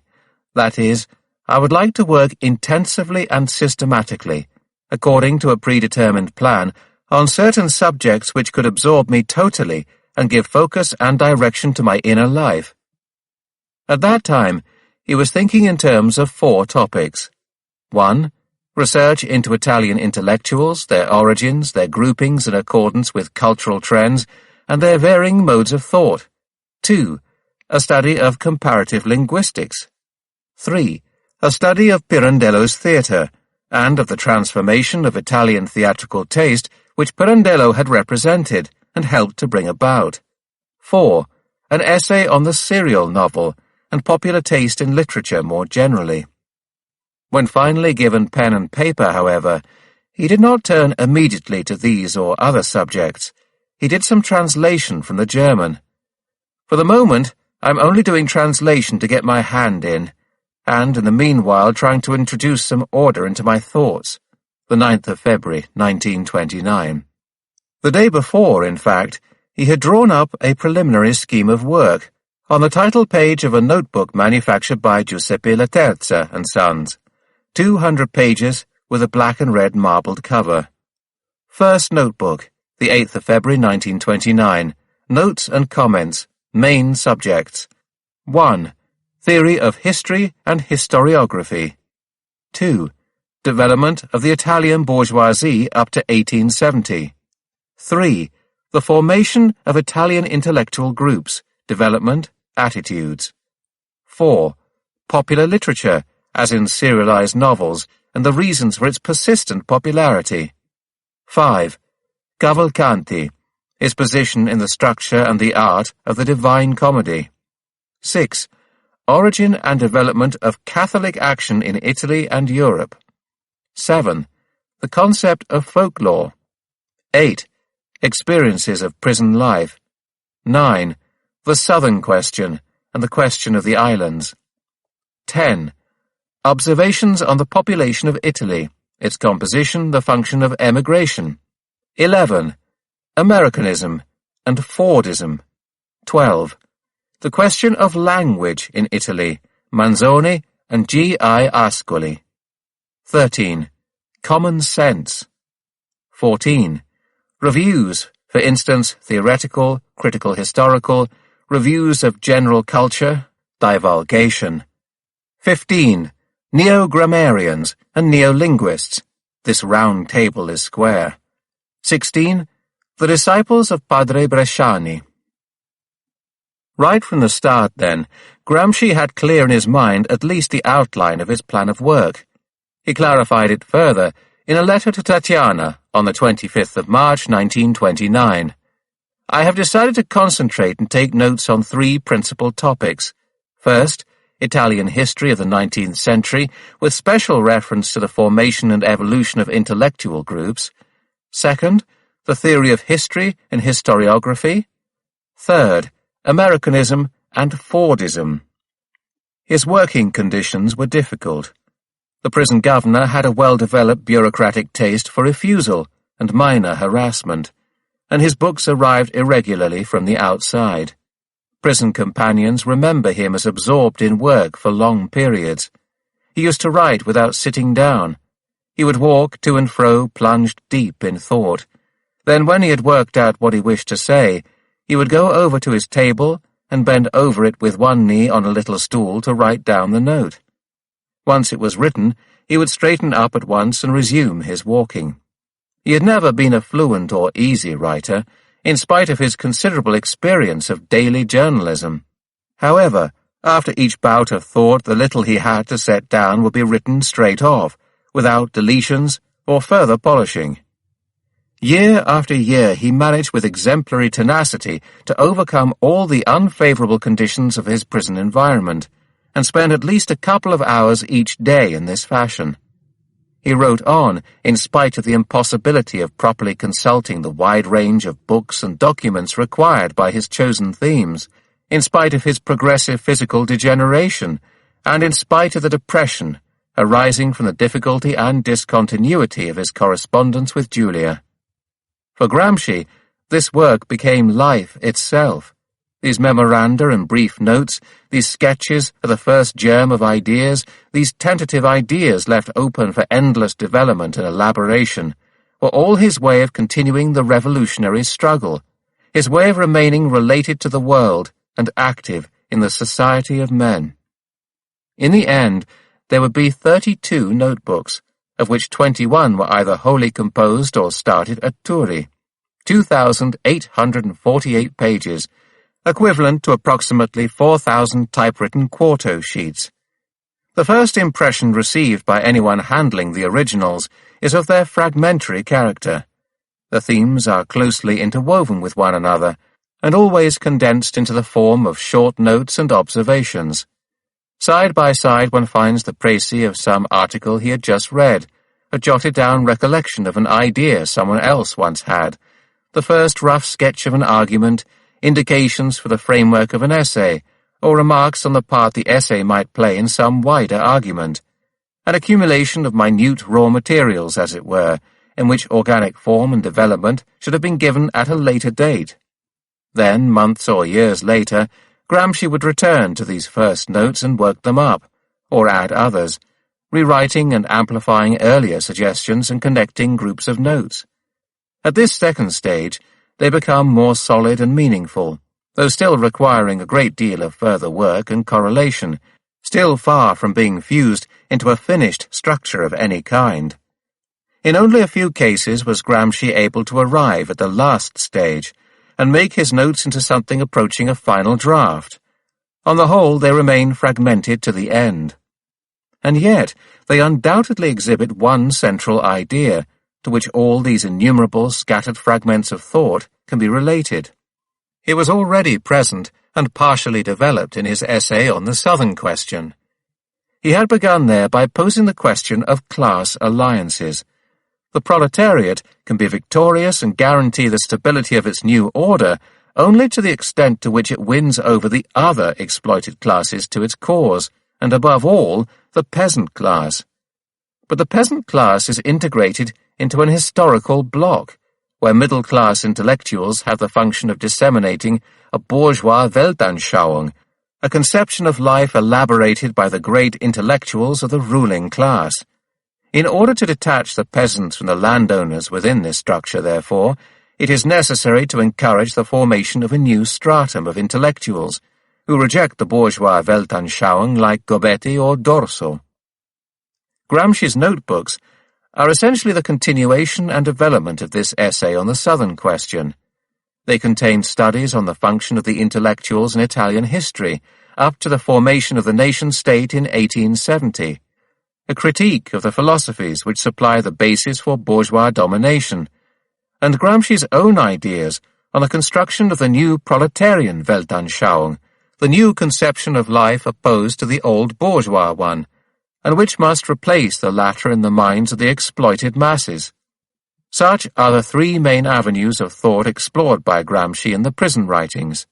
They are, more succinctly, the historical analysis of past cultural movements and trends, a critique of the philosophy of Croce, and Gramsci's battle against economistic, mechanistic and fatalistic deformations of Marxist thought. Gramsci's originality as a Marxist lay partly in his conception of the nature of bourgeois rule, and indeed of any previous established social order, in his argument that the system's real strength does not lie in the violence of the ruling class, or the coercive power of its state apparatus, but in the acceptance by the ruled of a conception of the world which belongs to the rulers. The philosophy of the ruling class passes through a whole tissue of complex vulgarizations to emerge as common sense, that is, the philosophy of the masses who accept the morality, the customs, the institutionalized rules of behavior of the society they live in. The problem for Gramsci, then, is to understand how the ruling class has managed to win the consent of the subordinate classes in this way, and then to see how the latter will manage to overthrow the old order and bring about a new one of universal freedom. This is no abstract analysis of capitalism in general, or of the general meaning of exploitation, however. Gramsci is principally concerned with a much more concrete reality of Italy and Italian history. He is trying to see how the Italian bourgeois state was formed, and what part the intellectuals played in the process. Why was it that the popular masses had played so limited and secondary a part in the Italian Risorgimento of the 19th century? Why had it assumed the character, therefore, of a regal conquest, something imposed from above, rather than a popular movement from below? Because, Gramsci answers, the people of that time had no national consciousness. They could not, because the culture and literature of the period did not impart it. Culture and literature were not national popular in character. They were still bound up with a tradition of cosmopolitanism, a tradition of intellectuals whose mentality reflected the needs of two great supranational institutions, the Church and the Empire. It was precisely this void, this vacuum of consciousness, which estranged the people from the unification movements, and enabled Cavour and his moderates to direct these movements so easily, shaping them to their own ends and eventually producing a new state, markedly inclined towards forms of bourgeois dictatorship. Here was the original sin of the modern Italian state, the root cause of its weakness and its constant tendency towards reaction. This could also be put in another way. The movement which had given birth to contemporary Italy was lacking in Jacobin spirit and direction, in truly revolutionary meaning.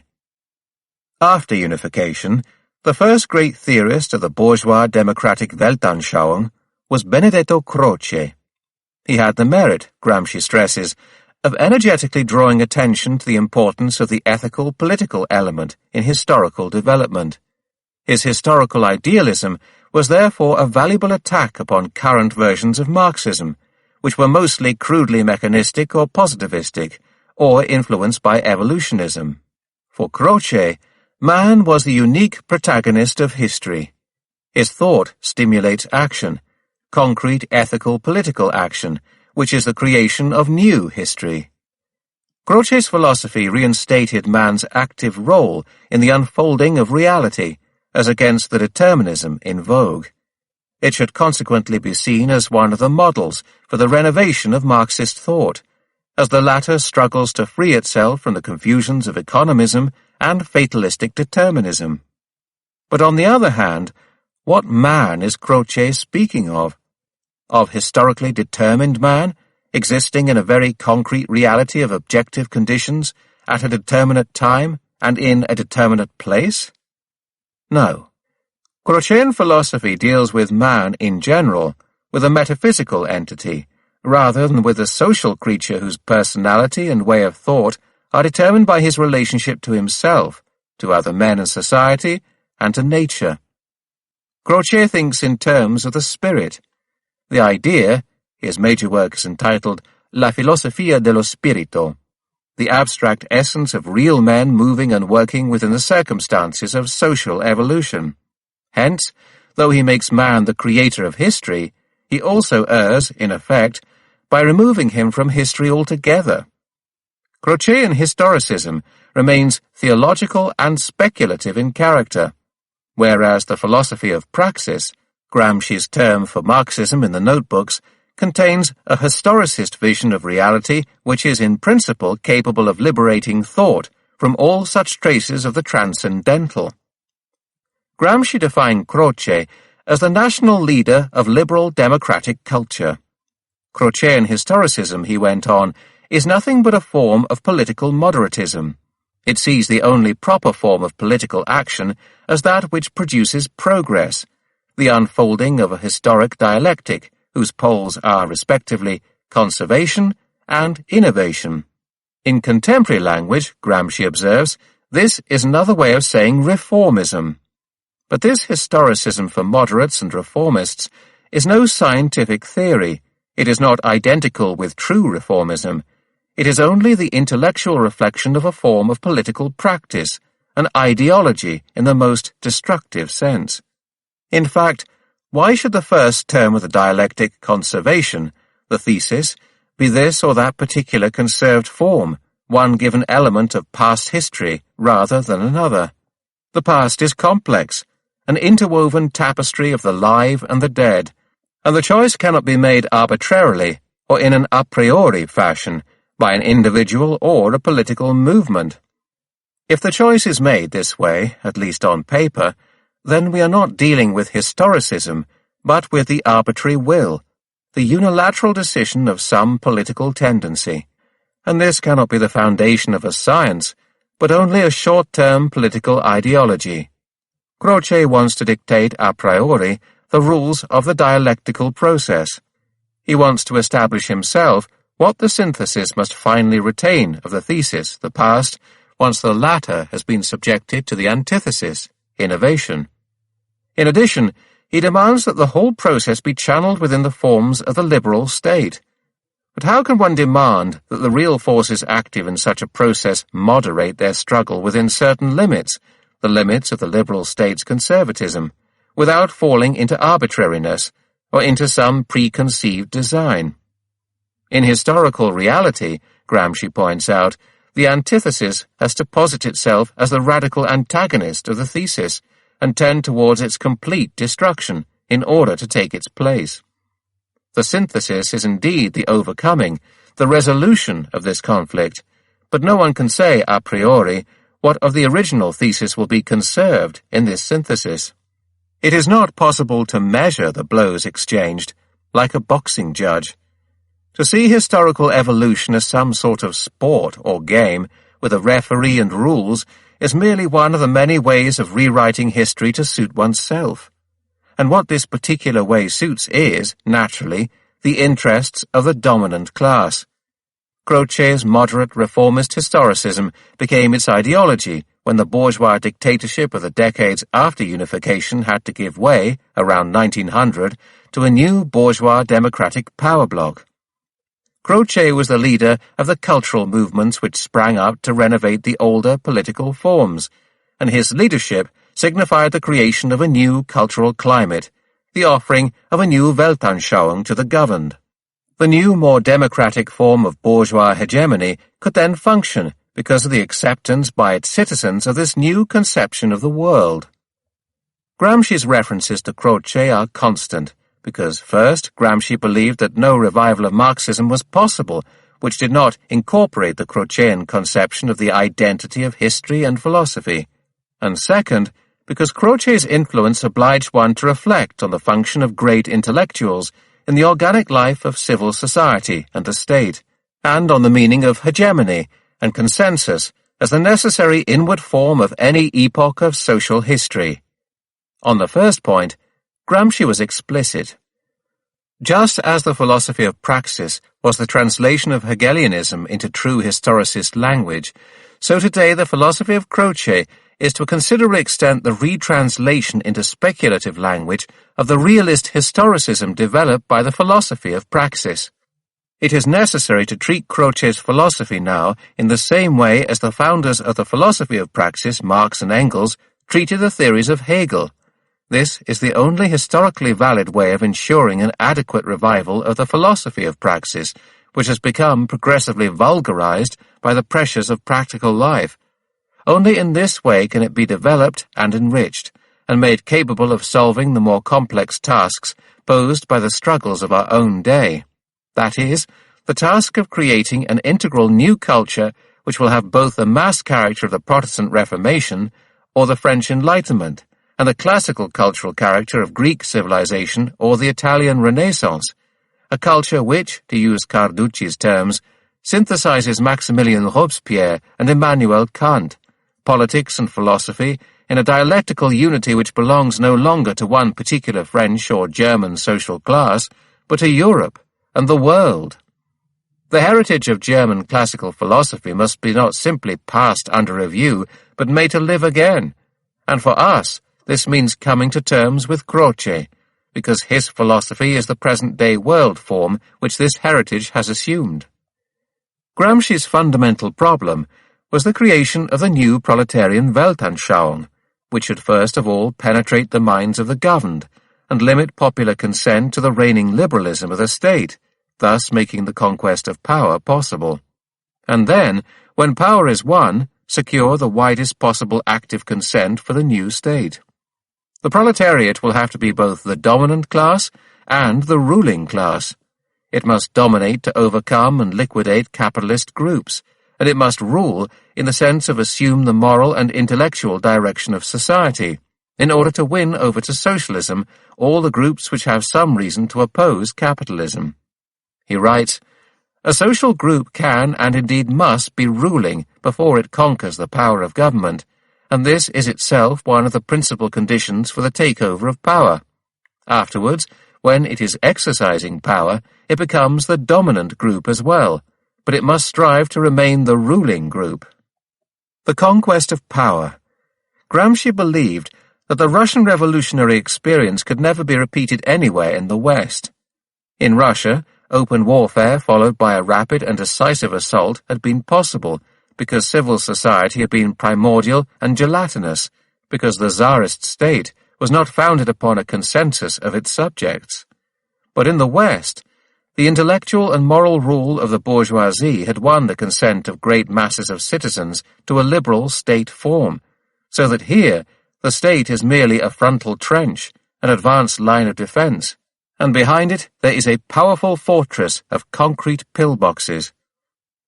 This fortress consists of the ways of living and thinking, the ambitions, morality and habits which most people have absorbed as they adapt themselves to the prevalent Weltanschauung diffused by the bourgeois ruling class, and this is what makes civil society resistant to catastrophic eruptions arising out of immediate economic causes, crises, depressions, etc.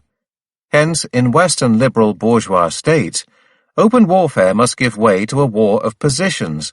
The Bolshevik strategy must give way to a new strategy, which is not aimed simply at the conquest of state power, the frontal trench, but concentrates on the capture and possession of the powerful fortress, behind as a precondition of political domination. I think that Ilyich, Lenin, had understood that a change was necessary from the open warfare which won in the East to the positional warfare which alone makes sense in the West. But he had no time to develop his formula further, and in any case one must remember he could have done so only theoretically, for the basic task to be accomplished was a national one, that is, it required an exploration of the real terrain and a charting of all the elements of the different civil societies. In the notebooks, Gramsci, as he had already started to do in the essay on the South, carries out such an exploration of the terrain, the Italian terrain. He charts the trenches and fortresses which control the bourgeois state. In order to do so, he studies the development of Italian history from the end of the Roman Republic, through the medieval communes, to the Reformation, the Renaissance, a counter-Reformation, and the attainment of national unity in the 19th century. He interprets these past facts with his historicist method, seeking to define the real forces at work in Italian society, the forces which led to the formation of the modern nation-state. And after considering the historic meaning of all other main Italian cultural trends, he treats Croce's philosophy in the same way, attributing to it, in the last analysis, the function of constructing the cultural emplacement, so to speak, of contemporary bourgeois society. But is it enough to chart the trenches and fortresses in this positional warfare? This is an indispensable preliminary, but once it is achieved, the attacking army must also have the means to carry out its assault.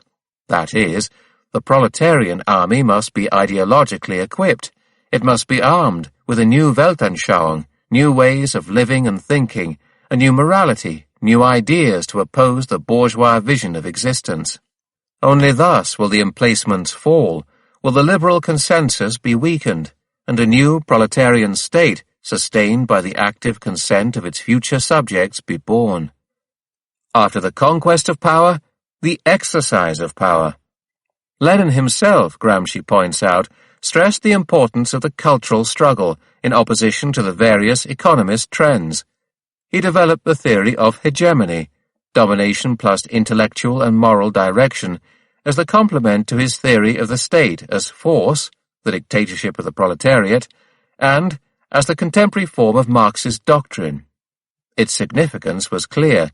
Domination, coercion, is one form of power, and historically necessary at a given moment. Rule by intellectual and moral hegemony is the form of power which guarantees stability, and founds power upon wide-ranging consent and acquiescence. From the moment in which a subordinate social group becomes really autonomous and hegemonic, and calls forth a new type of state, there arises the concrete need for a new intellectual and moral order, that is, a new type of society, and hence a need for the most universal concepts, the most refined and decisive ideological weapons. Much of Gramsci's work in prison was devoted to a consideration of such concepts. One of his principal concerns was the reinstatement of the concept of dialectic in its Hegelian Marxist sense. This was partly expressed in his attack on Crocean idealism. He claimed that it was a speculative abuse of dialectic, which substitutes a dialectic of concepts for the dialectic of reality, a dialectic of ideas for the dialectic of things, so that in Croce, history becomes formal history, a history of concepts, and in the last analysis a history of intellectuals, or even an autobiographical history of Croce's own thoughts on the subject in question. But Gramsci also attacked traditional materialism with the same energy, for correcting the error of idealism, the reduction of reality to ideas, with another, opposed error of its own, the reduction of reality to matter, and for denying the dialectic with its evolutionary view of the course of history. In reality, historical process is not evolution, but total negation, in which the antithesis strives to destroy the thesis, and not merely to modify it. The critique was also directed against metaphysical materialism, of the kind Gramsci attributed to Bukharin, that is, against the attempt to separate philosophy from praxis, so that philosophy became the science of dialectics, dialectical materialism, as distinct from the theory of history and politics, historical materialism. In the essay, there is no consideration whatever given to dialectic. This may have two sources, of which the most important is probably that the author supposes there to be a division of the philosophy of praxis into two parts, a theory of history and politics understood as sociology, and, on the other hand, a philosophy in the true sense, which would be philosophical or metaphysical, or vulgar mechanical materialism. Even after all the great discussion directed against mechanistic thinking, the author does not appear to have altered his own approach in the least. He continues to think that the philosophy of praxis is split in two, the theory of history and politics, and philosophy, which he claims, however, is dialectical materialism, and not the old philosophical materialism. The root of all the errors of the essay and its author lies here, in the division of the philosophy of praxis into two parts, a sociology and a systematic philosophy. Separated from the theory of history and politics, philosophy can be nothing but metaphysics. How is the new proletarian Weltanschauung to be diffused? The task of the intellectuals organically associated with the working class is to win over the traditional intellectuals to socialism. Then, they must together transform the new conception of the world into common sense. It is in this way that the fortress, cultural dominance, can pass into the hands of the working class, to be followed by the frontline trench, political dominance, and the hegemony of the proletariat be established. The collective intellectual of the working class is the revolutionary political party, which Gramsci also calls the modern prince. The modern prince or mythical prince cannot be like the Prince Machiavelli hoped for in his famous treatise of that title, a real person, an individual. He can only be an organism, a complex social body, in which a collective will has already begun to take shape, after asserting itself and coming to consciousness of itself in action. Such an organism has already been produced by history. It is the political party, the primary cell where the seeds of collective will accumulate and strive to become universal and total. The modern prince must be, and cannot fail to be, the protagonist and organizer of intellectual and moral reform. That is, he proposes the terrain for a further development of the collective national popular will towards the construction of a superior, all-embracing form of modern civilization. These two fundamental points, formation of a collective national popular will, of which the modern prince is both expression and creator, and intellectual and moral reform, should constitute the structure of the work. Such was the grand plan of the notebooks, those foundations for a great inquiry into the reality of Italy, and for another into the realm of theory. Not all the problems were solved, nor could they possibly have found more than an approximate solution, given Gramsci's precarious conditions of work, and Gramsci himself was the first to recognize this. But the plan was a grand and original one, and its leading notions were propounded with such precision and with such a wealth of references that it is often possible to see clearly how they would have been developed further. The notebooks were numbered by Tatiana Schucht after Gramsci's death, but her numbers do not correspond to the order in which they were composed. However, 3 criteria enable one to fix their true order. References to them in Gramsci's letters from prison, the dating on certain of the notebooks themselves, written in November 1930, notebook begun in 1933, etc., and the dates of the reviews and periodicals from which he quotes. It appears that notebooks 16, 20, 9, and 13 belong to his first period of activity, from 1929 to 1930.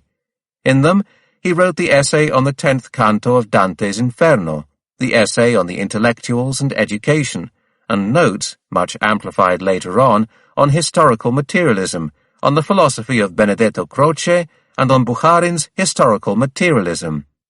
Notebooks 15, 19, and 26 probably also belong to this period.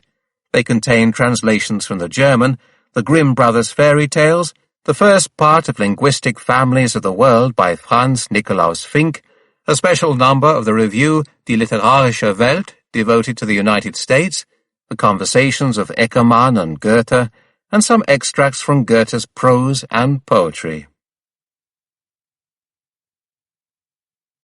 26. He was now receiving few letters from his wife. Coming months apart, they were obviously scribbled hastily in pencil, and whatever odd scrap of paper was at hand. Their tone varied greatly, sometimes formal and bureaucratic, sometimes affectionate. Gramsci was very dismayed. "I see that Julia still has not written after all this time. I'm very hurt. It can't be a question of shortage of time. She hasn't written to me for nearly 4 months, and in this time I've written to her twice without any answer. I don't think I could write again unless I got some direct news from her first. I'm not easily offended by petty personal considerations, but I can't help thinking sometimes that if she no longer writes to me, it may be because she no longer particularly enjoys hearing from me." Julia would occasionally interrupt these inexplicable long silences with messages which were anything but distant, indeed full of feeling. There seemed no logic to it, and he asked Tatiana, "How do you think I should interpret the letter in which she says that after my letter of the 30th of July she felt much closer to me, when the next 4 months went by without a single word from her, I haven't yet found the synthesis to resolve this particular contradiction, and doubt if I ever shall. He'd come across a book by Silvio Spaventa, Dal 1848 al 1861, lettere, scritti, documenti. From 1848 to 1861, letters, writings, documents, published by Croce in 1923, and in it there was a passage which mirrored his own state of mind. It was from a letter written by an Abruzzi patriot to his father, while in prison. From you I have had no news for 2 months, from my sisters not for 4 months or more, and from Bertrando not for some time. I do not think I am less loved than formerly by my family, but misfortune commonly has 2 effects. The first is the extinction of all feeling for those who endure it, while the second, no less common, is the extinction in the latter of all feeling for those who do not endure it. I fear the second of these effects in myself more than the first in you. He stopped writing to Julia. Naturally, Tatiana invented any number of hypothetical excuses for her sister, although she herself had had no word from Julia, but Gramsci countered them brusquely. I beg if you don't keep asking me to write to Julia, or I think I shall have to stop writing to you too. Don't think I'm angry. I was, 4 months ago, and vented my anger in the letters I wrote you then. Now I have become indifferent. It seems impossible to me that I should be reduced to such a state, but there it is, and I don't feel it's my fault, if one may talk of fault in such matters. I've been through a crisis which lasted more than a year, much more, and had many black days in it. Now, as it happens, I have become insensible, and I do not wish to feel sour with rage again, or go through more weeks of migraine. I must ask you not even to mention this subject again when you write to me. Let me have whatever news you receive, but don't exhort me and don't preach at me. In the year from July 1929 to July 1930, he received only 1 letter from Julia. He felt that he was enduring more than one form of imprisonment. There is the prison regime, which consists of the 4 walls, the grating, the spy-hole, etc., etc. I foresaw all this, and indeed discounted it, since from 1921 up to November 1926, the strongest probability was not even prison, it was losing one's life. What I did not foresee was this other prison added to the first, which consists of being cut off, not only from social life in general, but even from one's own family, etc., etc. I was able to foresee the blows of the enemies I was fighting against, but not these blows struck from a different direction altogether, from where I had least reason to expect them. Writing this, he felt sure that Tatiana would object. She, in fact, was making many sacrifices to render his double imprisonment easier. The long trip to Turi, the lengthy stays there which aggravated her own poor health, the anxiety and expense. She did all this with great enthusiasm, so devoted to Gramsci that she gave the impression of having lost all taste for life on her own, and of entertaining no purpose other than her brother-in-law's health and peace of mind. Gramsci was certainly aware of this self-abnegation, and deeply grateful for it, but he had been and still was in love with Julia. Tatiana's nearness could make prison less of a trial for him. It could scarcely remove the grief he felt at Julia's silence. So concluding his remarks to Tatiana on the 2 sorts of imprisonment, he wrote, "But there's always you are bound to say. It is true, you are very good and I love you greatly. Only there are some things for which one person can simply never take another's place." 2 letters did finally come from Julia, in August and September 1930. He replied to them, "What you wrote gave me great pleasure. You say that on rereading my letters of 28 and 29, you noticed we had the same thoughts. However, I would like to know on which subjects and in what circumstances you observed this identity of views. In our correspondence, what was always missing was precisely any real, effective correspondence. We never managed to get a dialogue going. Our letters are so many monologues which don't always agree even on the most general things." He thought that their relationship had become very like the one among the giants in the popular Scandinavian story. Once there were 3 giants who lived in Scandinavia, on 3 distant mountain tops. After thousands of years of silence, the first giant shouts to the other 2, "I can hear a herd of cattle mooing." 300 years later, the second giant answers, "I hear it too." Then 300 years later still, the third giant tells both of them, "If you don't stop this row, I'm going." Gramsci had also lost many political contacts and suffered as a result. His political isolation was not only a matter of being excluded from practical activity, detached from his old comrades, and receiving belated and summary accounts of political developments in the International and the different parties. It was now aggravated by something much worse. After its 6th Congress, the 7th of July to the 1st of September 1928, and the 10th plenum of its Executive Committee, July 1929, the Comintern had settled on a new political line, which no longer corresponded to Gramsci's views.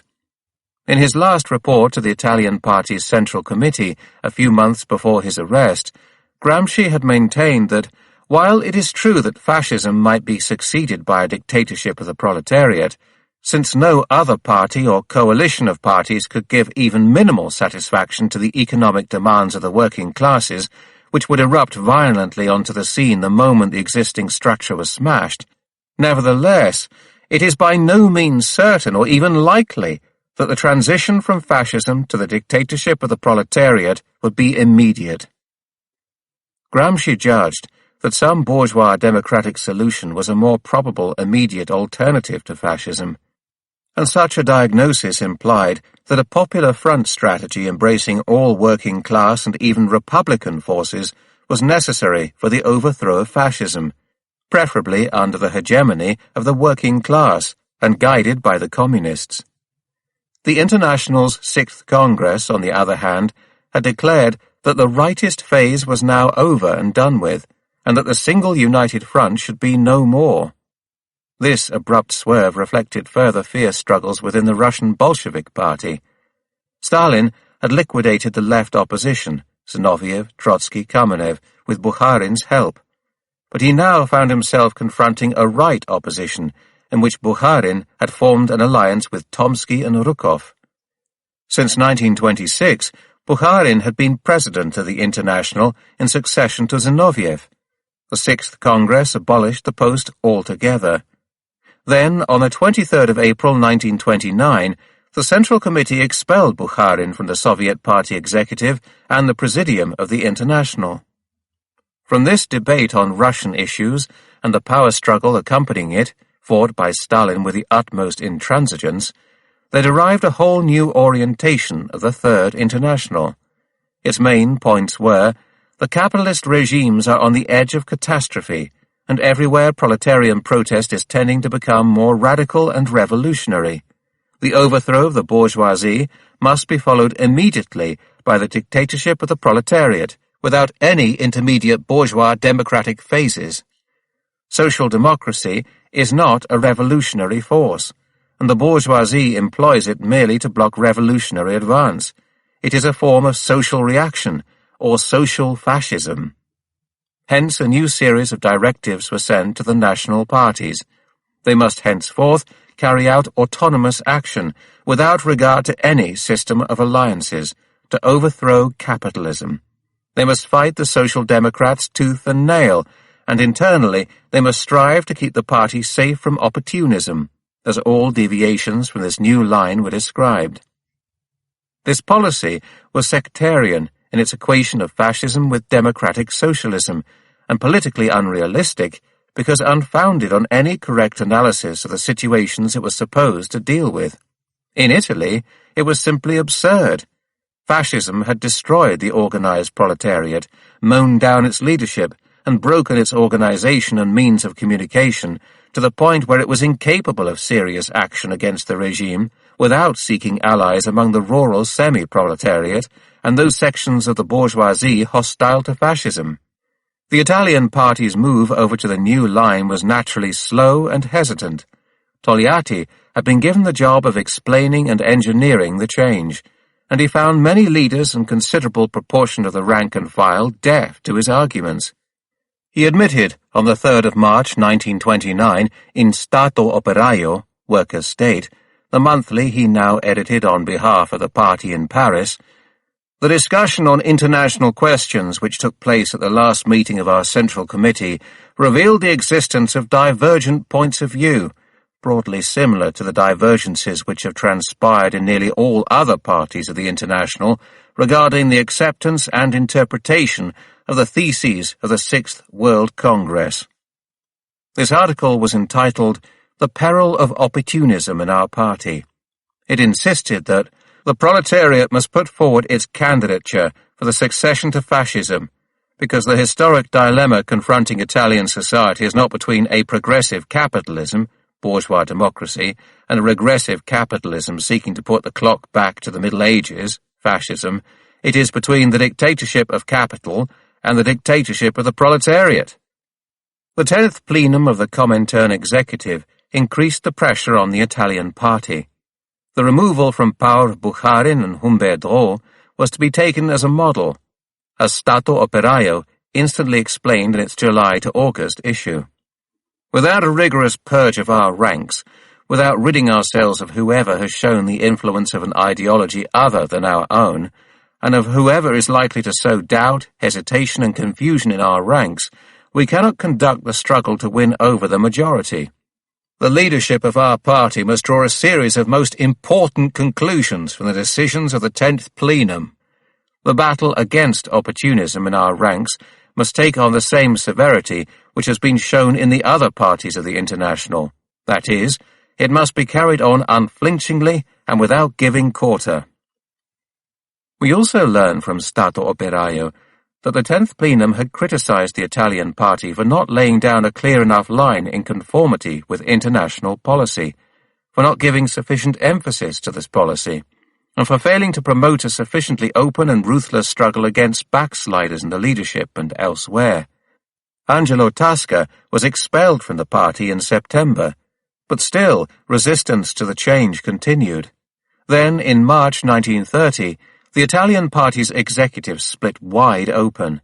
The motion which provoked the split argued, "The strong pressures exerted by fascism tend to lead certain sectors of the working class to think that, because the proletariat cannot speedily destroy fascism, the best tactic would be to support bourgeois and petty bourgeois movements aiming at the elimination of fascism without a proletarian revolution." This conception was then denounced as radically false. The idea of a bourgeois democratic regime following upon fascism is only intended to distract the worker and peasant masses from revolutionary struggle, from their preparation for insurrection and civil war. Togliatti, Luigi Longo, and Camillo Ravera voted for this motion. It was opposed by Alfonso Leonetti, in charge of the underground press, Paolo Ravazzoli, leader of the trade union movement, and Pietro Tresso, organizing secretary. Ruggero Grieco and Ignazio Silone were absent. The deciding vote in favor of the motion was cast by the representative of the Young Communist Federation, Pietro Secchia, although actually he had only an advisory vote. Some months later, Leonetti, Tresso, and Ravazzoli were expelled from the executive and the Central Committee. A violent campaign of vilification was begun against them, and everybody was made to condemn them publicly. Pressure was also put upon Silone to denounce them, though he had in fact disapproved of their stand. Did Gramsci know? What was he thinking of all this? Gennaro Gramsci was now the only one who could still enter Italy legally and visit his brother at Turi. Togliatti sought him out, where he was working in Paris, and asked him to go and inform Antonio of all that happened and bring back his point of view. The expulsion of Leonetti, Tresso, and Ravazzoli was announced on the 9th of June 1930. 1 week later, Gennaro saw his brother in prison.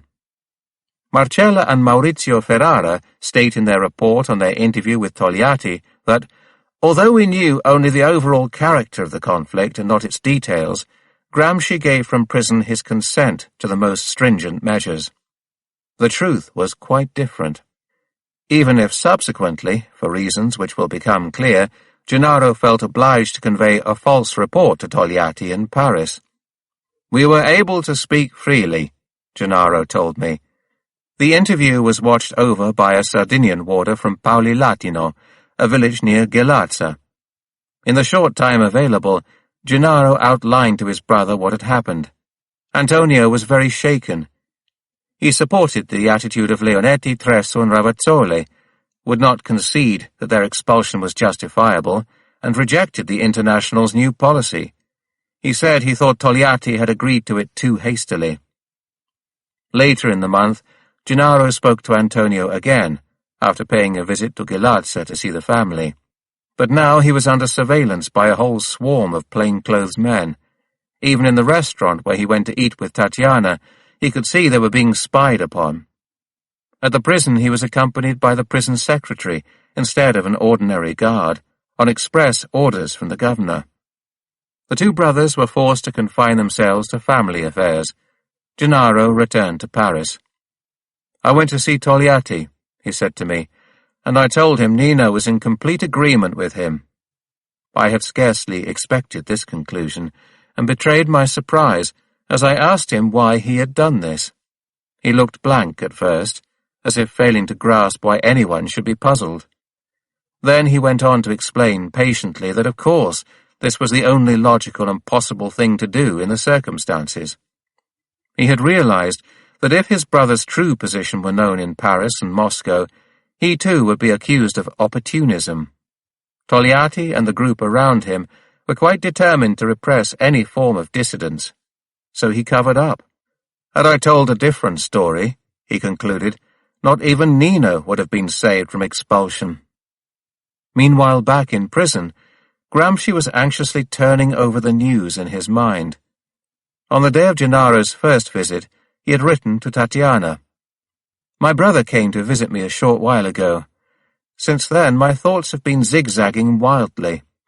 After more mature reflection on this wide range of problems and events, however, Gramsci would not change his mind.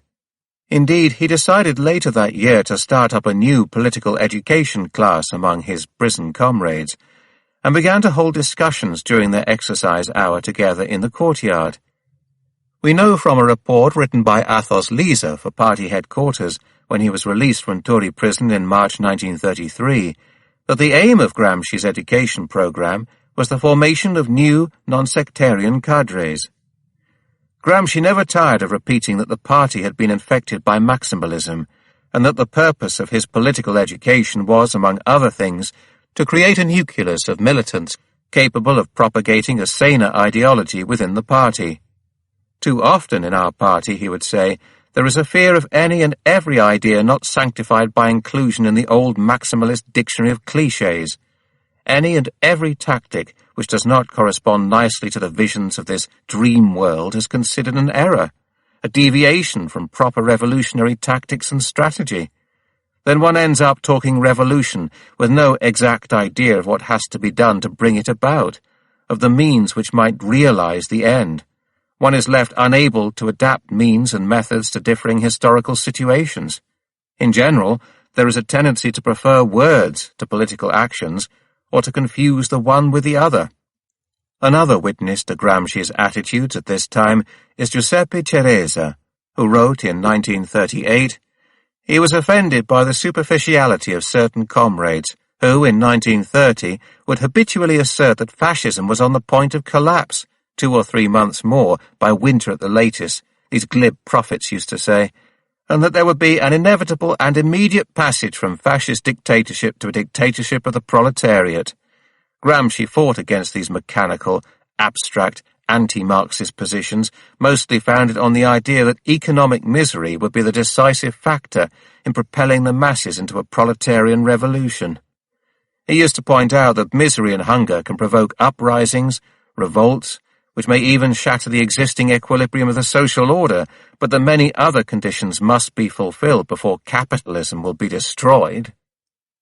Togliatti had declared at the Comintern's 6th Congress, "We say that the fascist takeover and the total reactionary transformation which it has inflicted upon bourgeois society do not open the way to a second bourgeois democratic revolution, but demonstrate that the time is ripe for a proletarian revolution. We say that we are now in the period of political preparation for the proletarian revolution and not in the period of preparation for a bourgeois democratic revolution. Gramsci, on the other hand, in Ceresa's words, kept intact all his faith in the capacity of the masses, but did not pretend that the leaden tyranny of fascism had not profoundly disoriented them and weakened their combative power. Under such conditions, he said, the masses certainly longed for democracy. A further series of comparisons can easily be made to illustrate and amplify this profound political divergence. Stato Operaio, the organ of Togliatti's group, had said, "We exclude the possibility of any so-called transitional phase, that is, any period of bourgeois democratic revolution before the development of the proletarian revolution. This means that we cannot and must not work on the assumption that any period of legality or semi-legality will be allowed the working masses and their vanguard, in which they can reorganize their forces free of daily attack and harassment by the enemy. Such a period was allowed the Bolsheviks after the triumph of the bourgeois revolution in March 1917, but it will not be given to us." Gramsci's opinion was, again in Ceresa's words, "Fascism has driven the proletariat and the entire Italian people back into retrograde positions. Hence, the class struggle in Italy is bound to develop along the lines of the freedoms which fascism has destroyed. Mass pressure may reach and influence even that sector of the fascist leadership which lives in closest contact with the workers. At the same time, there will be a reanimation of the bourgeois anti-fascist movements, and many of fascism's fellow travellers will go over to the opposition and try to exploit the revival of mass consciousness and activity while containing them within the limits of the bourgeois state. Is it legitimate, then, to speak of a direct transition from fascist dictatorship to the dictatorship of the proletariat? No. To predict this is to fall into mere abstract schematism." Stato Operaio. It is often asserted that as the economic and political crisis of Italian society grows more acute, we shall see the bourgeoisie withdraw from fascism and, driven by the very pressures of the situation itself, become anti-fascist, undoing much of the work, institutions, forms of government, etc., in which the present reactionary regime consists. The policy of the coalition of Republican parties and other Democrats is based on this assumption. But similar ideas, or at any rate echoes of them, are undoubtedly present in certain sectors of the Italian working class, and even in the ranks of our own party. We must certainly admit that as the crisis becomes more acute, parts of the ruling class will be affected by panic and will lose confidence in their own powers. But though this is true, it is on the other hand truer still that we should commit the gravest error were we to base our policy and work upon this assumption, were we to believe that panic and uncertainty will of themselves lead to the formation of a bourgeois anti-fascist front and turn the ruling orders against fascism. The organization of fascism has become such that it cannot be defeated except by a mass movement, which assumes the character of an insurrection, and there is no stratum of the bourgeoisie or of the petty bourgeoisie which wants this, or would be willing to do anything that might unleash such a movement. Gramsci, from Lisa's report, "It is possible for the party to undertake action in common with the other parties struggling against fascism in Italy. The outlook for revolution in Italy must be a double one. One must consider both what is most likely to happen and what is less likely to happen. Personally, I believe that what is most likely is a period of transition. Consequently, the party must adapt its tactics to this eventuality without fear of appearing unrevolutionary." Stato Operaio. The coalition and the social democratic parties talk of plutocracy instead of capitalism and imperialism. They talk of a paternalist regime rather than of state capitalism, of obscurantism and the triumph of medievalism rather than of reaction and the dictatorship of capital. Their language is designed to make the workers forget that the fight for proletarian dictatorship, the fight to overthrow the capitalist system, the fight for socialism are together the one task history has assigned to the working class, and form the only possible content of the struggle against fascism. Each and every concession which we make on this crucial point to the political and historical arguments of the coalition and to their equivocal and soothing slogans, each such concession is opportunism and constitutes a substantial deviation from our political line. Gramsci, from the Lisa Report. The formation of alliances has become an extremely delicate and difficult operation for the proletariat. But, on the other hand, if it fails to form such alliances, the proletariat cannot hope to undertake serious revolutionary action. If one takes account of the particular historical conditions within which the political evolution of the Italian peasantry and petty bourgeoisie must be understood, it is easy to see that any political approach to these strata by the party must be carefully thought out, and must seek to win them over in gradual stages. Thus, it is easy nowadays to persuade a peasant of the Mezzogiorno or any other region that the king is socially useless, but not so easy to make him understand that the workers could take his place, as he doesn't see in general how the boss could ever be got rid of. The petty bourgeois, the lower ranks of the army officer class, for instance, discontented about lack of promotion and precarious conditions of life, etc., is more likely to think that his conditions will improve under a republican regime than under a Soviet one. The first step such strata must be led into making is a formulation of their attitude towards the Constitution and other institutional problems. The futility of the crown is now grasped by all workers, even the most backward peasants of Sardinia or the Basilicata. The party can work in conjunction with the other anti-fascist parties on this terrain. In essence, Gramsci's argument was based on three main points. 1. Even under the most favourable conditions, the party could not count on more than about 6,000 activists. 2. The most suitable tactic was therefore not sectarian isolation, but a search for class alliances. 3. The backward peasantry and discontented lower middle classes could be won over to alliance with the working class, but only if the purpose of the alliance was an intermediate one, the restoration of the freedoms destroyed by fascism. It was necessary to promote and try to lead a wide, popular anti-fascist movement. The party, Gramsci concluded, according to Ceresa, will have to find the ideas and words capable of mobilizing all anti-fascist forces behind such a movement. Gramsci's new educational program for his fellow prisoners lasted only a few weeks. Not everyone agreed with Gramsci's theses. Angelo Scucchia and Lisa himself embraced different positions, for instance. When these divergences came to light, according to Lisa, all those present were asked to think the problem over again and say what they thought about it after a fortnight. This re-examination was not possible, because in the meantime Gramsci had been misled by false information into believing that the comrades were discussing the problems in a sectarian fashion. In fact, Gramsci had not been misled. The information was not false, as Giovanni Lai makes clear in his account. The truth is that the debate comrades carried on in their cells was not always kept on a proper political level. Often, much too often I thought, they sank to the level of mere gossip, or even downright slander, with quite inexcusable personal remarks about Gramsci. I was in the same cell as Bruno Spadoni and Angelo Scucchia. Scucchia went so far as to assert that Gramsci's position was social democratic, that he was no longer a communist, that he had become a Crocean out of opportunism, that we should denounce his disruptive influence on the party, and that we ought to begin by excluding him from our own company and driving him out of the exercise yard.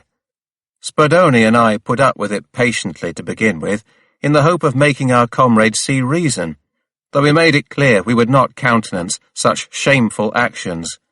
When it became obvious he was beyond redemption, we discussed the situation with Gramsci. He told us at once that in other cells too, debate had often degenerated to the same absurd level, and done nothing except foster division and enmity among comrades. The tension was extreme. When Gramsci tried to dissuade his comrades from arguing too violently with the warders, who were ex-peasants not directly responsible for the harshness of the prison regime, he found himself accused of excessive regard for legality, and even of being afraid to lose the privileges he enjoyed, like being able to write and receive books. He withdrew into isolation. Once, he said to Lai, "The thankless task of scratching the surface to see what lies underneath it has fallen to me more than once in the past. There are people, and lots of them in our own ranks, who give the impression of being important and serious, and are really nothing but windbags." 27. In an outburst of the 3rd of September 1933, we find Gramsci writing, "When Inspector Saporiti came to examine me, he said, and I don't know from what source he can have drawn his information, there were other than physical reasons for my state of health, and that I was affected by psychological factors, especially the feeling of having been abandoned by my family, not in a material sense, but in certain more intimate ways which matter a great deal to an intellectual." Gramsci had undergone 2.5 difficult years, from mid-1930 to the end of 1932, and they had undoubtedly been made more difficult by the irregularity of his correspondence. Giulia was suffering from a very serious nervous breakdown. Antonio had learnt what was wrong about the end of 1930 from various hints which gradually built up into a full picture. But the hints had not come from Giulia herself. On the 13th of January 1931 he wrote to her, "I have only just been informed, reliably I think, about your state of health. It seems to me this way of going about things will end by making our relationship quite conventional and Byzantine, and take all the spontaneity out of it. So many barbed wire fences are bound to breed sickness and exasperation. Once, we promised each other we would always be frank and truthful in our relationship, do you remember? Why haven't we kept our promise?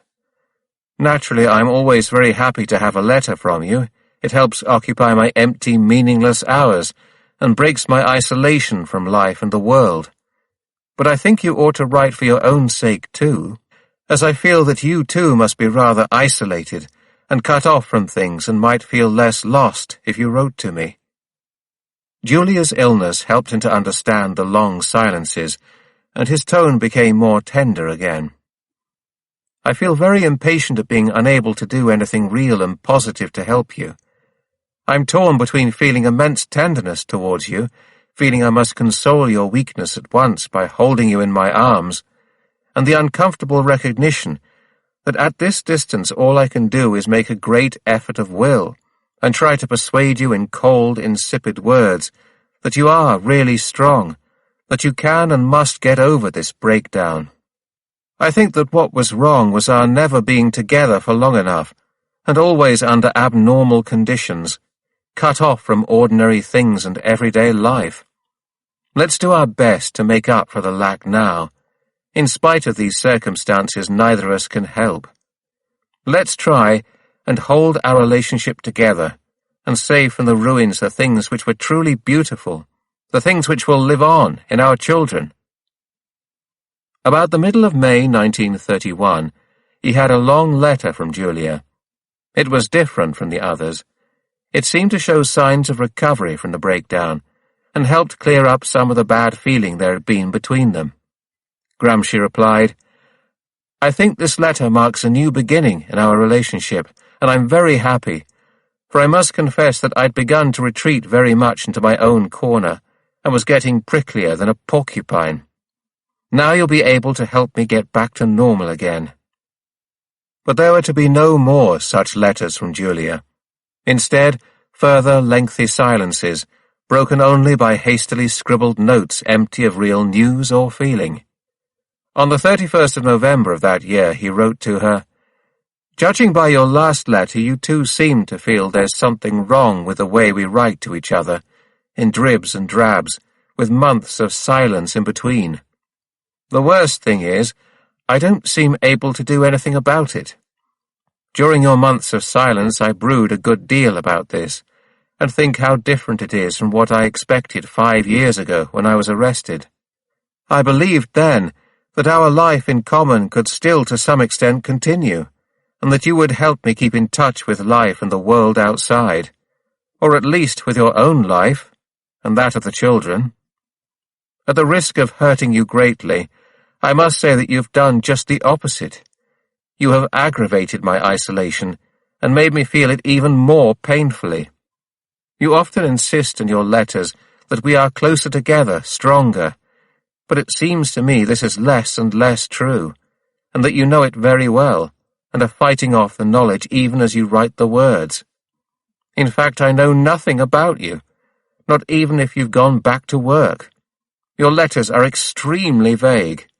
I can't succeed in imagining anything of your life. I've tried so many times to start a real dialogue with you. I've asked you so many questions and indicated the kind of thing it would interest me very much to know. All this has produced nothing, and so I've fallen back into this state of mind, which makes it very hard and painful for me to write to you at all. The present letter is one more attempt to make contact. I believe it is still possible, and that we may still be in time. However, there were serious psychological difficulties on both sides, which could not be so easily resolved. The feeling of having been left alone at a difficult period of her life, when Tatiana might have come back to Moscow to help her, for instance, obviously made Julia feel some bitterness, just as the sensation of being forgotten tormented Antonio. Their relationship went on deteriorating in this vicious circle. The rest of the family was by no means assiduous in its correspondence either. There had been the break with Mario in 1928, after which no more letters came from Varese. When he visited Turi in 1930, Gennaro had promised to write often.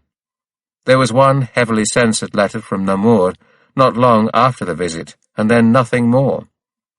Carlo was having serious troubles of his own. He had been forced to close down his shoe shop in Ghilarza, and had gone to work in the cooperative dairy at Macomer. But the first time there was a reduction of staff he had to go, and became unemployed.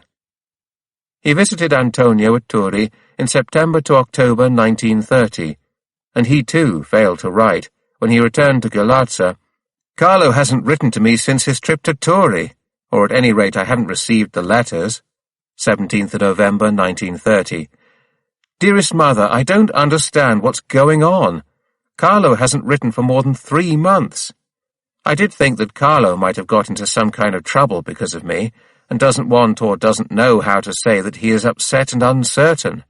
The 15th of December 1930. Gramsci set about trying to find Carlo a job. The man who might be able to help him was Piero Straffa, who had been lecturing in economics at Cambridge University for some time.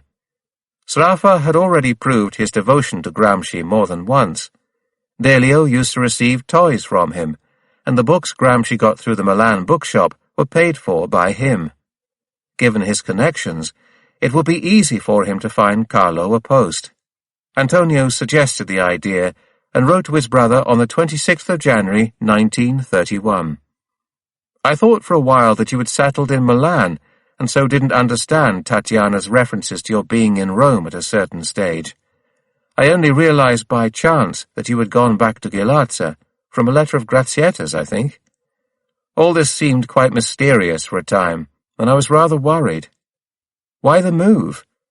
I was afraid the Milan police had been getting at you because of your name, in spite of all your papers and your different ideas, and the information they could have got from Cagliari.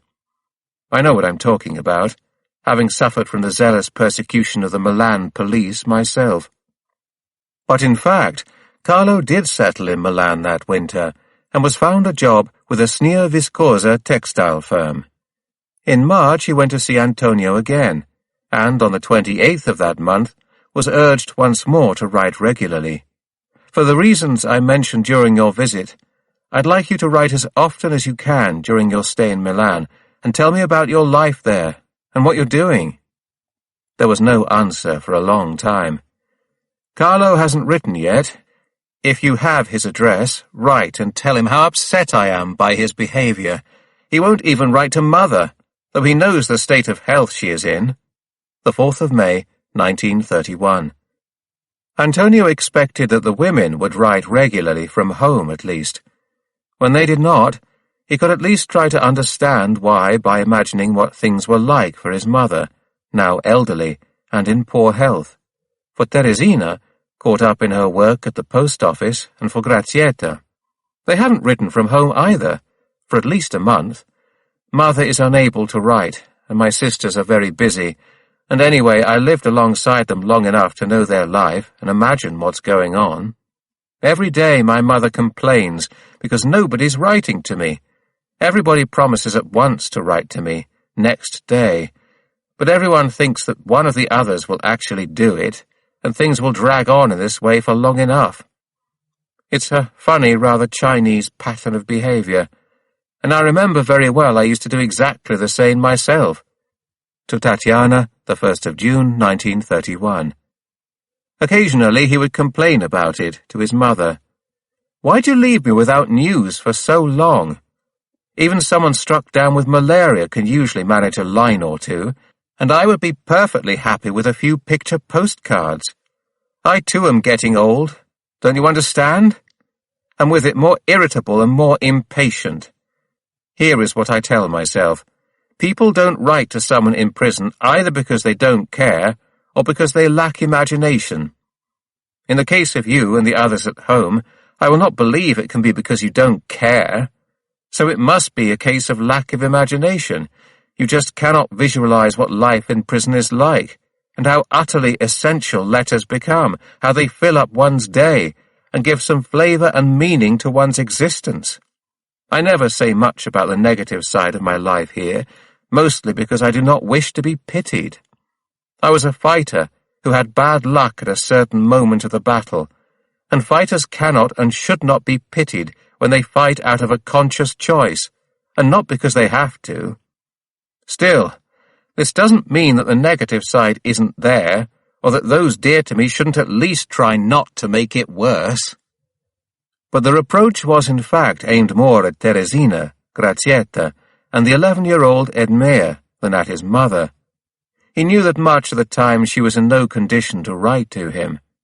A letter which she had dictated to Teresina had greatly moved him. "I received the letter which Teresina wrote down for you. I think you ought to write that way more often. I felt all your spirit and way of thinking in the letter. It was really yours, not Teresina's. Do you know what it brought back to my mind?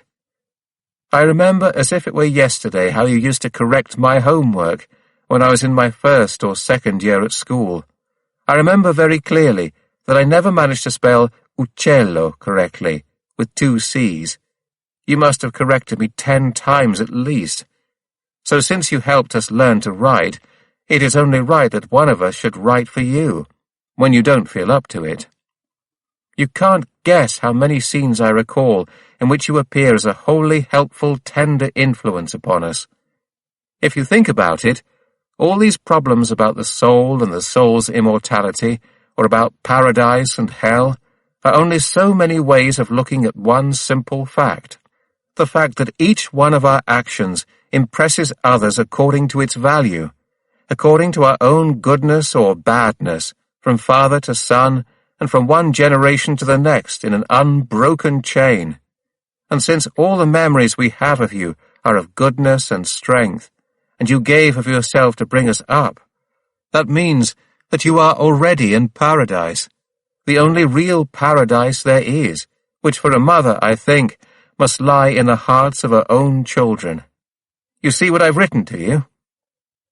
Though the letters from Sardinia were few enough, Gramsci knew much more about his relatives there than those in Moscow. I certainly know Teresina's children much better. They've written to me several times, and Teresina tells me about them, so that I can write back. I'm able to because I know what the background of their life is like from my own experience. But for Delio and Giuliano, I imagine there must be some sort of Flying Dutchman. He felt very attached to all the children. He tried to follow their development and keep in touch with them as best he could. He had once written to Teresina, "Franco looks very lively and intelligent. I expect he's speaking well already. I hope you'll let him speak Sardinian, and not pester him to speak properly. I thought it was a big mistake not to let Edmea speak Sardinian freely when she was small. It damaged her intellectual development and put a straitjacket on her imagination. I really do entreat you not to make the same mistake. Please let your own children pick up all the Sardisms they want and develop spontaneously in the natural environment they were born into. He would often spend long hours in his cell looking at and comparing the photos of the various children, studying the differences and resemblances between Delio and Giuliano and Teresina's family, Franco, Mimma, and Diddi, and Gennaro's girl, Edmea. He was very ill, and usually slept very little. In October 1930, I slept for 5 hours on only 2 nights. For 9 whole nights I didn't sleep a wink, and less than 5 hours on all the rest, which makes an average of less than 2.5 hours per night. His sleep was, moreover, frequently interrupted. Giovanni Lai recalls that Gramsci occupied the first cell on the first-floor corridor, where there was coming and going all night long to the infirmary and other parts of the prison. The traffic was less intense, and Gramsci's degree of disturbance less, only if there happened to be a less zealous lot of guards on duty. Sometimes he felt utterly drained. I hardly sleep at all, and feel overcome by a terrible lethargy. Not even reading appeals to me.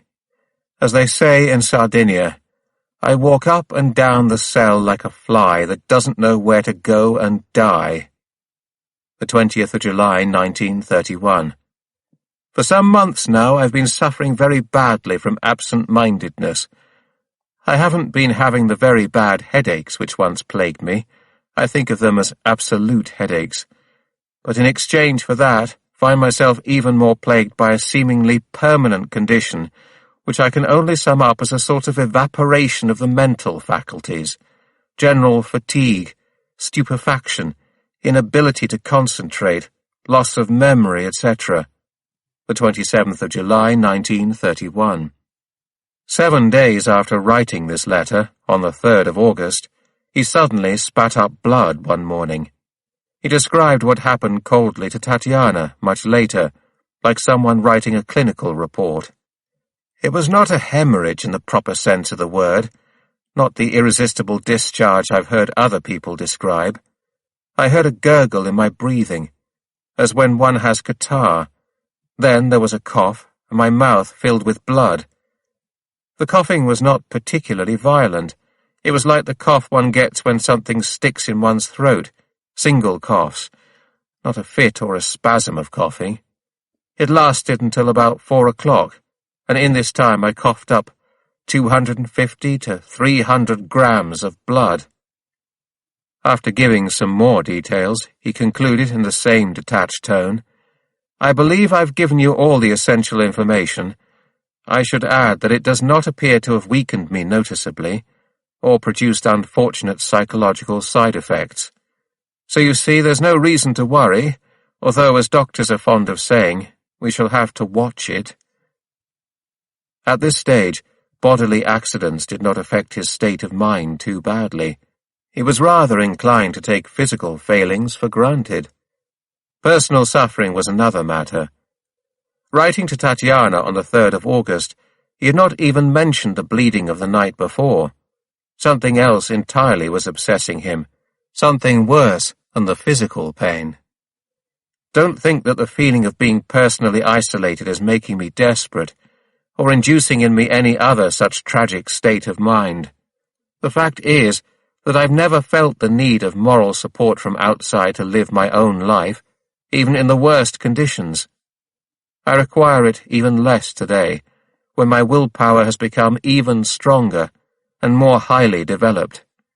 The difference is that whereas I used to feel almost proud of my isolation, now I feel all the meanness, all the aridity and narrowness of a life based exclusively on such efforts of will. In the same letter, he also referred to his work. He was not discouraged, he said, but the difficulties in the way of pursuing his chosen lines of inquiry grew greater all the time. He had written on the 17th of November 1930 to Tatiana, I fixed on 3 or 4 main subjects, of which one is the cosmopolitan function of Italian intellectuals up to the 18th century. There are so many sides to it, the Renaissance and Machiavelli, etc. If only I had the chance to look up the necessary material, I think that a really interesting book could come of it, a book nobody has done as yet. I say book, but it would be more like an introduction to a certain number of monographs, since the question is different at different periods of history, and I believe it would be necessary to go right back to the Roman Empire. In the meantime, I write notes. Reading what little material I have reminds me of other things I read in the past. In the letter of the 3rd of August, he returned to the difficulties affecting his researches. One might say that I don't have a real work program any longer, and naturally this was bound to happen. I decided to think about a certain series of problems, but it was inevitable that at a certain point my reflections should need documentation and require to be substantiated by a period of work and rethinking in a big library. This doesn't mean I'm wasting my time, but there we are. I am less curious about certain general themes, at least for now. It should also be borne in mind that the rigorous scholarly habits I picked up doing philology at the university have left me with a perhaps excessive load of methodological scruples. Tatiana's reply was not long in coming. Of course it's true that to write a perfect history of the intellectuals, one would need a great library to work in, but why not do it imperfectly for the moment and complete it later when you have access to what you need? The 28th of August, 1931. But Gramsci was not really too discouraged by the objective difficulties of his work in prison. On the 7th of September he answered Tatiana, "You must not think I'm not going on with my studies, or that I am downcast because I can't get beyond a certain point with them. I haven't yet lost a certain inventive power, in the sense that everything important I read leads me to think for myself, and to ask, how could I write an article on this subject? To amuse myself, I imagine a racy beginning and ending, and a chain of irresistible arguments in between, like so many straight lefts in my opponent's eye. But I don't write down such irresponsible outbursts, of course. I confine myself to putting down weighty philological and philosophical discourses, the sort of thing which Heine wrote. They were so boring that I fell asleep, but that proved so boring I just had to wake up again." When lack of books did prevent him going on with his work, he tried to pass the time translating from the Russian, Gogol, Turgenev, Dostoevsky, Tolstoy. But his work on the intellectuals was not so easy to put aside. He grew tired of waiting for the books he needed, and decided to make a formal request to the head of the government, a draft of which is found in Notebook 14. The undersigned, in full accordance with prison regulations and discipline, and with the proper authorization, has been attempting to make good use of his enforced idleness by preparing a history of the formation and development of Italian intellectual groups. Since difficulties of an obscure nature appear to have been in the way of this work recently, and cannot be dealt with as things stand, the undersigned begs Your Excellency to grant him direct authorization for the prosecution of this work. He went on accumulating notes and observations as best he could, for the essays he could only hope to complete later on. On pages 1 and 2 of Notebook 28, written in 1932, we find under the heading Assorted Notes and Remarks for a History of Italian Intellectuals, a foreword which indicates clearly the scope and intention of this study. First, provisional memorandum character of all such notes and remarks. Second, they might lead to a number of separate essays rather than one single coherent work. Third, not yet possible to distinguish between the main body of the argument and secondary developments, the text, and the notes on it. Fourth, there are often unconfirmed statements, first approximations one might call them. Some might be abandoned later after more thorough research, and the very opposite might even turn out to be true. Fifth, the vast scope and undefined limits of the subject ought not to be misinterpreted in the light of the above remarks. I have not the slightest intention of compiling a jumbled-up, commonplace book, an encyclopedic monster touching briefly on anything and everything. Principal essays: General Introduction. Development of Italian intellectuals up to 1870. The different periods. Popular literature in the serialized novel, folklore and common sense, the problem of literary language and the dialects, the offspring of Padre Bresciani, Reformation and Renaissance, Machiavelli, the school and national education, the place of B. Croce in Italian culture up to the World War, the Risorgimento and the Partito d'Azione, Ugo Foscolo, and the origins of the national rhetoric, Italian theatre, history of Catholic action, Catholics, integral, Jesuit, and modernist, the medieval commune as the economic cooperative phase of the state, cosmopolitan function of the Italian intellectuals up to the 18th century, reaction to the absence of national popular culture in Italy, the Futurists, the single comprehensive school, and what it would mean for the whole organization of national culture. Lorianism, as one of the characteristics of Italian intellectuals, absence of Jacobinism in the Italian Risorgimento, Machiavelli as political technologist and political man of action, reordering of material. 1. Intellectuals, scholarly problems. 2. Machiavelli. 3.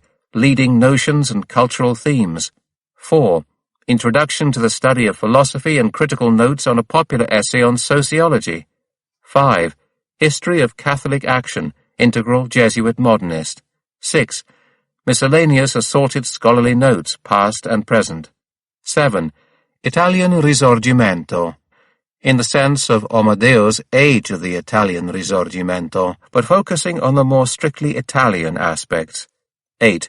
The disciples of Padre Bresciani and popular literature, literary notes. 9. Lorianism. 10.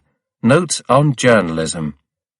So Gramsci went on, in spite of his declining physical powers and his great dejection over the relationships which had been broken off or obscured by mutual incomprehension. Perhaps he was now asking too much of his body, afflicted and ill cared for as it was. Finally, the collapse came. I have reached a point where my powers of resistance are near to complete collapse. I don't know what the result will be. These last few days I felt more ill than ever before in my life. For more than 8 days now, I have not slept more than 3/4 of an hour a night, and sometimes I haven't closed my eyes. Insomnia may not cause particular ills, but it certainly aggravates all those one has already, and creates so much concomitant misery that the whole of one's existence becomes intolerable. The 29th of August, 1932. He became bad-tempered with a strain. Some ideas deriving from Tatiana's incorrigible romanticism he found especially exasperating. He wanted her to go to Moscow for good. 2 other new developments added to his nervousness at the same time. He heard from Grazietta that his mother might be dying, and he heard from Carlo that there was a possibility of his being freed from prison. Signora Peppina had been ill in bed for many months. On the 7th of October 1932, Grazietta wrote with very bad news. Their mother had already expressed her dying wishes, and there was no hope for her. A note from Edmea 2 days later was more reassuring, but the shock of the letter remained. The idea that Mother might be dying while I know nothing about what's going on and might never see her again haunts and obsesses me all the time, night and day. I remember her as full of energy and vitality, and so many vivid memories of our old family life come crowding back that I can scarcely believe she's in the state you have described, and herself feels she is on the point of leaving us. I don't know if you, Grazietta, can make her feel how much I have always loved her, and how one of the great sorrows of my life, and one of the things which has had most effect on my character, was seeing how her existence never had one single moment of repose in it, how she lived without doing anything to please herself, and without finding any enduring peace. The 17th of October, 1932.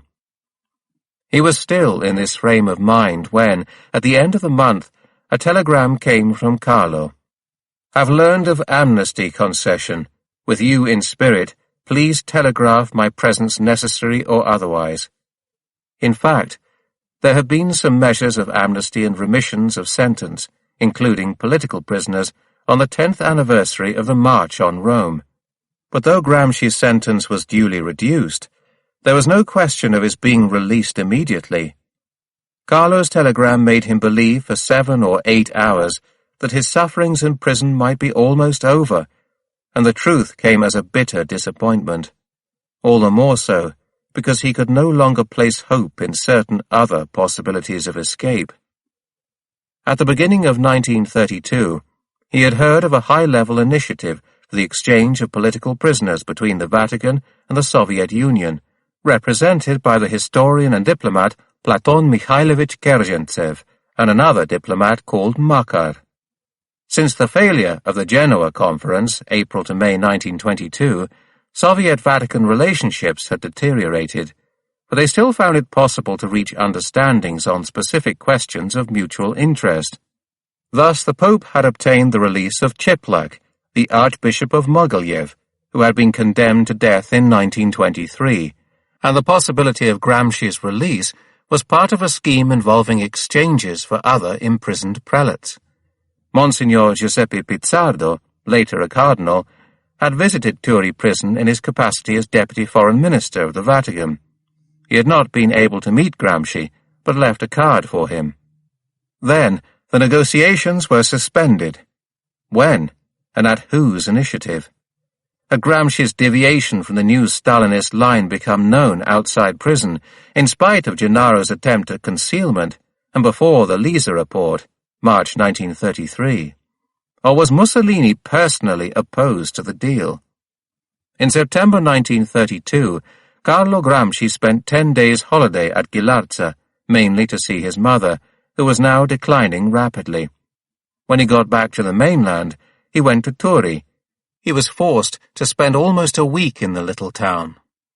Antonio wanted to discuss certain rather delicate matters with him, but could not manage to get the warder he trusted at any of the sessions, so that they could speak freely. Finally, the right man was there, and Antonio was able to tell his brother about the Vatican operation and Pizzardo's visit. He was furious with Tatiana, who had not kept him informed of the maneuver. He could have given her some useful suggestions, but she had not been at Turi for some time. On his way home, Carlo went to see Tatiana in Rome, and told her of his conversation with Antonio, and she in turn told him what she'd been able to gather from Soviet embassy circles. Litvinov had officially proposed an exchange through the Italian ambassador in Moscow, and Mussolini had intervened personally and curtly rejected the proposal. So any hope of liberation from a move of this sort had vanished. Now there seemed no other possible chance. Embittered and exhausted by his physical collapse, Gramsci was pondering ways of resolving his relationship with Giulia once and for all, so as to be rid of the equivocation it now represented. She was better, or at least appeared to be over the worst of her breakdown.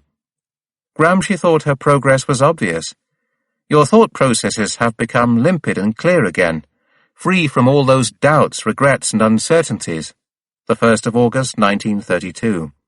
You are obviously making great strides from one week to the next, towards complete recovery and good all-round health.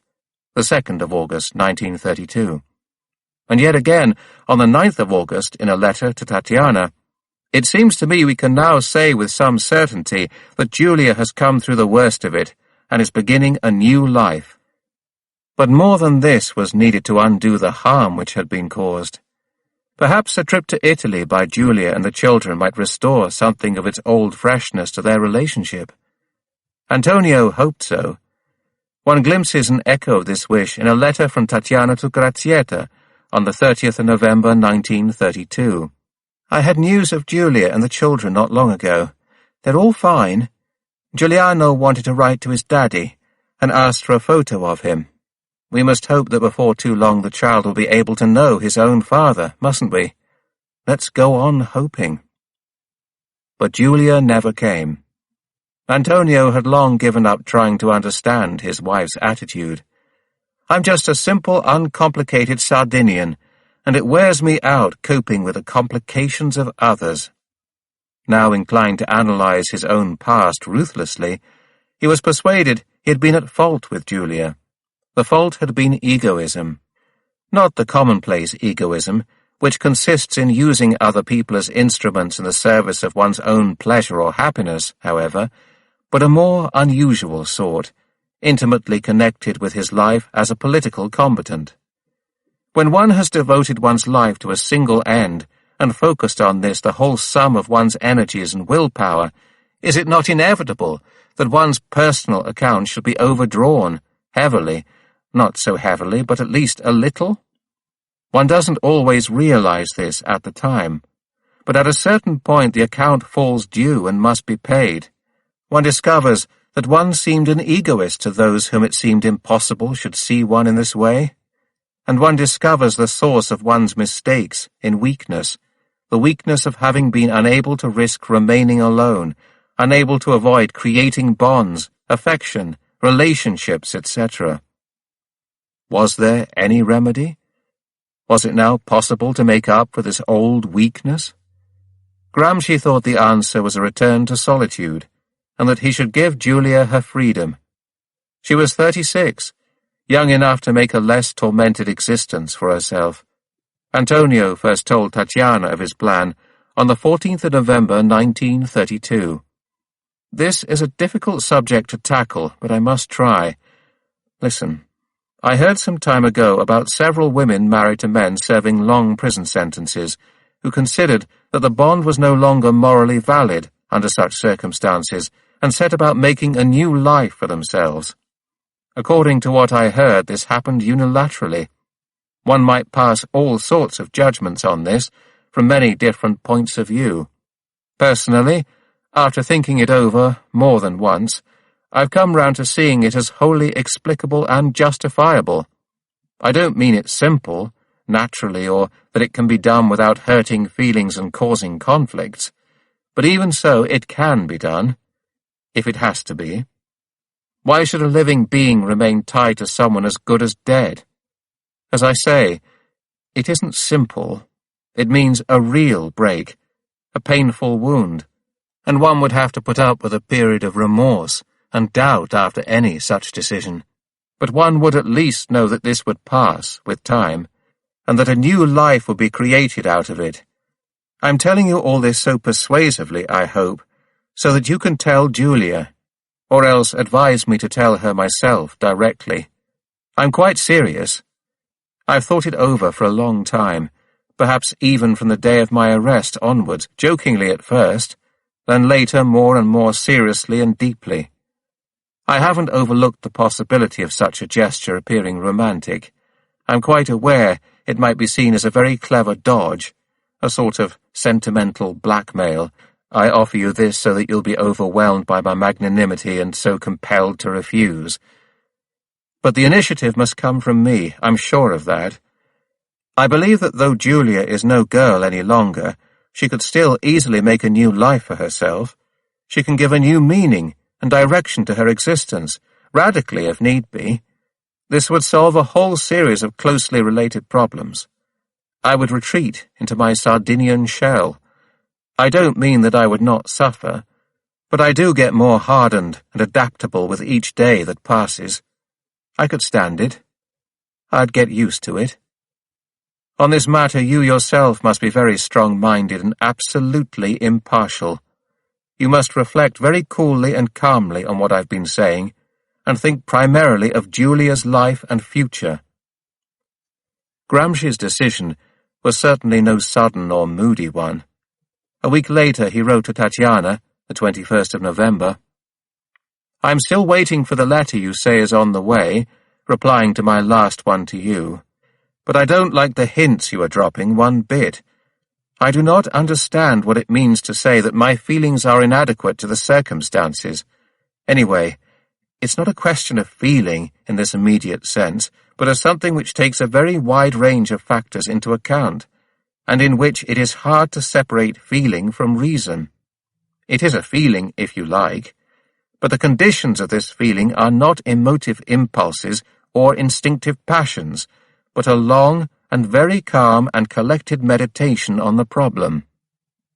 And the 5th of December, Dear Tanya, I must beg you with all my heart not to discuss, analyze, or try to disprove my letter of the 14th of November. Just answer me one thing.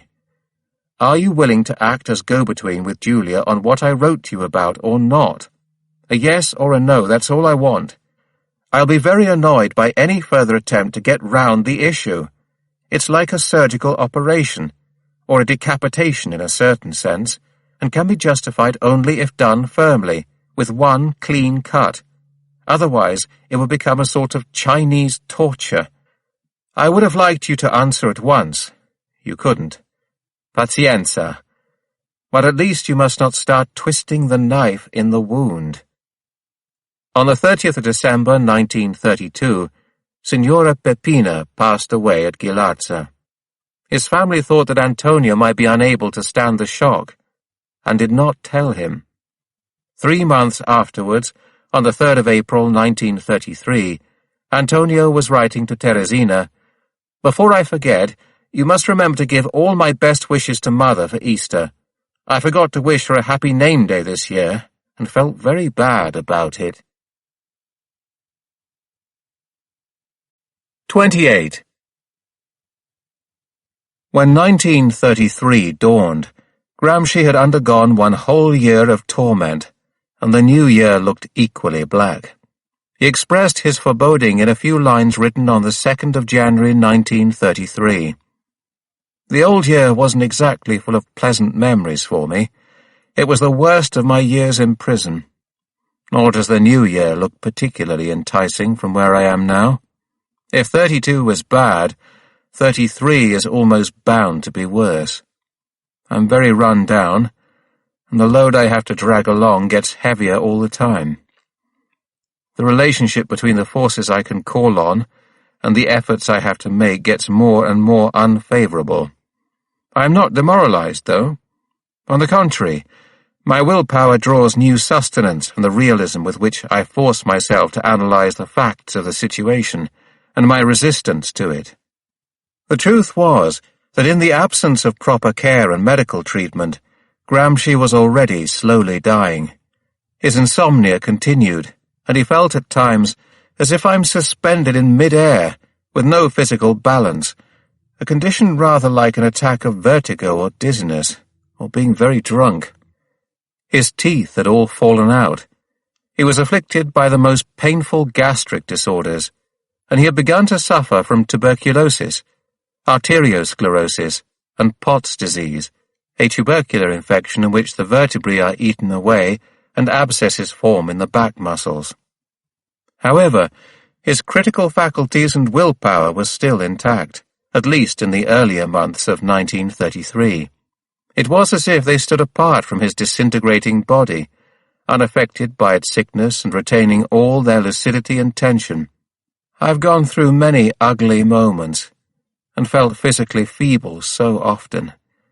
But I've never given in to this weakness, and insofar as one can predict such things, I don't believe I shall in the future.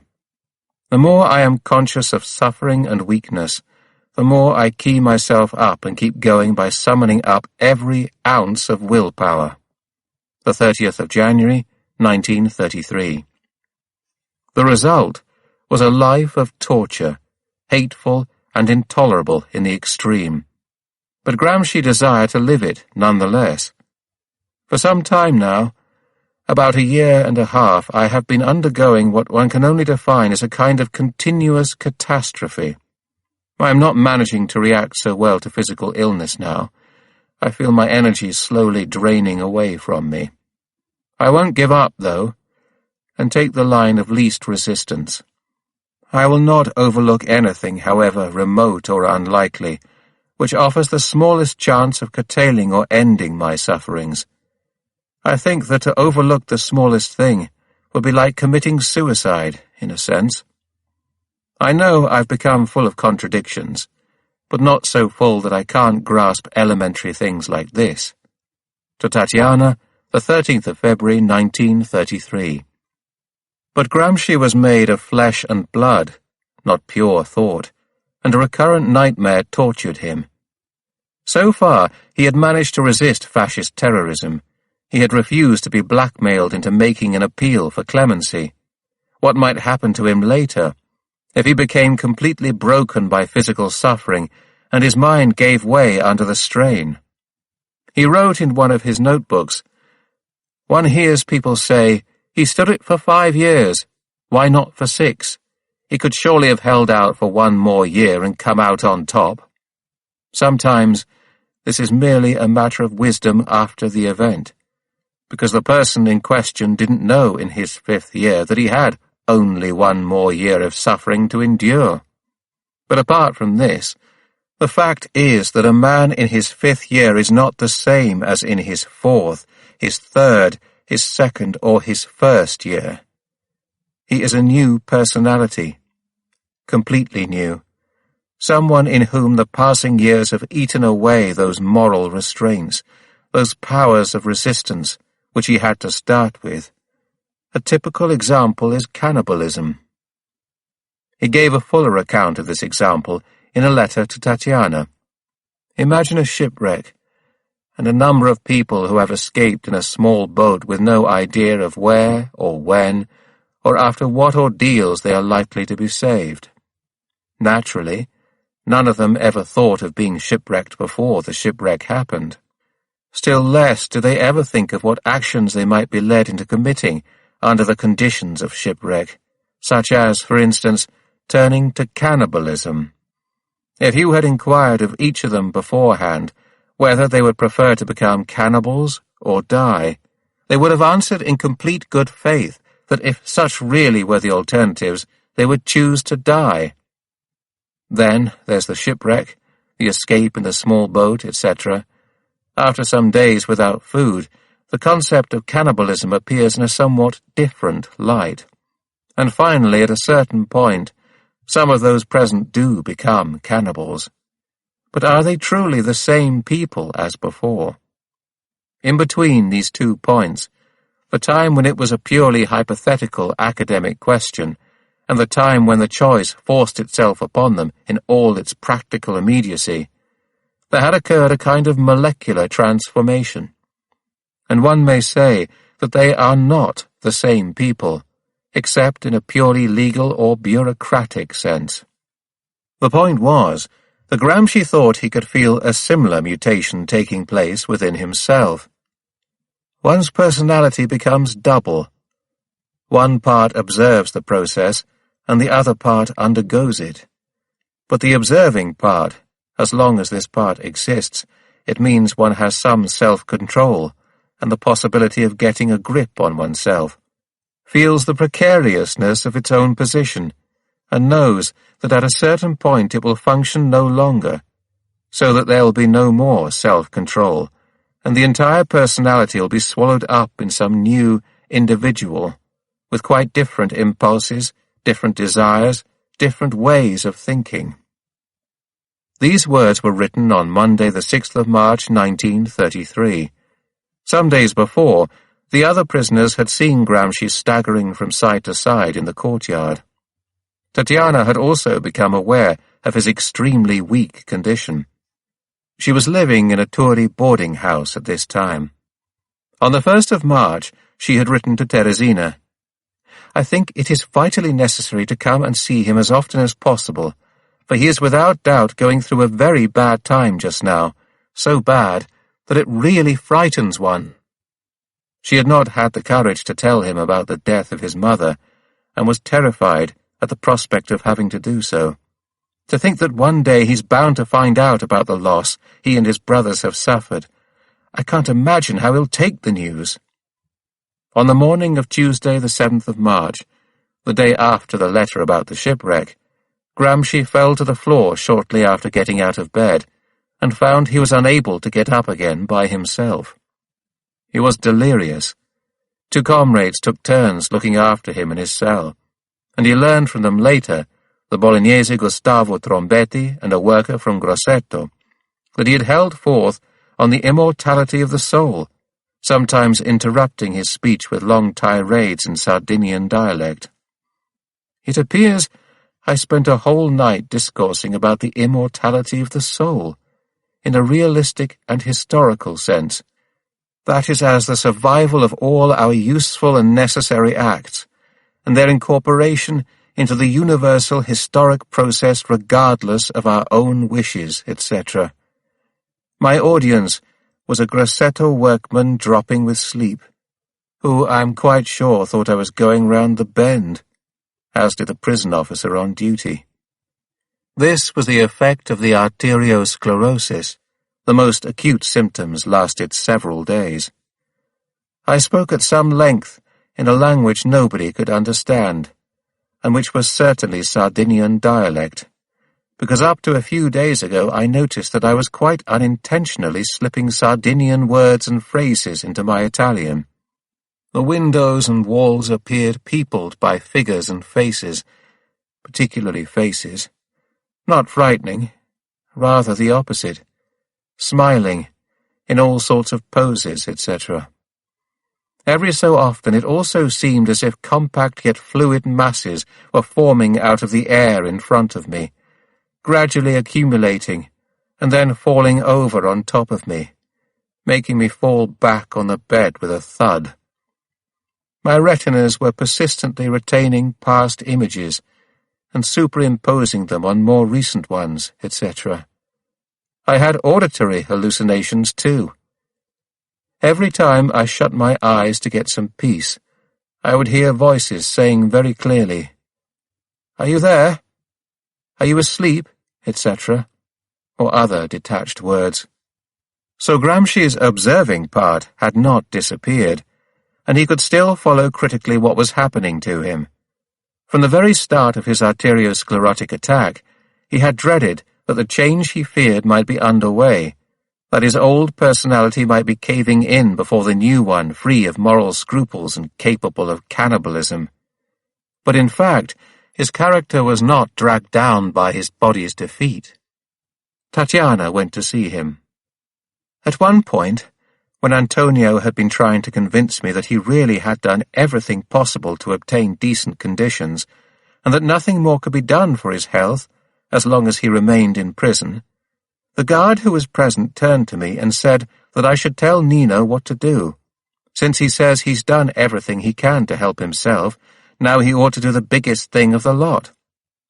You can imagine how bad I felt when the guard went on, after I'd indicated that I had not followed him. "You ought to tell your brother-in-law about what we were discussing in the office, Signorina." Then, without any anger, in a calm way that really surprised me, Nino said to him in turn, "Ah, I see. But it isn't a new thing. It's a very old thing. You mean make an appeal for mercy, don't you? Well, that's a form of suicide as far as I'm concerned.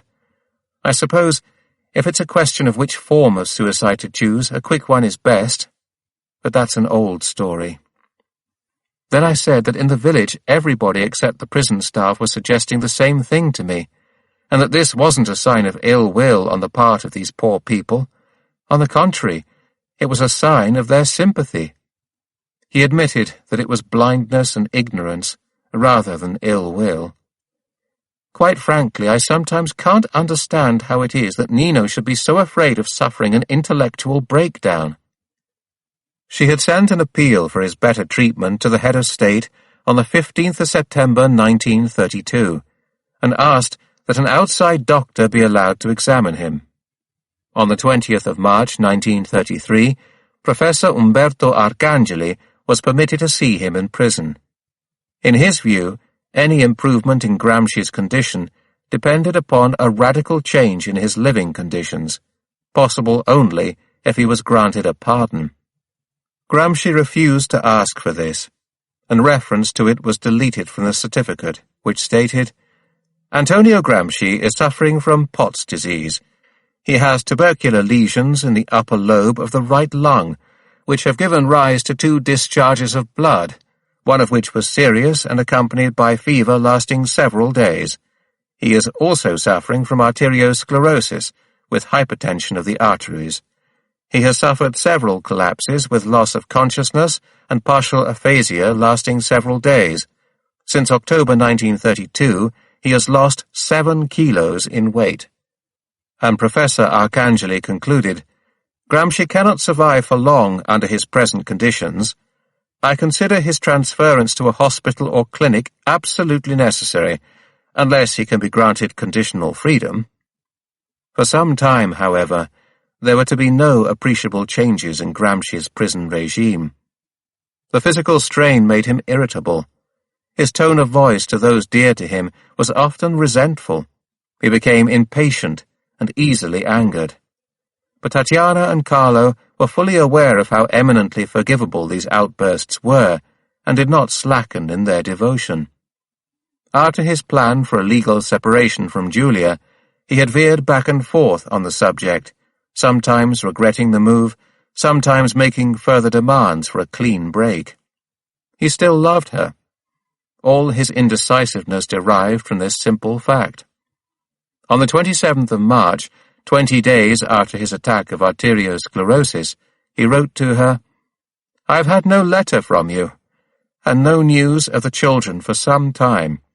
In the same period, I've written several times to you. I believe that Tatiana has had no news or letters either. Please write and reassure me. He was also becoming anxious about the lack of news from his mother. The general silence about her had not made him suspicious enough to guess the truth yet, but he was worried. He wrote to Teresina on the 30th of April. I've had 2 postcards with best wishes from yourself, Grazietta, and all the children. You've sent me no more news of Mother, and there was nothing from her on the cards. Please tell me about her, and ask Grazietta to write too.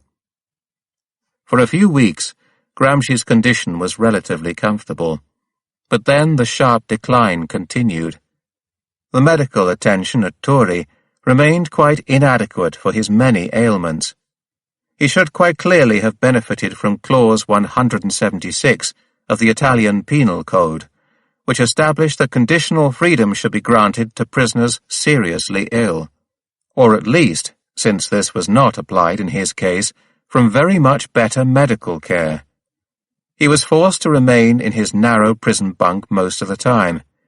In bed I can lie with my eyes closed, and avoid seeing the walls spinning round. On the 29th of May he wrote mentioning again the words of Romain Rolland, pessimism of the intelligence, optimism of the will, which had become something of a motto for him.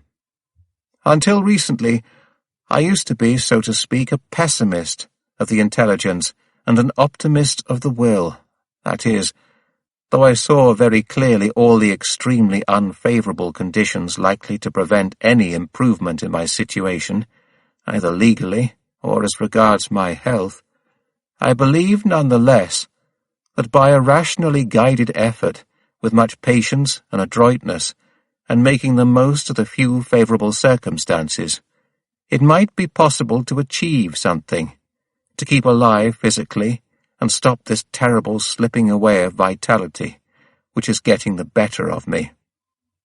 I do not believe this any longer. This doesn't mean I'm going to give up, but it does mean that I can no longer see any possible way out or forward, and that I no longer have any reserve of vitality to draw upon.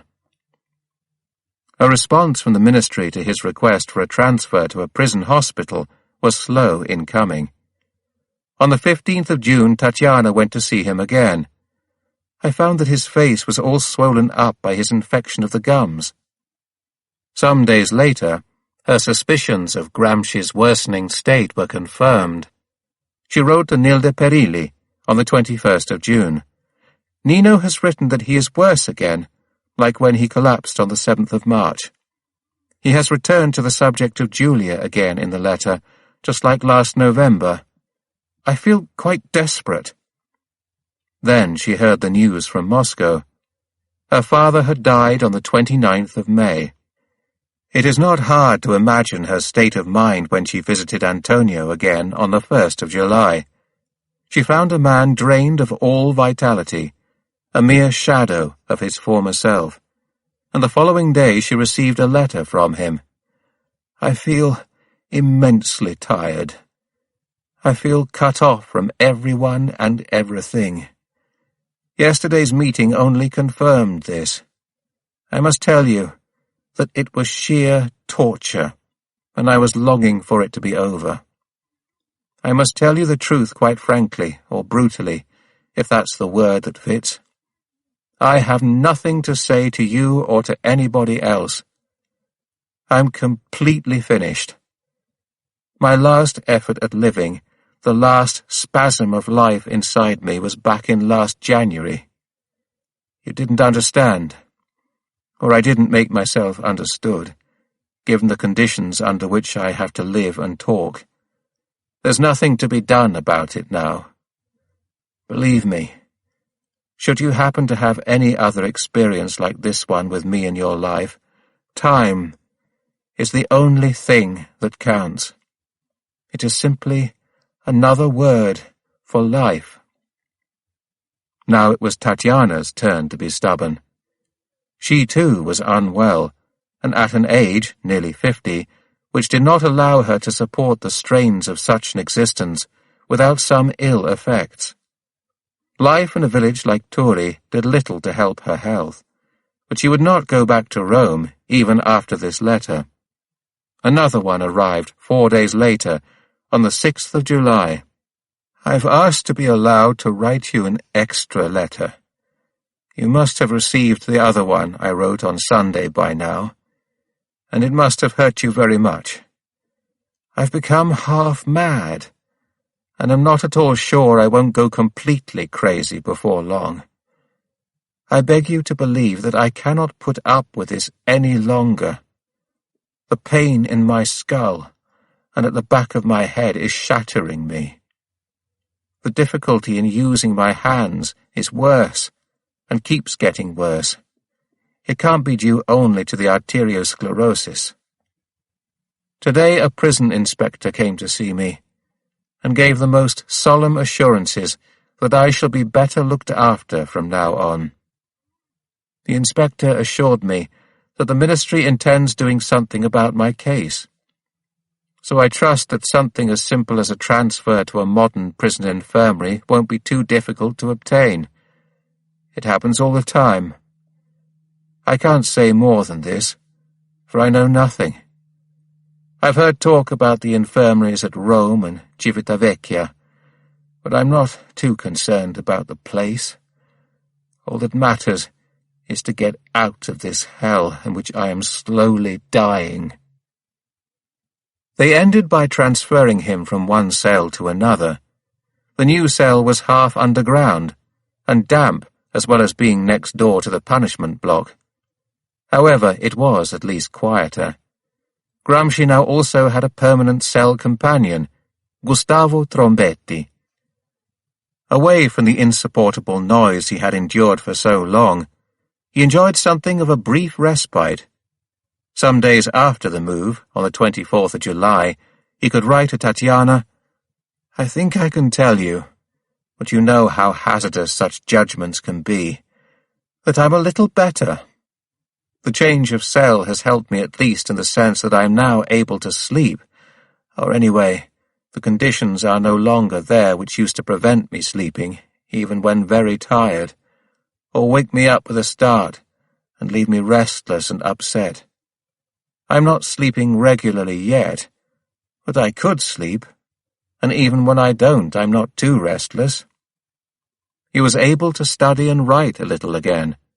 Notebooks 1, notes on various topics, 2, Introduction to Politics, 4 and 22, miscellaneous notes, all belonged to 1933.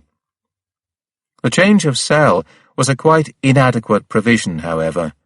Serious treatment was required, not a change of floors. He had a long time to wait yet before the ministry would make up its mind to transfer him to some place where he could be looked after, and, in the meantime, his diseases got worse. He had been condemned to prison, not death. Yet the sentence he actually found himself serving was worse than death. Without proper care, he was dying a little each day in the most atrocious suffering. Some doubt had arisen that the Ministry of the Interior might be actively obstructing the transference, and Carlo decided to ask Mussolini directly to authorize it.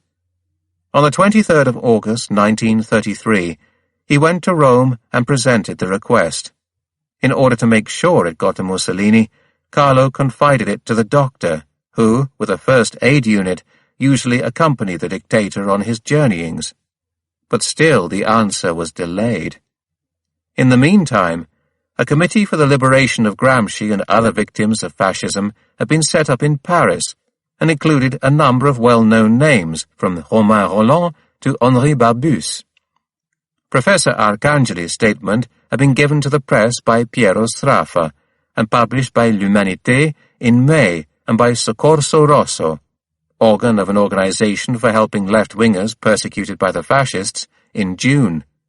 The effect on international public opinion was considerable. Influenced by this, the fascist government finally had to unbend slightly and agree at least not to let Gramsci die without some further care. On the 1st of September 1933, a message went from the Ministry of the Interior to the prefects of Viterbo, Terni, Rieti, Frosinone, and Rome, asking for details of a possible location, not by the sea, and with a clinic suitable for reception of important political prisoner suffering tuberculosis and other grave diseases needing special treatments. Location chosen must be easily watched and guarded. Critical months and years have been lost by this long delay, from Gramsci's first discharge of blood in August 1931 to the first arteriosclerotic attack of March 1933. His new residence was decided upon at the end of October. It was to be in Formia, a small town near Gaeta, about halfway between Rome and Naples, at the clinic of Dr. Giuseppe Cusumano, provided Gramsci agreed to pay the fees, 120 lire per day, plus the cost of the necessary security measures, bars on windows, etc. On the 13th of November, Carlo went to Formia to draw up the contract with the clinic. The departure order arrived in Turi on the 18th. Gustavo Trombetti remembers the leave-taking. Accompanied by the warder who looked after the prison storehouse, Gramsci and I went there to get his luggage ready. As we had agreed beforehand, he engaged the warder in conversation while I slipped the 18 manuscript books into his trunk, along with the other stuff. There were, in fact, 21. Once we were back in the cell, Gramsci couldn't sleep the rest of that night. Around 6 next morning, when it was still pitch dark, an armed escort came for him. They made him climb up onto a cart, put his luggage beside him, and we said goodbye. On the way, he stopped in the prison hospital of Civitavecchia. I felt a terrible sensation of shock in the train. After 6 years of seeing nothing but the same roofs, the same high walls, the same grim faces, now I saw that all this time the great world outside had gone on existing. Its fields, its woods, its ordinary people, crowds of boys, these trees here, those orchards over there. But this was nothing compared to the shock of seeing my own face in a mirror again, after so many years. He arrived at Civitavecchia on the evening of the same day, the 19th of November. There were many politicos there, Terracini, Scoccimaro, Negarville, Paeta. But steps were taken to make sure that Gramsci did not see any of them. Only one comrade saw him, says Celeste Negarville, by the purest chance. He was taken to see the prison doctor at the same time as Gramsci, and told us later that Gramsci was walking very slowly, and appeared to be in a feverish state, huddled, in his long convict coat, with a collar turned right up. 29. He reached Formia on the 7th of December 1933. There, one carabinieri always guarded his room, and as many as 20 at a time would patrol the corridors and garden of the clinic. But though police surveillance was maintained with great severity, Gramsci was at least receiving better medical treatment.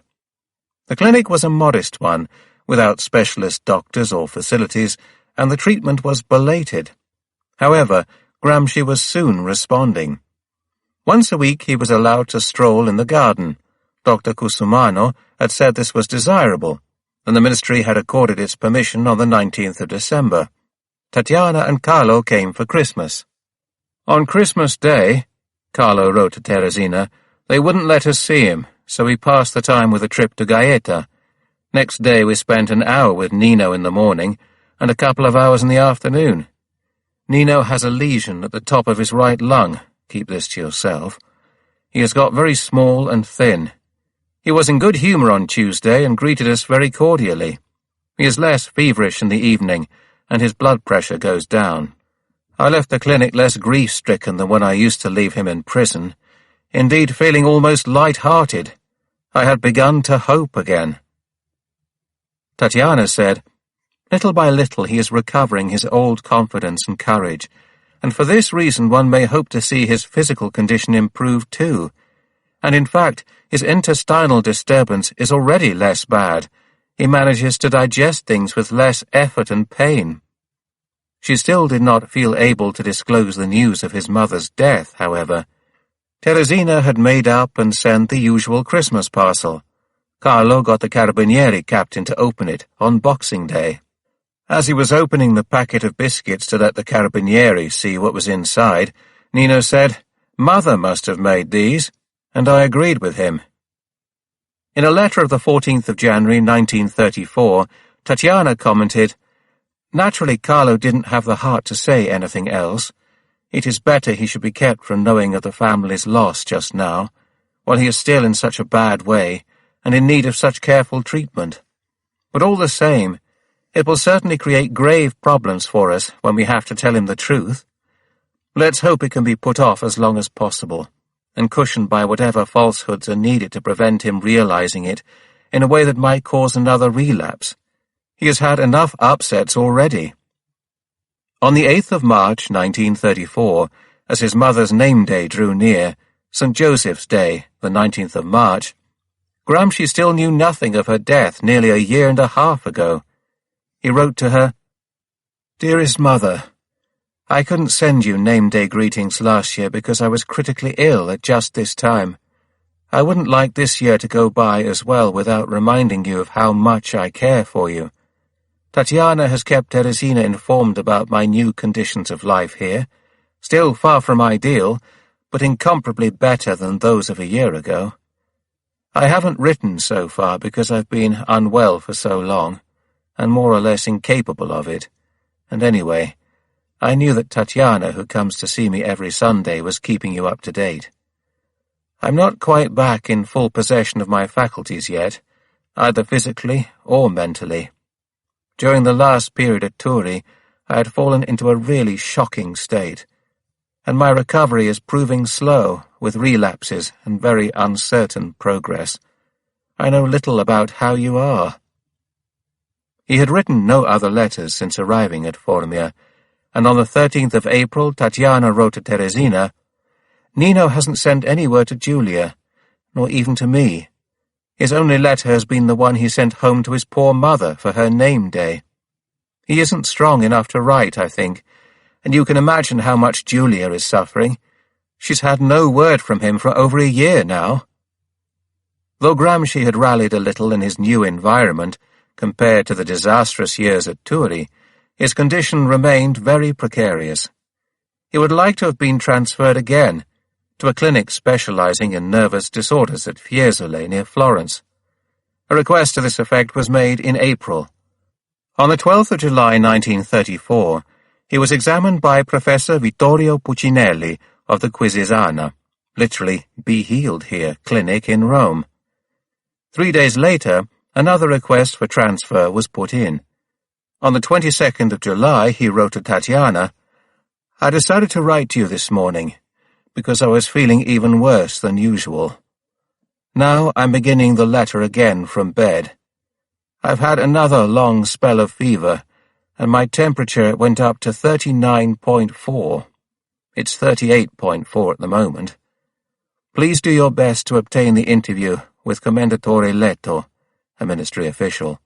as I think it's more important than ever. I believe it might be useful to explain to him why this particular clinic at Fiesole was chosen, and how we have tried to take police requirements into account. I am a realist, and do not wish to ignore the problems, or play at blind man's buff with them. If there is likely to be delay in answering the request, you might also ask if there's any chance of my being allowed to change residence within Formia itself. If I feel so unwell today, it is largely due to the fact that I didn't sleep. The Cusumano family has arrived, and there is constant coming and going right over my head from 5 in the morning until midnight. They've repeatedly assured me that it will stop, but the truth is that I am extremely ill, and the slightest murmur is enough to upset me badly. There was, in fact, another lengthy delay while his request for a move was being considered. At the end of the summer, since his condition still corresponded to the definition laid down in Clause 176 of the Penal Code, he made another request. This time he asked for a conditional discharge from prison, and to be allowed to choose his subsequent place of residence in consultation with appropriate medical authorities, since I can scarcely avoid residing in a specialist clinic or near one. Abroad, the campaign to help Gramsci had intensified.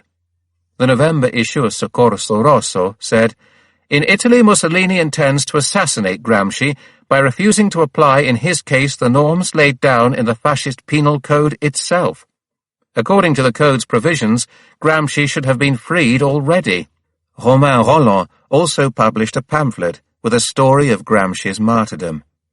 In October 1934, his last request was formally complied with, but in practice, the provisional liberty specified was to mean very little change in his way of life. The guard was taken away from his room, but not from the building and garden. He was permitted to move outside the clinic, and the window grills were taken down, but he was now scarcely strong enough to go out. He made only a few brief excursions outside, on foot or in a cab, accompanied by Tatiana, Carlo, and his devoted friend through all his years of suffering, Piero Sraffa. His situation had become highly paradoxical. He had been formally liberated from prison, but was not in practice free to move elsewhere and seek treatment at some more specialized clinic. Any such move was opposed by Rome, where there were periodic suspicions that Gramsci might be bent on flight. Thus, on the 12th of February 1935, a memo was sent from the Roman police to the police at Littoria. Tatiana Schucht has made arrangements with Antonio Gramsci concerning escape financed by anti-fascists resident in New York. Next day, 4 motorcycle guards arrived in Formia. In this climate of suspicion, a move to Fiesole, or any other place less easily watched than the Cusumano clinic, appeared inopportune to the government. Consequently, the provisional discharge granted in October 1934 ended by changing next to nothing in the life of the beneficiary. Gramsci still succeeded in doing a little reading and writing. The willpower of this man, driven almost insane by suffering, certainly bordered on the superhuman at this stage of his life. Even now, he could still react to the remorseless disintegration of his physique and the exhaustion of all his energies by withdrawing into a still center. Instead of giving up or despairing, he concentrated the last of his resources on severe intellectual work. To the Formia period, 1934 to 35, belong 5 notebooks begun at Turi, and another 11 composed entirely in the Cusumano clinic. He was now chiefly concerned with revising earlier work, correcting, enlarging, and transcribing his notes. The overall framework of his thought became clearer at this stage, as his great chain of related themes was further developed.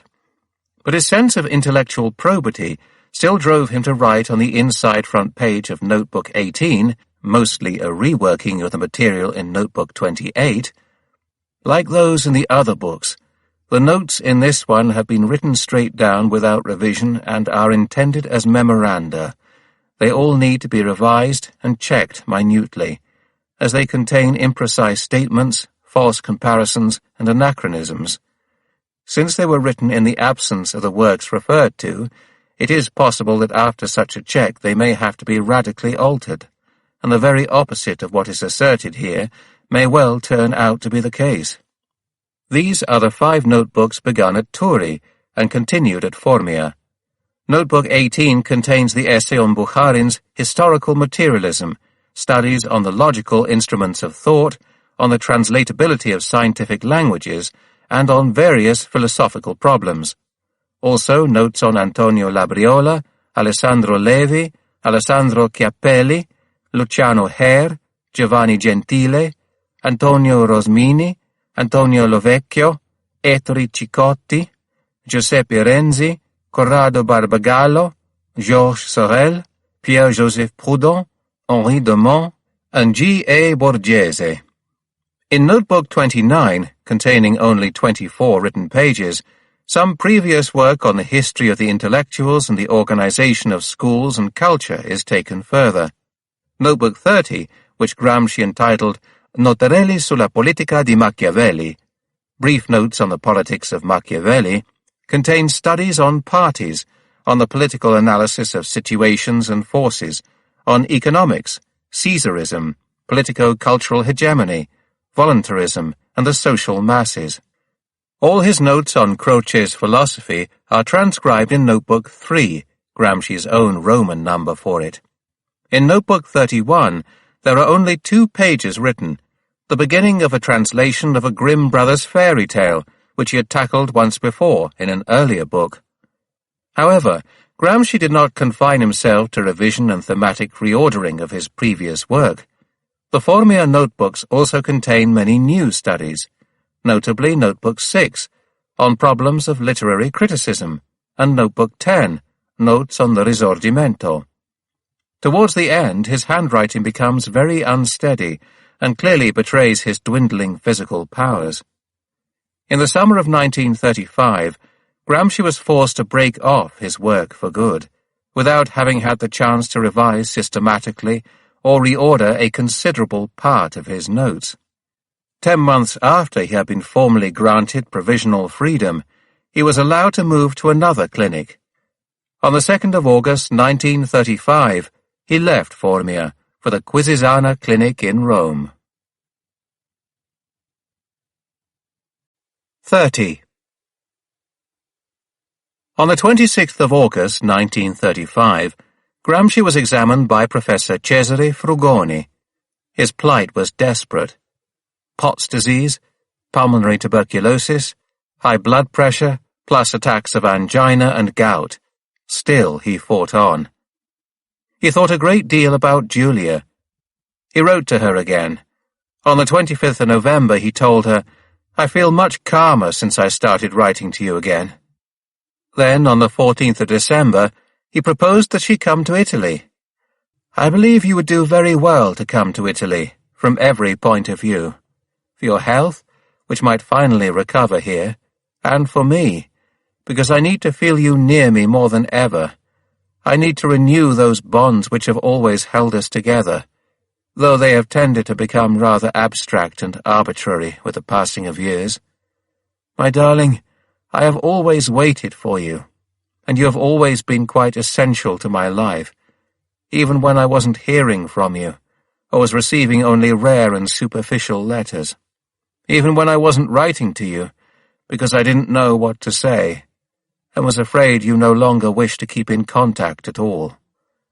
I believe the time has come to put an end to this state of affairs, and we could do that if you came to me, as I am unable to come to you. I am certainly very run down, and I think it scarcely likely I shall ever recover all my old energy. Nevertheless, I think you could do a great deal for me, and perhaps I might be able to do something for you. Not much, I'm afraid, but something.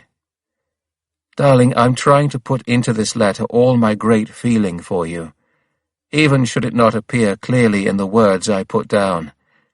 In any case, you will remember that back in 1923 I was not very eloquent either, but I know that you could feel all the depth of my tenderness for you then, and it has not grown less. My feelings have only become stronger and more serene, because now we have our 2 sons alongside us. Again, on the 25th of January, he pressed the invitation. After so long a time, after so many events whose real significance has passed me by, after so many dark years of wretched oppression and misery, simply to be able to talk to you, as one friend to another, would do me a great deal of good. So I'm quite persuaded that from all points of view a trip here would be very good for both of us. Julia did not come. Slowly, he began to pass away. His heart is very weak, wrote Tatiana in April 1936, and although in some respects his physical condition may seem better, it is not really so. I am afraid that Nino has become a complete invalid. He has suffered too much over the years, and now his organism is too worn out to be able to recover from the very exhausted state into which he has lapsed. Too many vital organs have been too badly affected, and are now scarcely functioning. He appeared to be, and perhaps really was, detached from everything. We have no evidence of any attempt to re-establish contact with Togliatti or other leaders or party functionaries. At the Quisisana, he was left relatively free, although an external watch was kept on the building. Had he wished, he could certainly have contacted the party through the friends and relations who visited him, if only with a note, a few lines of greeting to be handed on. But there is no trace of any such step. Gramsci seemed to be thinking only of Giulia and his distant sons. He had never known Giuliano, except through photographs. Delio was now 12 years old. They wrote to one another, overcoming the great distance between them in a simple dialogue of the utmost tenderness. Dear Delio, thank you for embracing Mummy so hard for me. I think you ought to do so every day, every morning. I am always thinking of you. So I'll imagine you doing it every morning and say to myself, Giulia and my 2 boys are thinking of me now, this very instant. You're the older brother, but you should tell Julik about this too. So every day you will have 5 minutes with Daddy. What do you think of the idea? The 2nd of December, 1936. He now had very little energy left. The only thing which kept him from slipping away was the prospect of soon being definitively freed from prison. His sentence was due to expire on the 21st of April 1937. He was thinking of returning to Sardinia and living in complete isolation. He wrote home. When his father learnt of the plan, he became feverish with emotion. Francesco Gramsci was ill himself, and now in his 79th year. He had not seen Nino since 1924. His other sons were also far from home. Gennaro in Spain fighting Franco with the Republican army at Bilbao. Mario in Africa, where he had remained with the Italian army after fighting in the Abyssinian campaign. And Carlo in Milan. He had seemed likely to die without one of them being near him. Now, with the news of Nino's imminent return, he took on a new lease of life. Edmea Gramsci remembers what happened. When his prison sentence was nearly up, Uncle Nino wrote to us. He wanted us to find him a room at Santo Lussurgiu. He had been there as a student, and the climate was suitable. I went there with Teresina and a friend, Peppino Montallo. We found a room, a very nice room. Then we waited for Uncle Nino to come, from one day to the next. He was supposed to come on the 27th of April, and we waited for him that day, expecting him at any moment. The day ended. Nothing had happened. We were disappointed. Grandad had been longing for his son to arrive on that day, but we told ourselves, he'll come tomorrow all right. Then the next day a woman came to the house and asked, Is it true that Nino is dead? We were struck dumb. "The wireless said so. I heard it on the wireless," said the woman. Then people started to come in. Everyone turned up with their condolences. Grandad wasn't well, and no one had the courage to tell him. So somebody had to stay in his room near the door and stop people coming in and telling him about it. I stayed with him mostly. I was only a girl then, 17 years old. Then at one moment I went out and left him. I can't remember why. I was in the kitchen. I heard this shriek. We all ran to him, and there was Grandad screaming, "Assassins! Murderers! They've killed my boy! Killed my boy!" I remember that so clearly. He kept on saying, "They've killed my boy," and tearing his hair and his beard and hitting himself. It really was a dreadful scene, you know. Nino had died at 4:10 a.m. on the 27th of April. He was 46. Next day, in the afternoon, he was taken to be cremated. Tatiana and Carlo were in the one car which followed behind his coffin, through a sudden thunderstorm which had burst over Rome. Francesco Gramsci died just over a fortnight later, on the 16th of May, 1937. On his deathbed he read many times, over and over again, the words that Nino had written to his mother on the 10th of May, 1928, just before his trial. For the sake of my own peace of mind, I would like you not to be too frightened or upset, whatever the sentence they mean to hand out. I would like you to understand and to feel that I am a political prisoner, and that I have nothing to be ashamed of, and never will have anything to be ashamed of. I would like you to understand that in a certain sense I have myself wished to be imprisoned and condemned, because I would not change my opinions, and indeed will be willing to give up my life for them, not only to go to jail. I would like you to understand that for this reason I am bound to be at peace with myself, and not unhappy at what I have done. Dearest Mother, I really would like to hold you very close to me now, so that you could feel how much I love you, and how much I would like to console you for this great grief which I've caused you. But I could not do otherwise. Life is like this, very hard, and sons must sometimes cause great grief to their mothers if they wish to preserve their honor and their dignity as men.